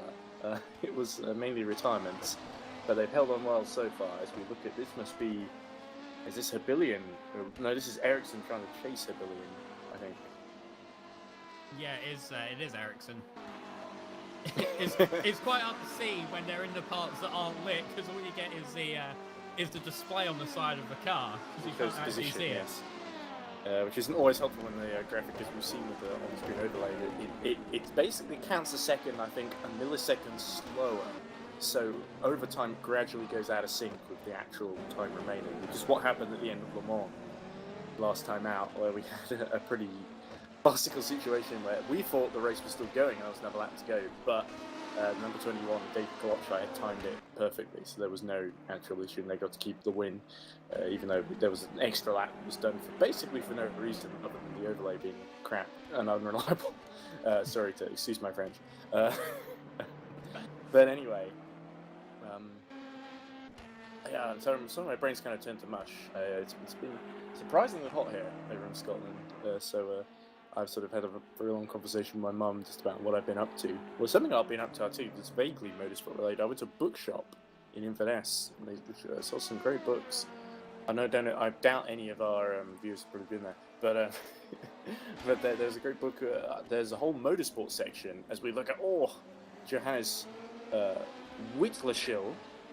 Johannes in the fourth. Oh dear! Who was that who hit the back of him? That was tough. That was Ericsson. Was it Ericsson? It was Ericsson. Was it? It's just cut to Ericsson. It's just behind him there. He's still behind him. And that could be damage. And that's really going to hurt as we saw. We did to see Juba going into the pits. I think Ericsson's still going to emerge ahead of Juba, who's still being serviced. Yeah, I think he will be just going through them. Oh no, was he a lap? Yeah, there we go. Jesper Ericsson has taken third place from Juba. There may even be a driver change, considering of course playing Juba has been for a while. But yeah, very dramatic moment. I wonder if the 444 Ring of On car of Whittleshill, getting 6th in class in GD3, which is pretty solid at this stage. It will also be very interesting in a few. Yeah, the visibility is really not helping there. Ferdy Roman, I think, was just trying to get out of the way at the LMP2 there. Didn't quite see it in time at the last corner.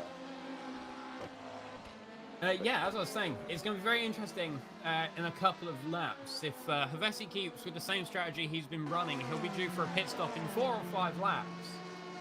Where Habilion has been on his tyres for a lot of a short amount of time, really.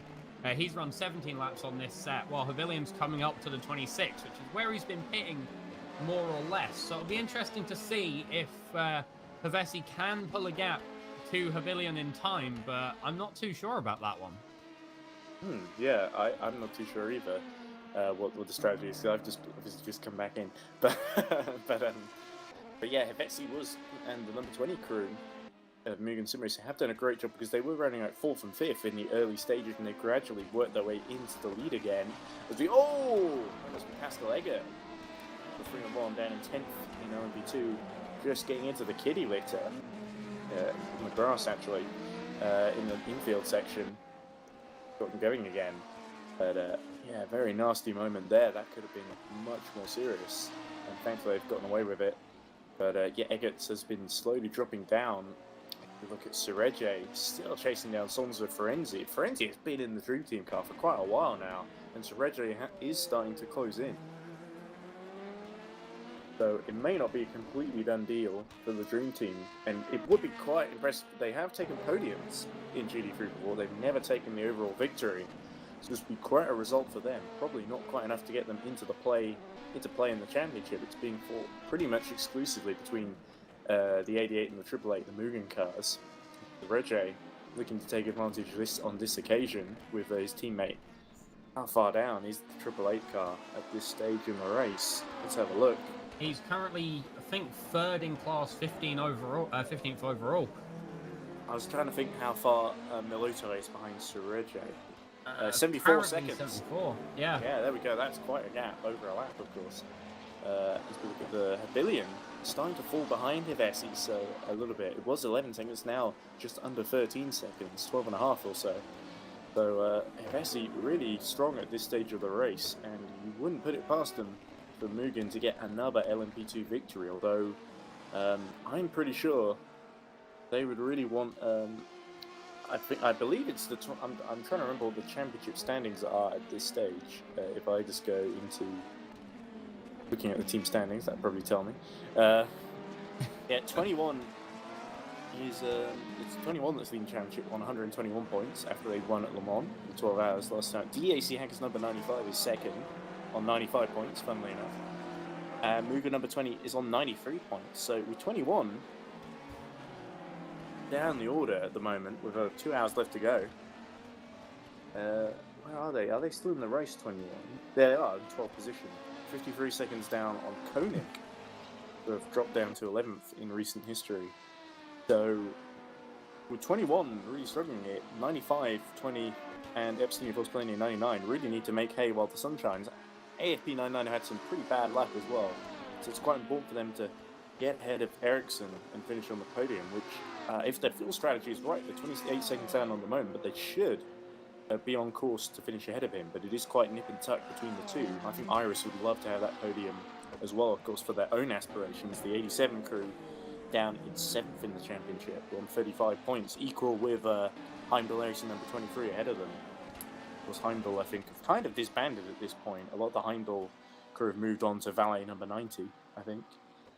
As we look at Juba being serviced, actually. Is that Juba? No, that's a Zook, sorry.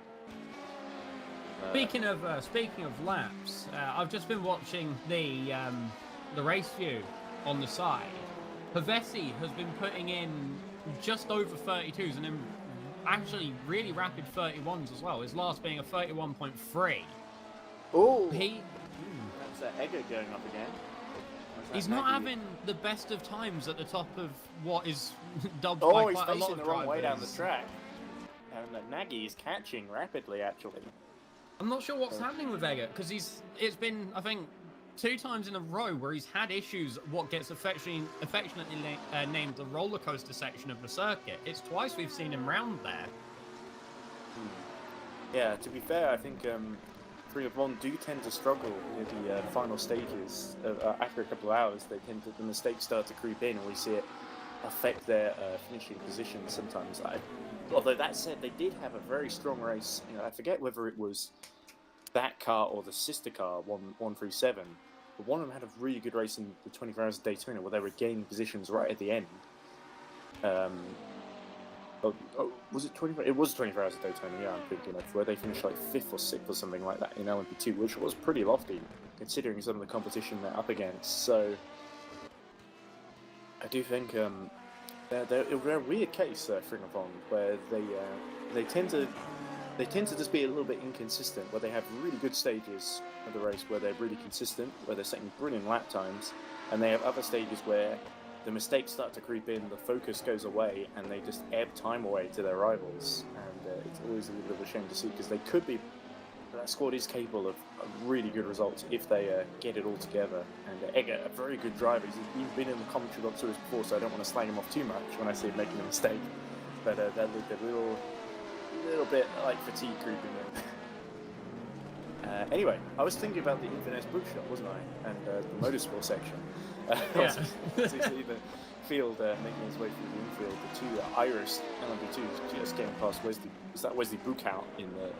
I know it's Givord at the wheel at the moment in the 35. So Vessi pits from the lead actually. So this will be interesting. Hebilion is going to take the lead back in LMP2. One of the books I found at the Inverness Bookshop was Jim Clark biography, written in 1964. So just after he had won his first World Championship in Formula One. And it's really interesting, of course, obviously Scotland, so there would be a few Scottish-focused motor racing books. But you don't usually see many from Jim Clark, obviously because of his death only 4 years after that book was written in 1968 in Hockenheim in the Formula 2 race. It's a really interesting find, this little paperback, and also interesting to see how the sort of technical mind that Jim Clark had, even though it was near before aerodynamics. He died literally just before wings were brought into Formula One. And really interesting, obviously there's a foreword in the book written by Colin Chapman, who he had such a great relationship with. This is quite ominous, oddly thing, when Colin writes, if Jim was to quit motor racing tomorrow, I think he would leave no one in any doubt of his abilities or something like that. It's just something like that in there, which is, considering he died only 4 years later in a sort of mechanical failure on his Lotus, is quite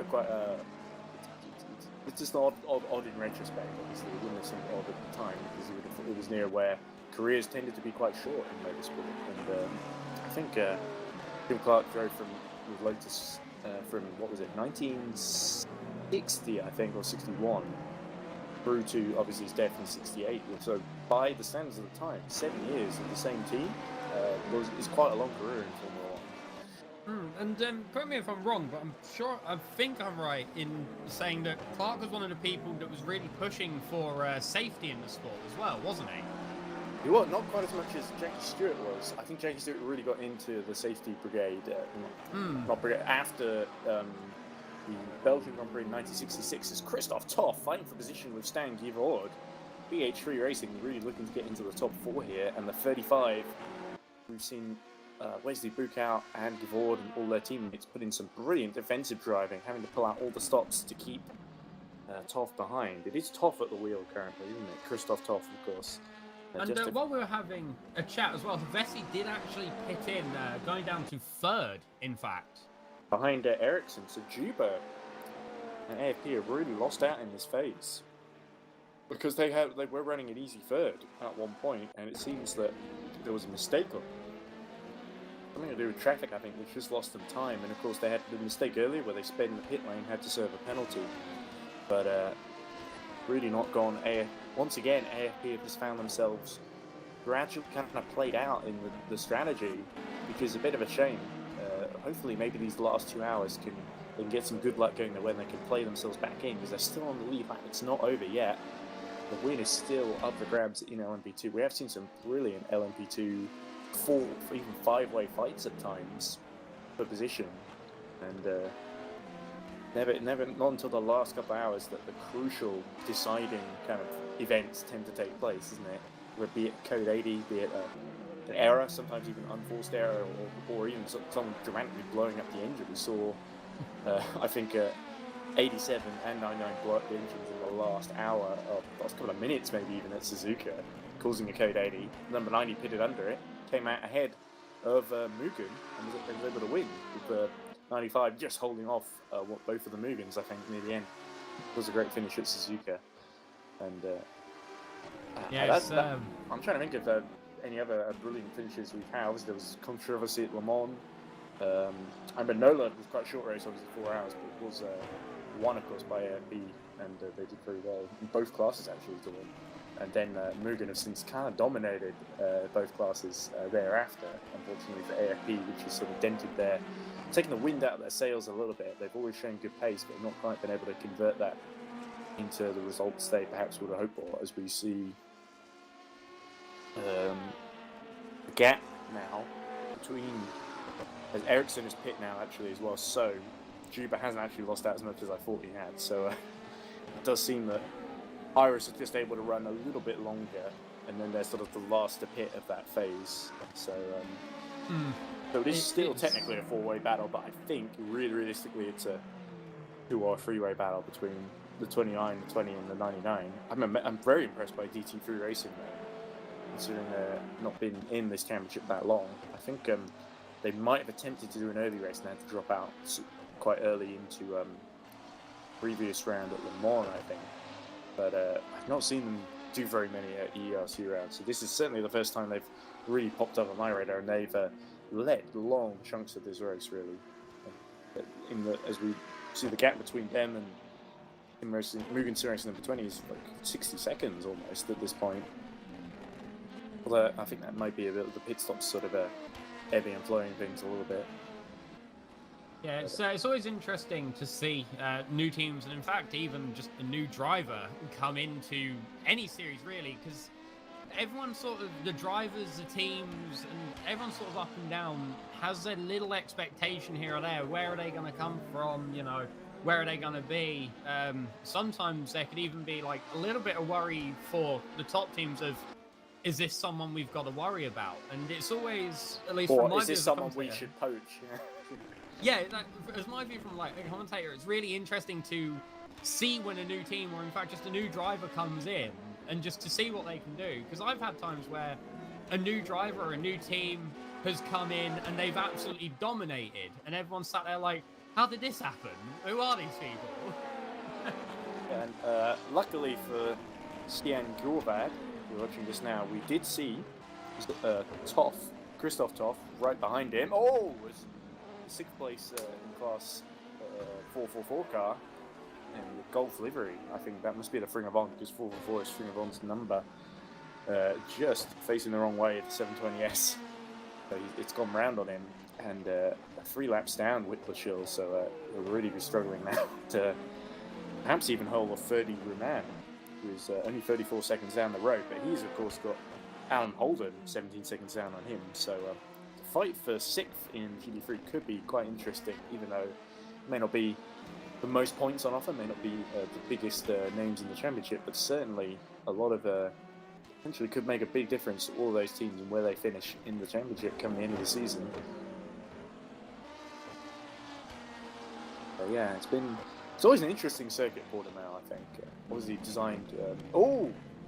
somebody is playing silly buggers with us there. There we go. So that must be Kevin Weeches, just facing the wrong way and deciding to correct himself at the... this looks like a middle roller coaster section, isn't it? That he just decided to enter it backwards for some reason. I wonder if Racerection might take a dim view of that, because it looked like he was... I'm not sure if he spun just before that and the camera picked that up, but it looked a little unnecessary, like he could have gone off the circuit and then faced the road rather than reversing in the middle of the racing line. Is that Kolokshai we're looking at? Just disappearing now. Wow. Interesting. I believe as well, just looking at the laps, Havesi has been running around 2 or 3 seconds faster a lap over Habilion. Yeah, but Alan Holden looking like in trouble here, in 8th place in the 51, the other Evo Motorsports car. I think Alan Holden may be about to lose position to Sven Gielhed, who has had a horrible afternoon, but he's only a few tenths behind him. Iris really need these points, but look at this, going to the inside here. Is that approaching the turn 4 hairpin? On the left, but Gielhed not quite alongside. He bumps wheels. Almost pushes Alan Holden off the track. And through goes the number 7 car. 51. Might be a bit aggrieved with that. What do you think, Ross?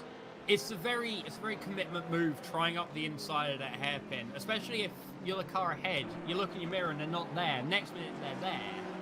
It's very easy to have contact there. I'm not sure. Maybe Holden might be a little bit aggrieved with the situation, especially if there was contact that let the move happen.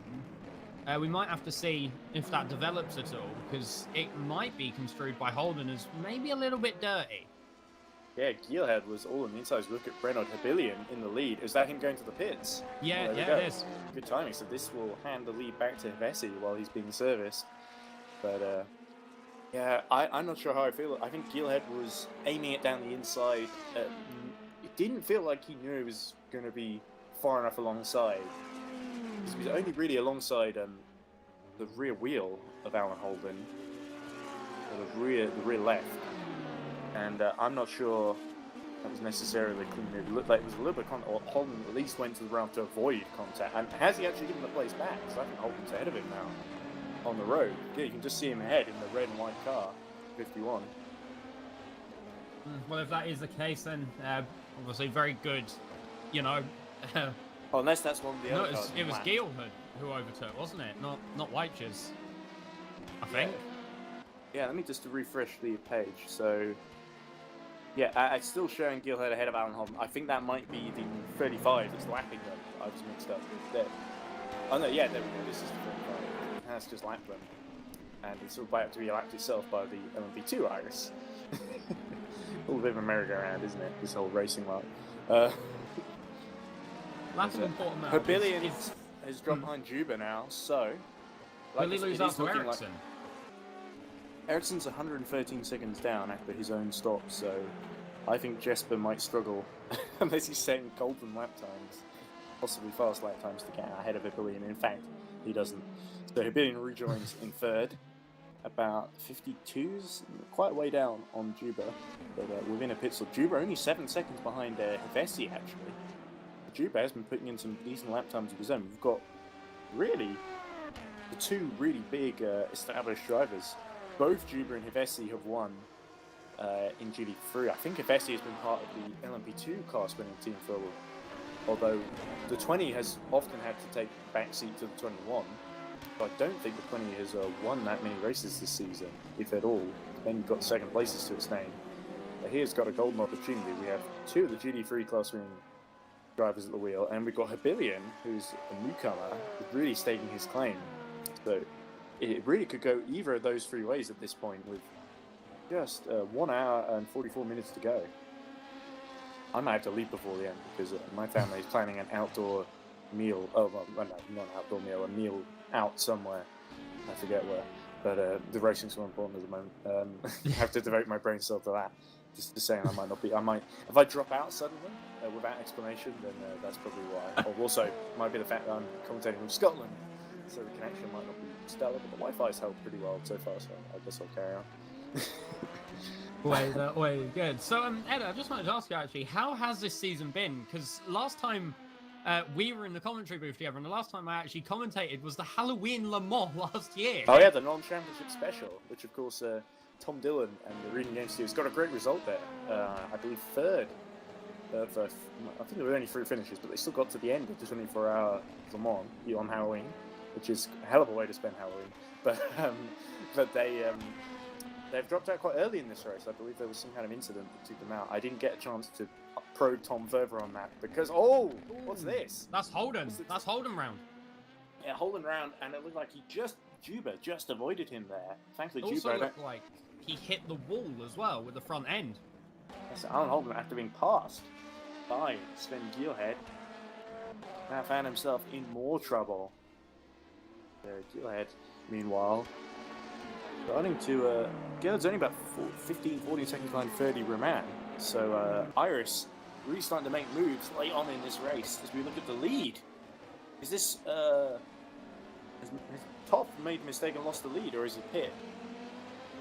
I don't remember seeing Toff pit, so I think Milotai's just got out in front of him. So maybe the Highland Holden spinning has Toff maybe has come upon that and end up losing out to Milotai. Yeah, I don't think Toff has pitted yet. This lap, this stint. It doesn't look like it from what I can see. So all change at the moment, isn't it? But yeah, so the Dream Team, which have led so much of this race, I don't think I've ever seen them off the lead actually. Whenever I've checked it, in between all the other stuff I've been doing today on holiday around you, but what's yeah, a holiday? Yeah, most commentators don't get those today. But yeah, Toff now under pressure really, because once Mugen get in the lead, they don't tend to lose it, do they? In either class. But the Dream Team are really going to have to pull out all the stops, because Cerejo's not far behind either, so it's really all the fight for into top 3 in both classes. Yeah, and some people looking at the gap might sit there and think 7 seconds, that's so far, but really you've got, just under 2 hours left. If you can keep it consistent and clean and, obviously consistently faster than the person ahead, you will start to close that gap. Yeah, and with Toff, I assume making some sort of mistake. Maybe it was because Holden was in the middle of the road there, because I had a bit of lag. I didn't quite see if there was who came upon him immediately. I saw Juba and then it kind of froze.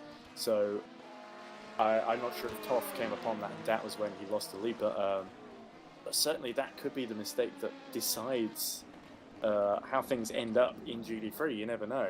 But we've still got 1 hour 40 minutes to go, so I don't think Toff's going to give up at all. In fact, Toff and the Dream Team themselves infamously got in trouble at Suzuka. They got actually disqualified from qualifying because of they decided to somebody overtook them on a qualifying and they decided to basically dive up the inside just after, I think it was Spoon Kerr or something, and they take them out in the middle of practice or something. So they ended up being put to the very back of the grid, and they ended up not finishing that race, I think. But since then, they've actually been quite well behaved, and another podium after Le Mans would be a big deal for them. But what they really want is the win, and I think they would virtually deserve it if they can get back on top of the Triple Eight squad, which has been really nip and tuck with the 88. They've shared the wins between them, but the 88 I think has been the marginally stronger squad across the course of the season. If I look at the team standings in GD3, it's actually 88. Sorry, as I say that, it's leading on 121 points. with Iris Automation number 7 on 77, and the 888 squad, who I think retired at Le Mans. That's why they're down in the squad, is on 74 points. So actually, this would be a really big deal for the 888 squad to catch back up. But number 7, not having a great day, but they are making progress. Oh, look at that! Roland Zooks just getting past the Dream Team, which is now going to lose further ground because they'll let the LMP2s through. And that is the problem, isn't it, Ross? That when you make a little mistake, your rival gets through, and then suddenly you've got to worry about a whole other class of cars. You've either got to negotiate or let through, depending on which one you're in. Around the circuit as well, especially one like Portimao, there are the better places to obviously let an LMP2 car by, and there are the worst places as well. Whoa! That's pure bad. That's a real shame for him. He's now in sort of no man's land. It wasn't too far actually behind Sureje. Now he's got to 83 seconds down and almost 73 seconds ahead of Zoltan Toff. Christoph Toff, sorry. Zoltan Toff is second, Christoph Toff is fifth in BH3. Always get those two mixed up, you know? Got a little bit of what they call a sweet Toff. Sorry, that's an awful pun, but I am on holiday, so grant me just this one. Yeah, I'll grant you just that one. And never again. Dad would be proud of that. Dad would be very proud of it. My dad is listening to this because he's watching women's cricket downstairs, I believe. Fair enough. Too much motorsport on today, I guess. Whoa! Oh, that's a Vessi! Is that a Vessi? That's Juba. That's Zuba. That's Juba. Look at the bright blue wheel arches. That's the AFP. So he spun on the main straight, just trying to push a little bit too hard, and he's almost lost so much time to the race leader. It's almost like it looked like it was a late call to the pits, but he was already had a wheel on the grass. That was a real messy moment. He did well to collect that one. Is that delay, or is he having to hold the wheel at that angle? Oh, I think there might be something more serious. And it's that Habilian just going through there. It is. So Habilian back up to second place. That looked like Habilian's car to me, with the French flag on the top for GD3 Racing. Attention all drivers, we come to code 80 in 10 seconds. Code 80? There must be a separate incident, because Jubra's got going again. 5, unless there's serious damage to the steering. 3, 2, it also 1, wasn't code 80, Habilian. code 80. Oh, look at this! Oh, the LMP2 car just gets through them before the code 80 is called. But Toff has got Sureje all over the back of him. It's really falling apart for Dream Team here. Potentially, if Sureje gets a good restart, he could get right ahead of Toff. Yeah, you can see him even just starting to look around the corners as well. Obviously wanting to time his restart perfectly to just get as much of an advantage. Yeah, you see Adam Sureje coiled like a snake right behind that the sister McLaren, but the rival team, of course. Militai taking the opportunity to pit as well. Or is Militai in trouble there? He's slowing, or is that someone else slowing a lot on the entrance to the pits? I'm not sure who that is, actually. I'm not surprised to see Zoltan Toff and Adam Sureje both staying out, because they know if they pit, they're going to lose position to one another. But, Witchershall and Militai both heading into the pit lane, so maybe a tactical choice to just make the most of the code 80. But of course, this means Toff takes the lead again. But Sureje less than a tenth behind him, and he's going to almost stuck to the back of that car like a horrible bit of chewing gum on the bottom of your shoe. Although I'm sure Sureje is much nicer than that. This is more of a metaphor. Sorry, I don't know. I'm mixing the metaphors and it's going wrong. But the code 80 called. Unfortunately, I can't quite get into change your graphic to indicate there's a code 80, so you'll just have to go by the waved flags there, which obviously, I think that's just because everyone's slowing down, so it's just showing yellow flags everywhere. But Vessi pits from the lead, and he was quite a gap. He's got 21 seconds over Juba. Juba was like 7 or 8 seconds behind until he made that mistake, and we were on board with that. It was a really dramatic moment. Yeah. There is Kolokshai, still in the race. We did think he'd stop, but he's still in top position, 3 laps down, though. Juba's last lap before he came, I think, I'm not sure, but he had lost quite a lot of time in that. And Habilian didn't get past, actually. He's 9 seconds down, so that must have been a different car I saw from the LMP2 field. Perhaps it was, I think it might be Koenig that I saw with the French flag on top of their car, the 57 machine. Yeah, I should really get the spotter's guide up. I'd be much better at telling who's who. when they're in the light, obviously. Yeah. Oh, look at this, Sergio. The problem is, Sergio had the K80 call when he was right behind Zoltan. So he's sort of got to make sure, even though they're using the Attention all same drivers, speed. we come back to green in and you 10 can see it nudging seconds. to the inside, hoping for a gap to emerge here, for him to Let's just see what bolt into. happens. And this is the leading Five, class, don't forget. four, Around the next corner, three, though, Toff will get the 2, inside through to double 1. right. Green flag, green flag. Oh, but he's right alongside there. Oh. Yeah. Just losing out there. Very good positioning from Toff, though, to defend the double right on restart. I think he might have looked in his mirror, saw Sergio there, and just went, I've got to defend this now. Yeah, now the problem Toff has got, even though he's re-inherited the lead, not only has he got one the car trying to go round the outside of him, but the 88, They've got an LMP. the AAA, having pit is now on a better strategy now. Potentially, it's got the fuel to jump these guys by the end of the race. And perhaps the tyres too, and Zoltan really struggling here because he doesn't want to let him by, but he might have to let the LMP2 by, that's for sure. And Sergio starts to slow, I think, to do that. Oh, no, he's not slowing at all, trying to go around the outside. My goodness. Quite intense. But Sergio gets a very good run on the straight, and Toff is going to have to defend the inside here. But if he does that, as we cut away, why are we cutting away to Because Juba coming out of the pits then, so he's pit to repair the damage then. That must have been Terminator. Nick Homewood has gone on board the 444 car, avoids the cone. He's going very slowly. Homewood seems a bit lost here at this point, but Toff it's on a still, straight bit of track. Toff still holding on, but a penalty for James Juba, so perhaps there was something we didn't see about his rejoin after his mistake there, but Toff still holding on by the skin of his teeth to the lead in GD3 class. It was the telehandler. Oh, there they are. Yep, I think somebody was just giving us the little overlay on the top. I'm just trying to make sure we're following the battles here, but oh my goodness. Toff still under a lot of pressure in the Dream Team number 70 machine. Oh, the LMP2 just squeezes through. This is not ideal when you're an LMP2. You see these two fighting in front of you. Wide, Toff goes wide, and this could be the opportunity that Adam Sergio is looking for. Oh, but Toff just about got the drive to hold on. And while these two fight in the low tie, 15 seconds down, he's going to close up on both of them. So this is really working out for Muga, and Dream Team up against it here. Oh, look at that. So they wiggle around. There's a car off. That must be Nick Homewood. Still trying to, he must have made some kind of error, and he's still trying to make it back to the pits. Oh, That was Sergio. so close to an absolute Slow takeout car, there. middle of the track. So, Okay. yeah, thanks for that information there. Because it's quite dark, they might not see him until he rejoins somewhere. Because inevitably he's going to have to rejoin to make it back to the pits, I'm assuming. Because Nick Homewood not looking confident at all down in 9th position. And here we go, Toff has Sergio right behind him, looking to jump out. Does Sergio go for the inside or the outside here?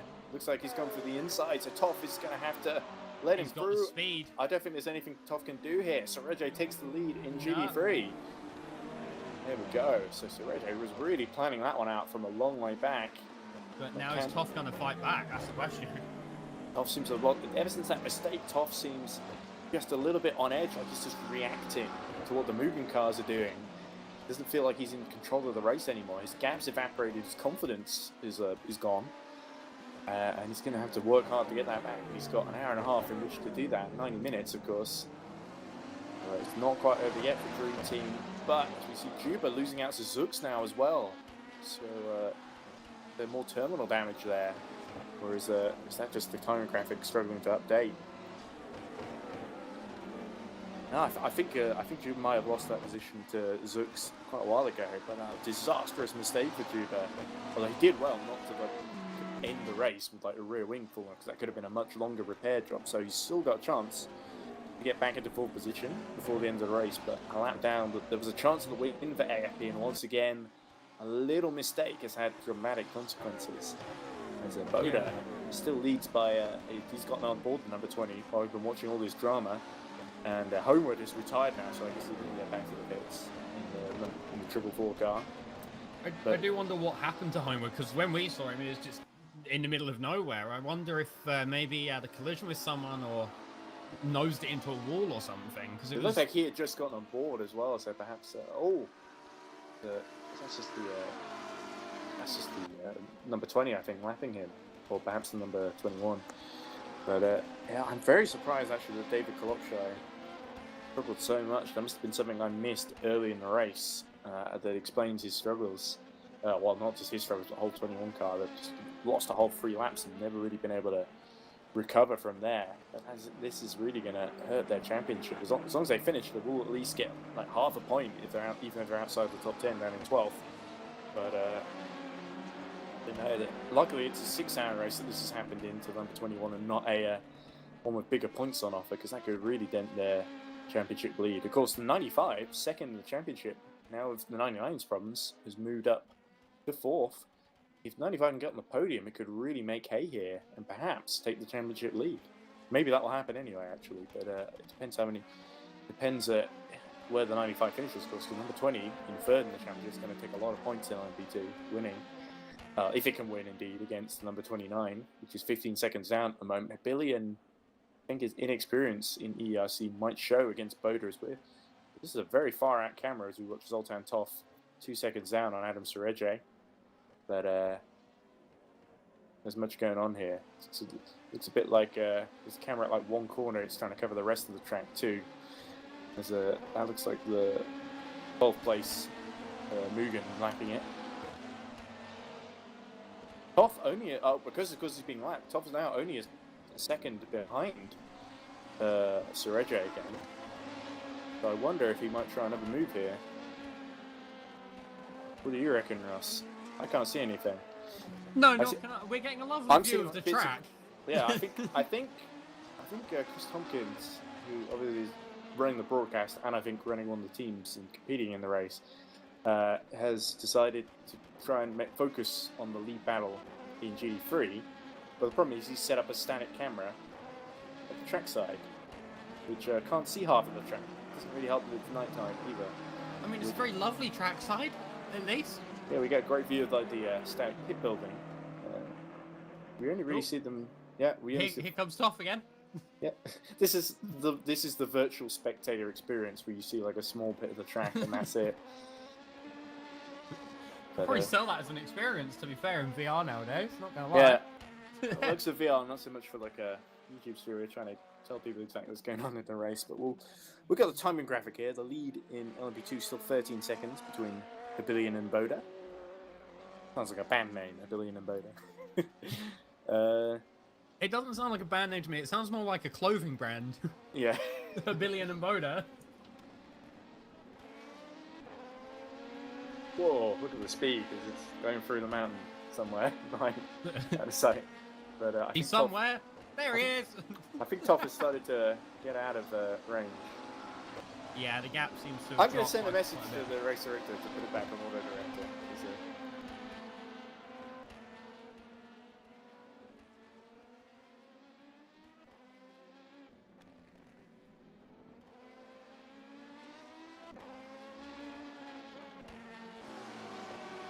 Car with no rear wing in the Oh, there we final go. sector. Just be aware. Just before I sent that, he was hearing us moaning about it on commentary on his thing. I mean, I was just having a bit of fun, to be honest with you. Oh, fair enough. Whoa, look at that. There's a bit of traffic actually ahead of Zoltan Toff. Yeah, we Which just heard the Sereje race is trying to director. negotiate. Just heard the race director saying car with no rear wing in the final sector as well. Well, that sounds like a Code 80 potentially, if it's causing lots of havoc.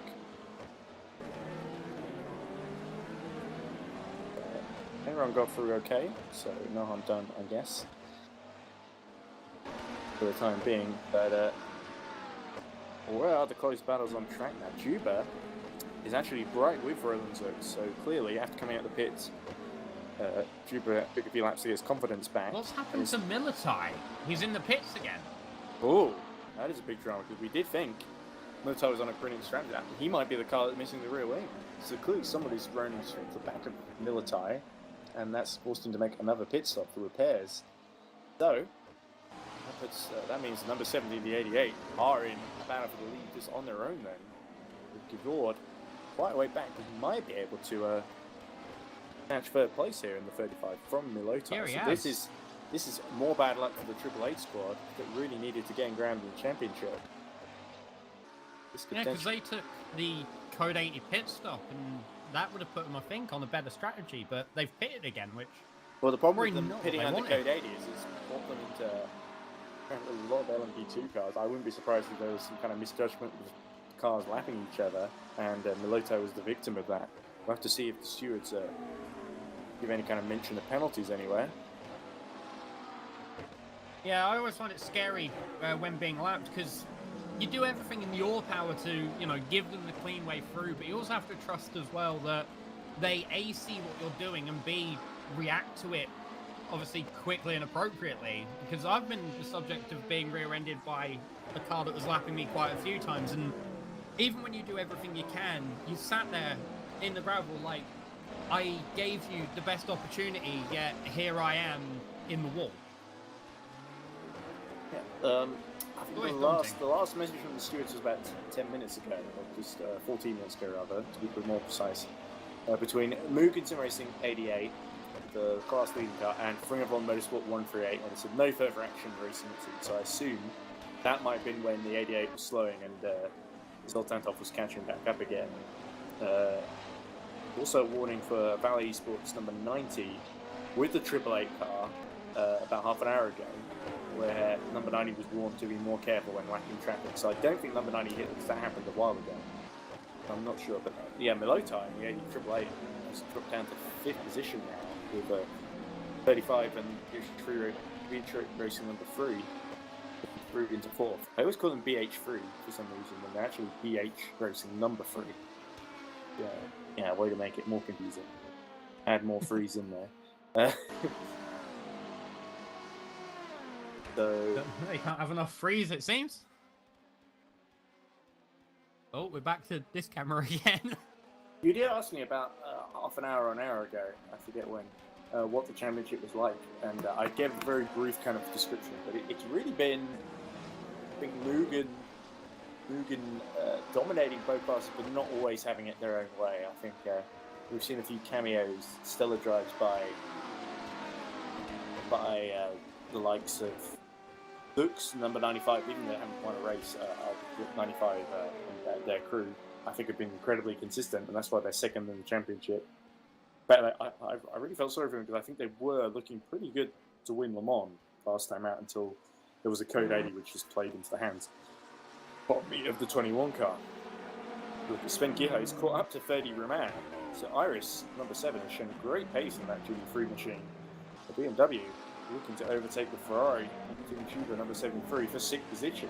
So this is brilliant for Iris, isn't it? Yeah, it's obviously, getting ahead's one thing, then obviously head up and keep going, see if you can catch the next car, and it's always that idea of never get worried about the car that's behind, just keep looking forward. Yeah, that's really the closest battle on track now. Gil had 3 and 4 tenths behind 30, well actually just between 3 and 4 tenths, so I worded that a bit awkwardly. He's pretty close. There's not much Within between half them. a second. Yeah, there you go. That would make more sense. But I was using English probably at this point. But Gearhead, we've seen put on a great move earlier on Aaron Holt. Well, it wasn't a great move, it was just kind of a little bit. So just put it up the inside and Holden kind of got out of the way. So he might have to try a similar tactic to get past the Team Cheaper number 73 machine, which is still running pretty well in the championship, if I remember correctly. But Iris, of course, running second overall. So Iris really need to get as many points as they can, especially with the 88, the 888 hitting trouble. They'll still be a lap down, I think, on the 888. But if they can just make it so they lose as few points as possible, then they might still be in the hunt come the end of the season. Because, like we say, Iris, one of the few teams, I think the Irish squad in both classes, and of course the DAs and Hackers, number 95, I think are the two teams that have been a bit unlucky not to win in either class so far. Whereas number 90 pulled off a really shock winner, Suzuka. Number 99's had its days. That's kind of been it. The rest has been kind of a Mugen walkover, on V2 at least. Yeah, 1 hour 20, not 1 minute 20 seconds left to go. That's not quick. Yeah.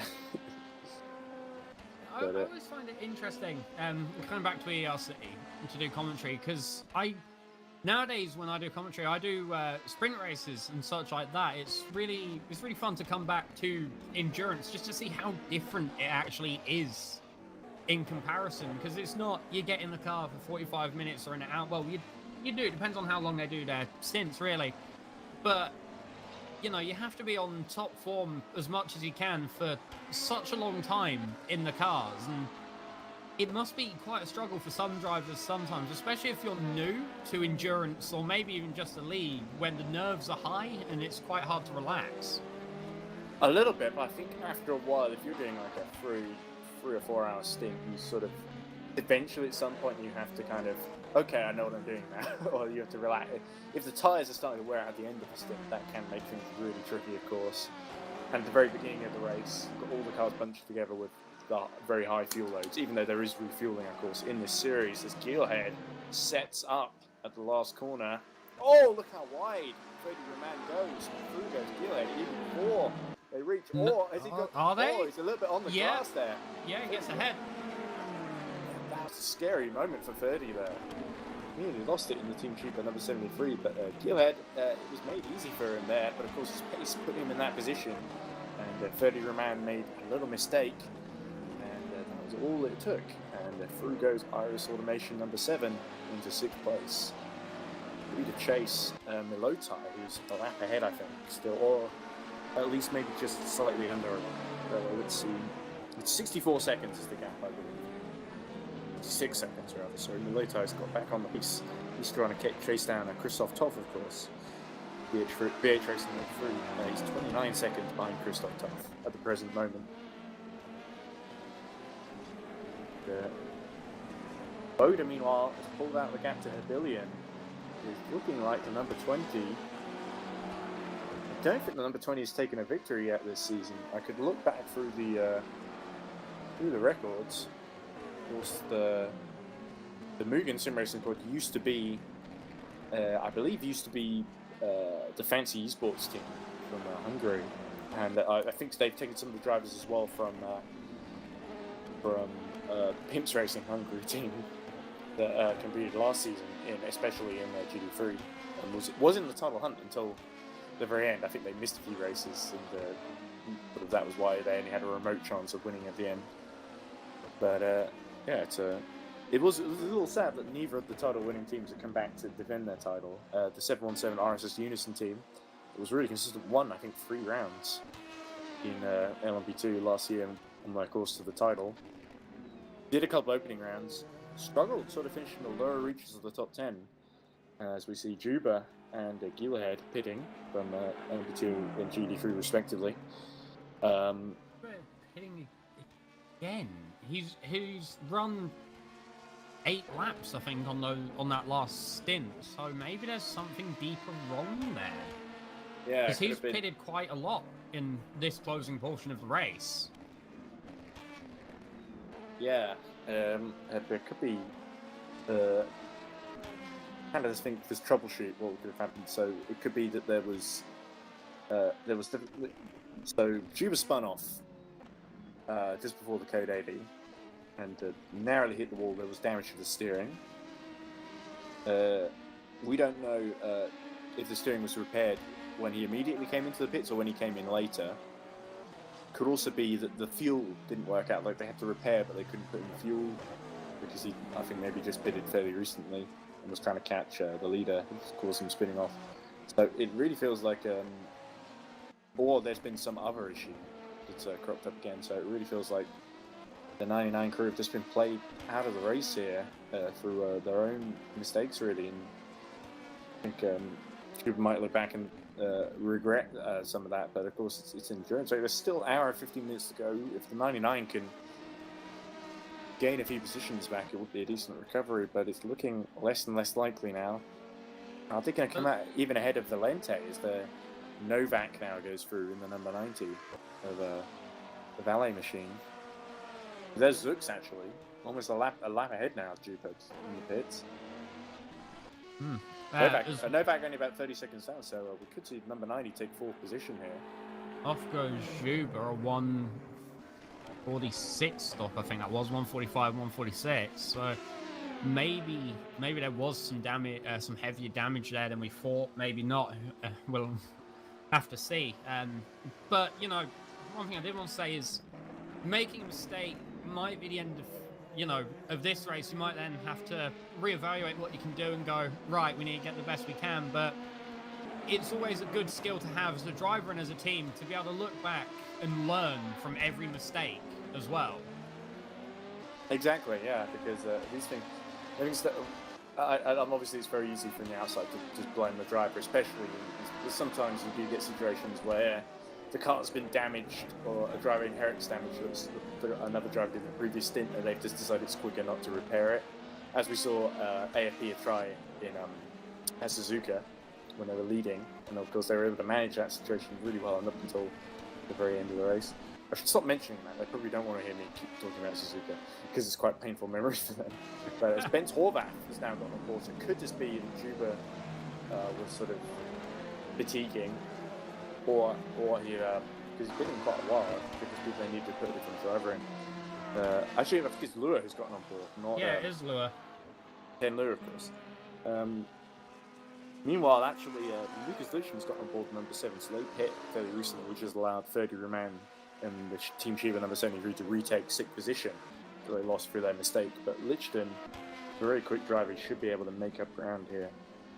But I think it's going to be very difficult for them to catch up to the Triple Eight squad, especially with Malotai's pace. I think Malotai far more likely to catch up to Toff for the end, maybe through as Zoltan Toff and the other Toff. Gradually Even as the time has gone on, Zoltan Toff has dropped just over 11.5 seconds behind Serejek. If my graph is anything to go by, which that's quite a gap, and it seems to be extending. Here we go. Lap This is a battle for. I thought there was a position there, but it's showing. There's an LMP on the GT. There we go. This is Lua. Yeah. The inside of Valente. There we go. I did think that was the battle quite close. And so Valente, who has been in the car a while now, Lua just breezes by as well. Yeah, the traffic actually really helped there, bizarrely. The sister car from the other class, not getting out of the way in time, and 10 Lua takes full advantage up to 6th position. But you see the flashing of the, of the GD car in the background there. As he almost to say sorry. But Lua is going to have to carry on and catch up to Novak now. But I think he'll be doing well to catch up to Novak. The best that AFP can hope for now is to recover the 5th place now. And what could have been a podium finish, now there's been a sort of a decent points finish, but not what they would have hoped in their quest for the championship. It's really going the way of the number 20 and the way of the number 95 at the moment. With the number 29, of course, I think if they continue to get great results, we never know what could happen, especially with another 24-hour race still to go. But BT3 Racing definitely proving what they can do. We did see them quite, if I remember correctly, they were running in the top 10 quite strongly in the early stages of Le Mans, and then had to drop out and retire early in the race. So it was really great to see them really on full song here. They've really done their homework and got a great setup for the Portimao circuit. The Algarve in Portugal, as we see, Lua. This time he's the one being held up by a GD3. I've been thinking, Ross, there's been so much motorsport today. I had one point where I was trying to keep up with qualifying from French Grand Prix at Paul Ricard. I'm also trying to keep on top of what's happening in a practice session for Formula E in Puebla in Mexico. And I've got this race, Portimao. So I'm getting text updates from friends who are watching the Formula E race. I'm watching the qualifying for the French Grand Prix on television, and I'm looking at my phone for the live timing for this. At one point, it's an absolute crazy scenario. It's always good to be able to keep on top of everything like that. To be fair, I've put it all so aside. forgive me if I get mixed up and start getting Formula E drivers mixed up with EERC drivers, and I start getting using call names from Paul Ricard instead of Portimao. Mainly because I don't know the call names of Portimao that well.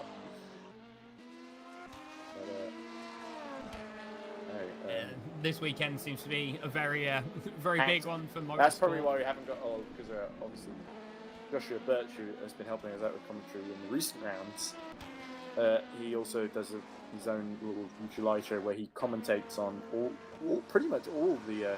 He does. Let's see. So he does Formula One.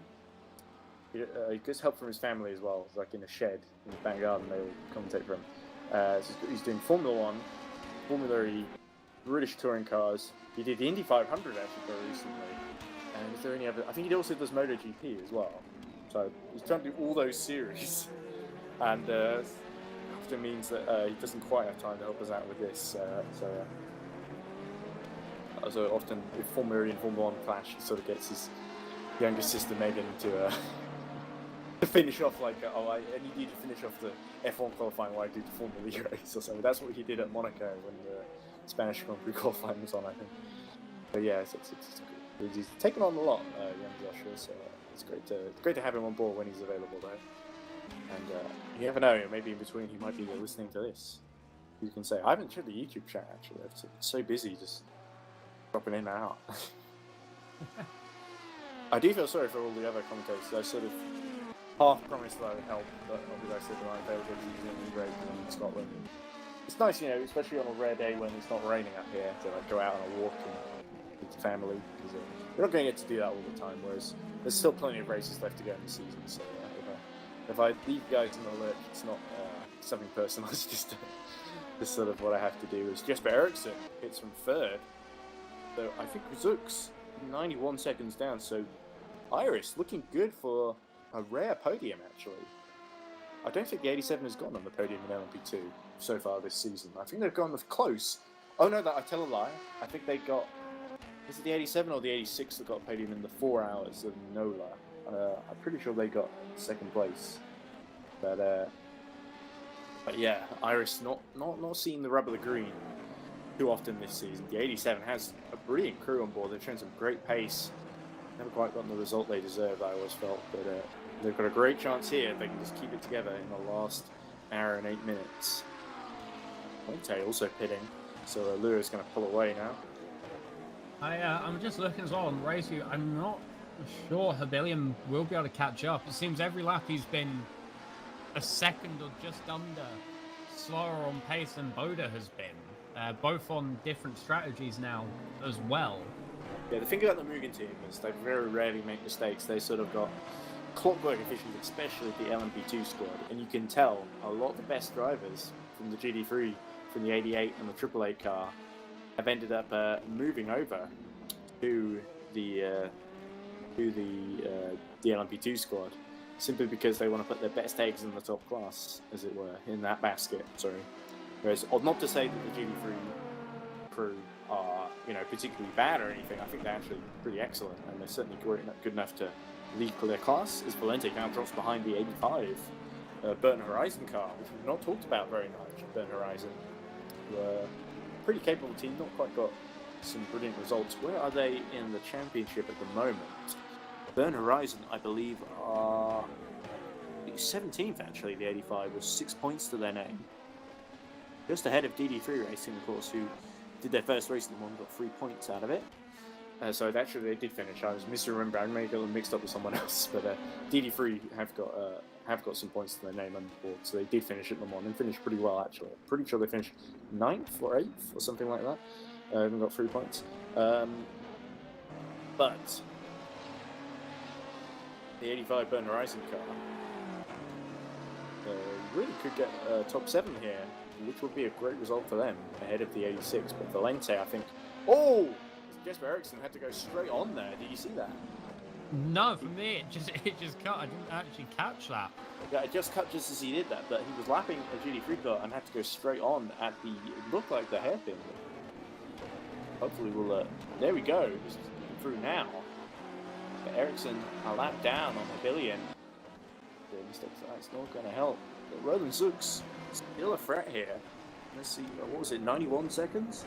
The gap is 59 seconds now. So actually, TAC Hackers have been closing at a rate of knots.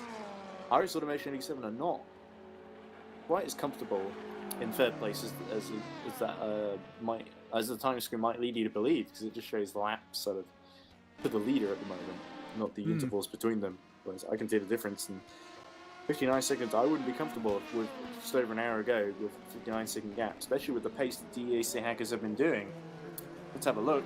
That last lap, just very recently coming out of the pits, of course, 2 minutes 46 seconds, 132.4 for Roland Zux, which puts him then the rest of only the a laps, tenth they've behind been- the leaders. The rest of the laps as well on this current stint have been 31s and 30s, in fact. And a little shout out actually to Olivetto Thomas for Burnt Horizon 85 at 132.378 there. Just right on the pace of the leaders actually.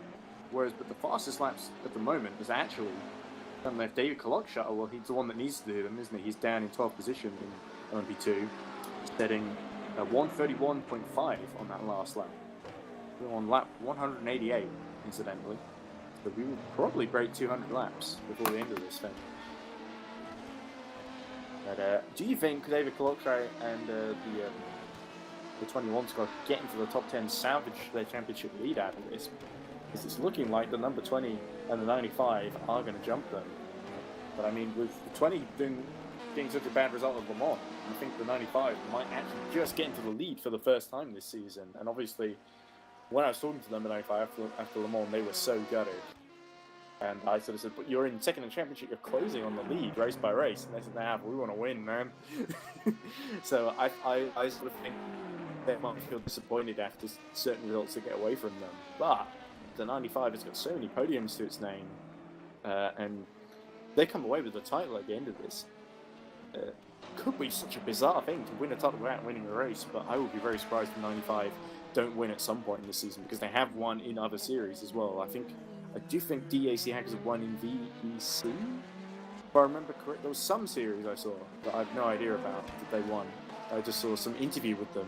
Although they certainly got some great results on the podium in other series. I'm not sure how many they've won. But they definitely won the small teams, obviously running only one car here. But they are pretty well regarded, DAC. And I think they've got a partnership. I think they're called DAC Hackers incidentally because there's like a hockey team in some Eastern European country. Is it Hungary, I think? But there's also DAC named, and so they've got a kind of sponsorship with the esports team that competes in all these R-Factor 2 events. They might compete in other games too, I'm not sure. But there we go. That's my limited knowledge on holiday, half-remembered knowledge coming to the fore there. Anyway, the gap as we look in GT3 between Zoltan Tolban and Serege is up to 20 seconds now, so Serege stomping his lead here. I really think this is going to put the 88 in a strong position for the rest of the season. And there is also still a few races to go as well, so for every team, and I'm sure all the drivers are thinking this as well, there's no room to be, complacent or slow either. Each race matters in the end. Yeah, and we haven't talked about the 35 a lap down, but they're sort of the dark horse in the GT3 race, the title race at least. As I look in the... where's the damn team standings? There it is. Where are they? Ultimate Volts 35, yes, they're 5th on 52 points. They're only about 8 or 9 behind Team Shiba on 61. So that's 9, isn't it? Yeah. Then it's Mugen 888 on 74 with their head up. So I think Ultimate Volts 35, they're not necessarily the quickest team, but they've been extremely consistent. And I think they have got some of the race organisers on board there. So of course they want to win their own series. But I really think we are potentially looking at with Shiba. I think with their best drivers gone, they've still been dropping out of the title fight. I think it's between 88, number 7, 888, and 35 in GT3. That is, as I see it here, at least. With number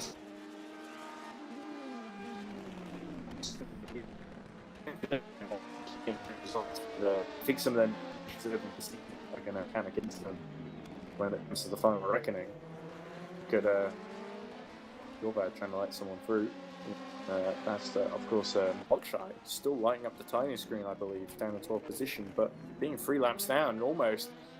So it doesn't matter if you get the good lap in And again there, you got to just consistently hold on, hope others ahead hit trouble. It's always... I've lost my train of thought there because you went very robotic there for a minute. Yeah, sorry, my connection to Scotland's probably not brilliant at this point.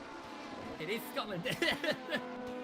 Yeah, I think it can't might be remember my what I was dad trying to saying. watch the women's cricket downstairs.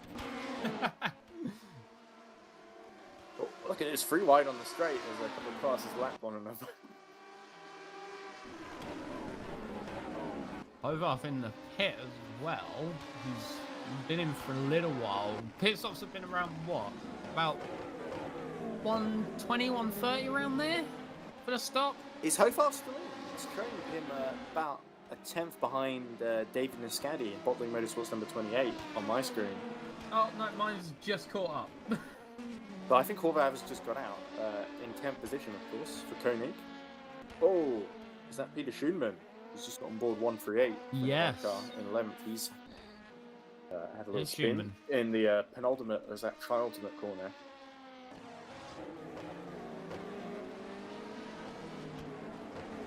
Hard to tell when it's dark which corner we're at sometimes, especially because Portimao, a very recent addition to the Formula 1 calendar, so it's not like I know it off by heart really, because I haven't looked at it. It was a motorbike race just there.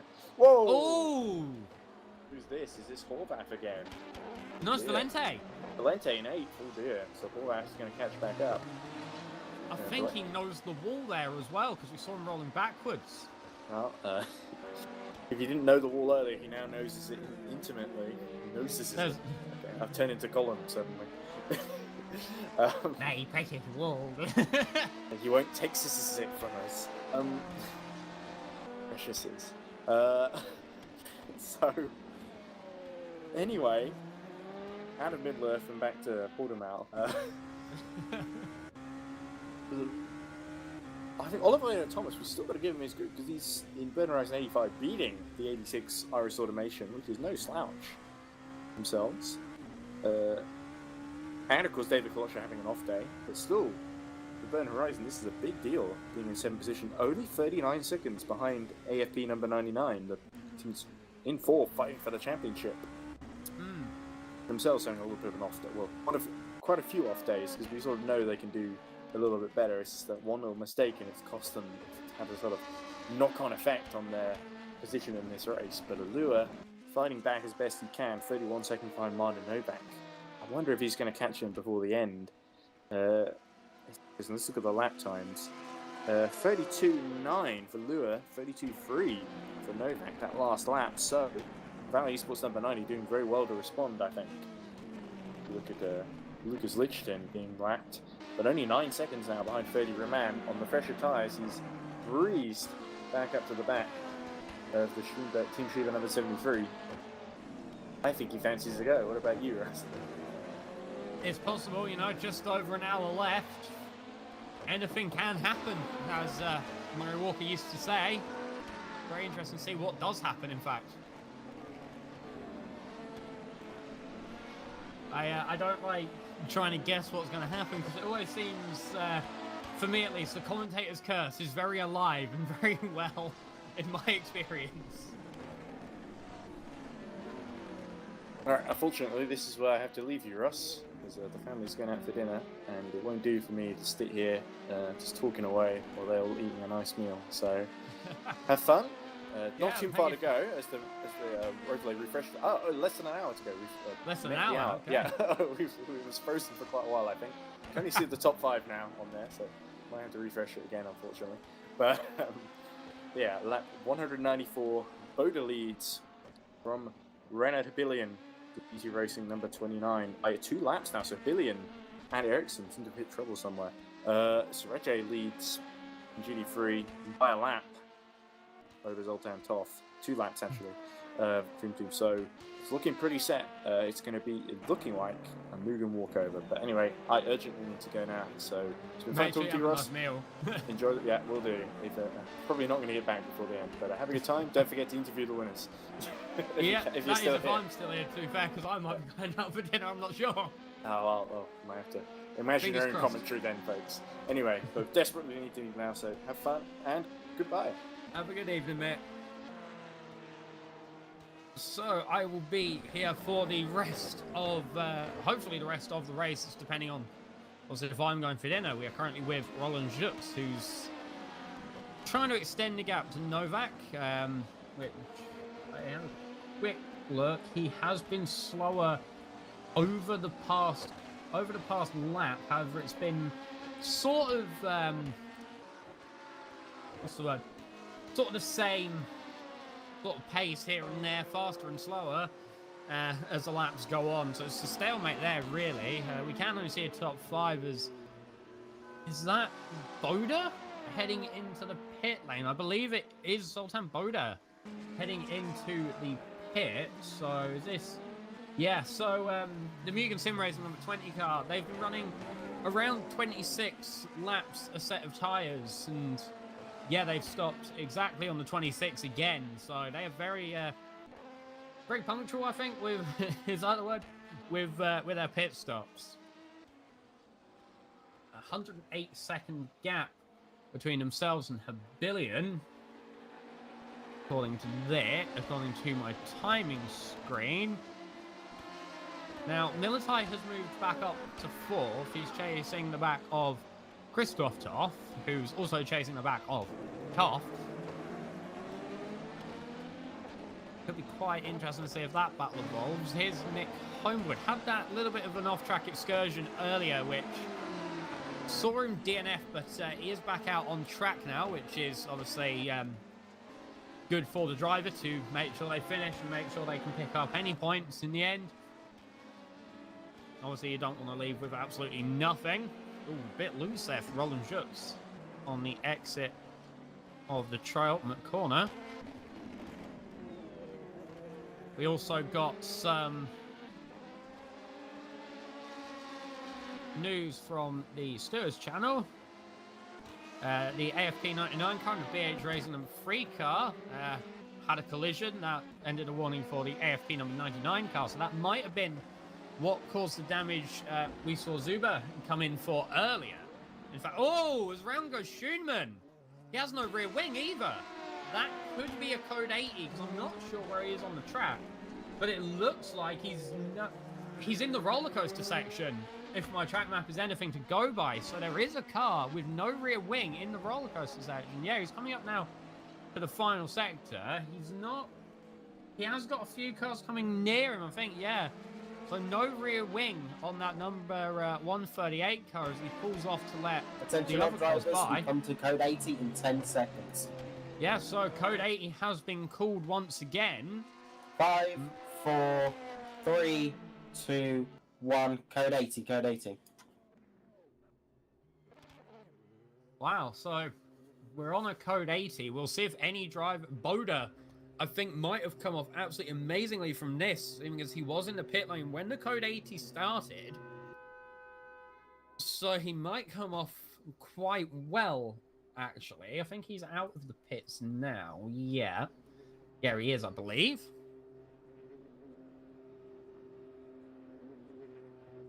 Further down as well, apparently Jesper Eriksson. Attention, all drivers. Back to green in 10 seconds.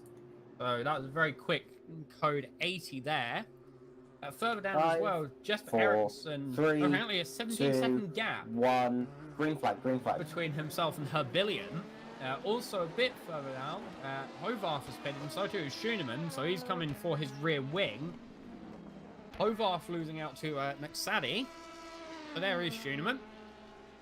Not sure what quite happened there, in fact, but at least it's good that Schoenemann did get it back to the pit without causing any bigger collision. Which is obviously what you want in that situation, is not to cause any collision, in fact, or any further incident with damage. And it's obviously very good to see the driver come back safely to the pit lane. As we get another overlay refresh. So, Boda is out on a new set of tyres. Here's this we can see coming into the pits. I think it's Olivetto Thomas pitting in.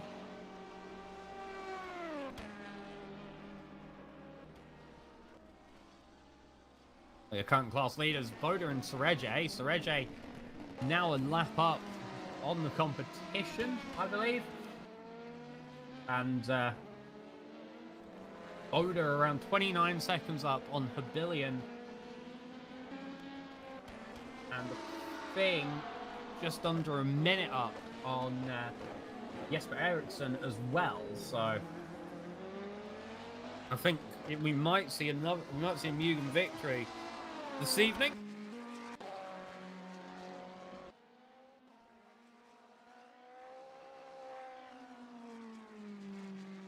Oh, I have quickly got a phone call to answer, and I will be back with you.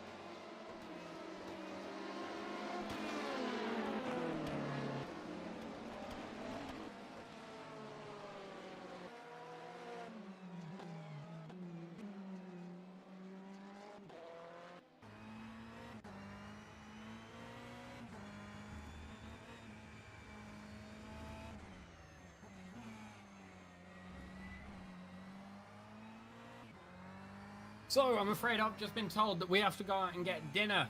We're on lap 202 for the lead lap vehicles.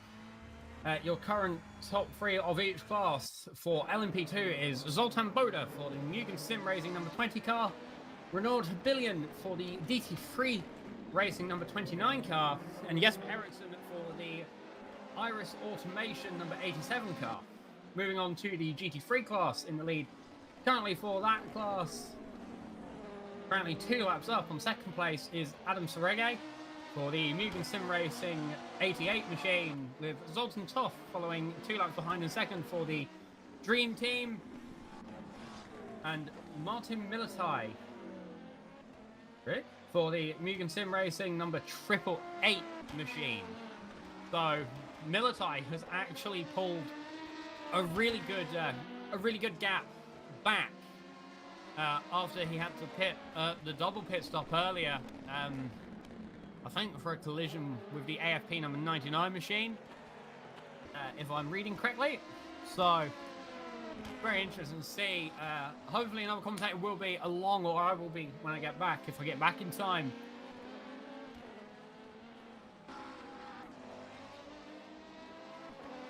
So, for now, I'm going to sign off. Hopefully someone else will be along. I'll make sure I'll put a thing in the chat, and hopefully someone will head along. For now, I've been Ross, and thank you for listening to my voice for the short time that I've been here commentating the 6 hours of Portimao for EERC.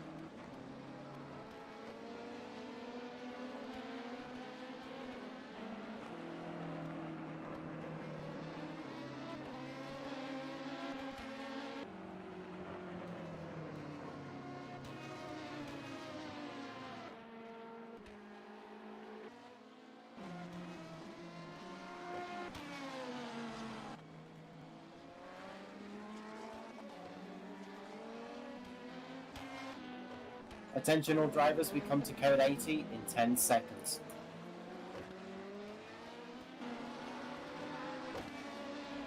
Five, 4, 3, 2, 1, green. Code 80, code 80.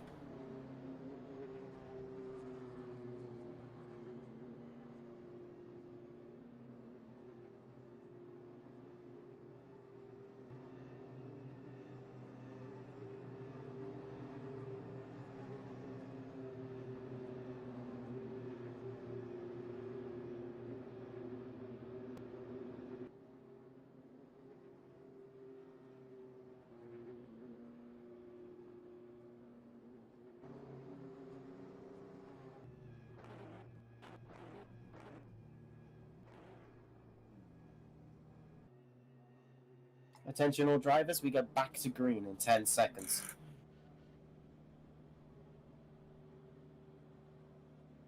5, 4, 3, 2, 1, green flag, green flag.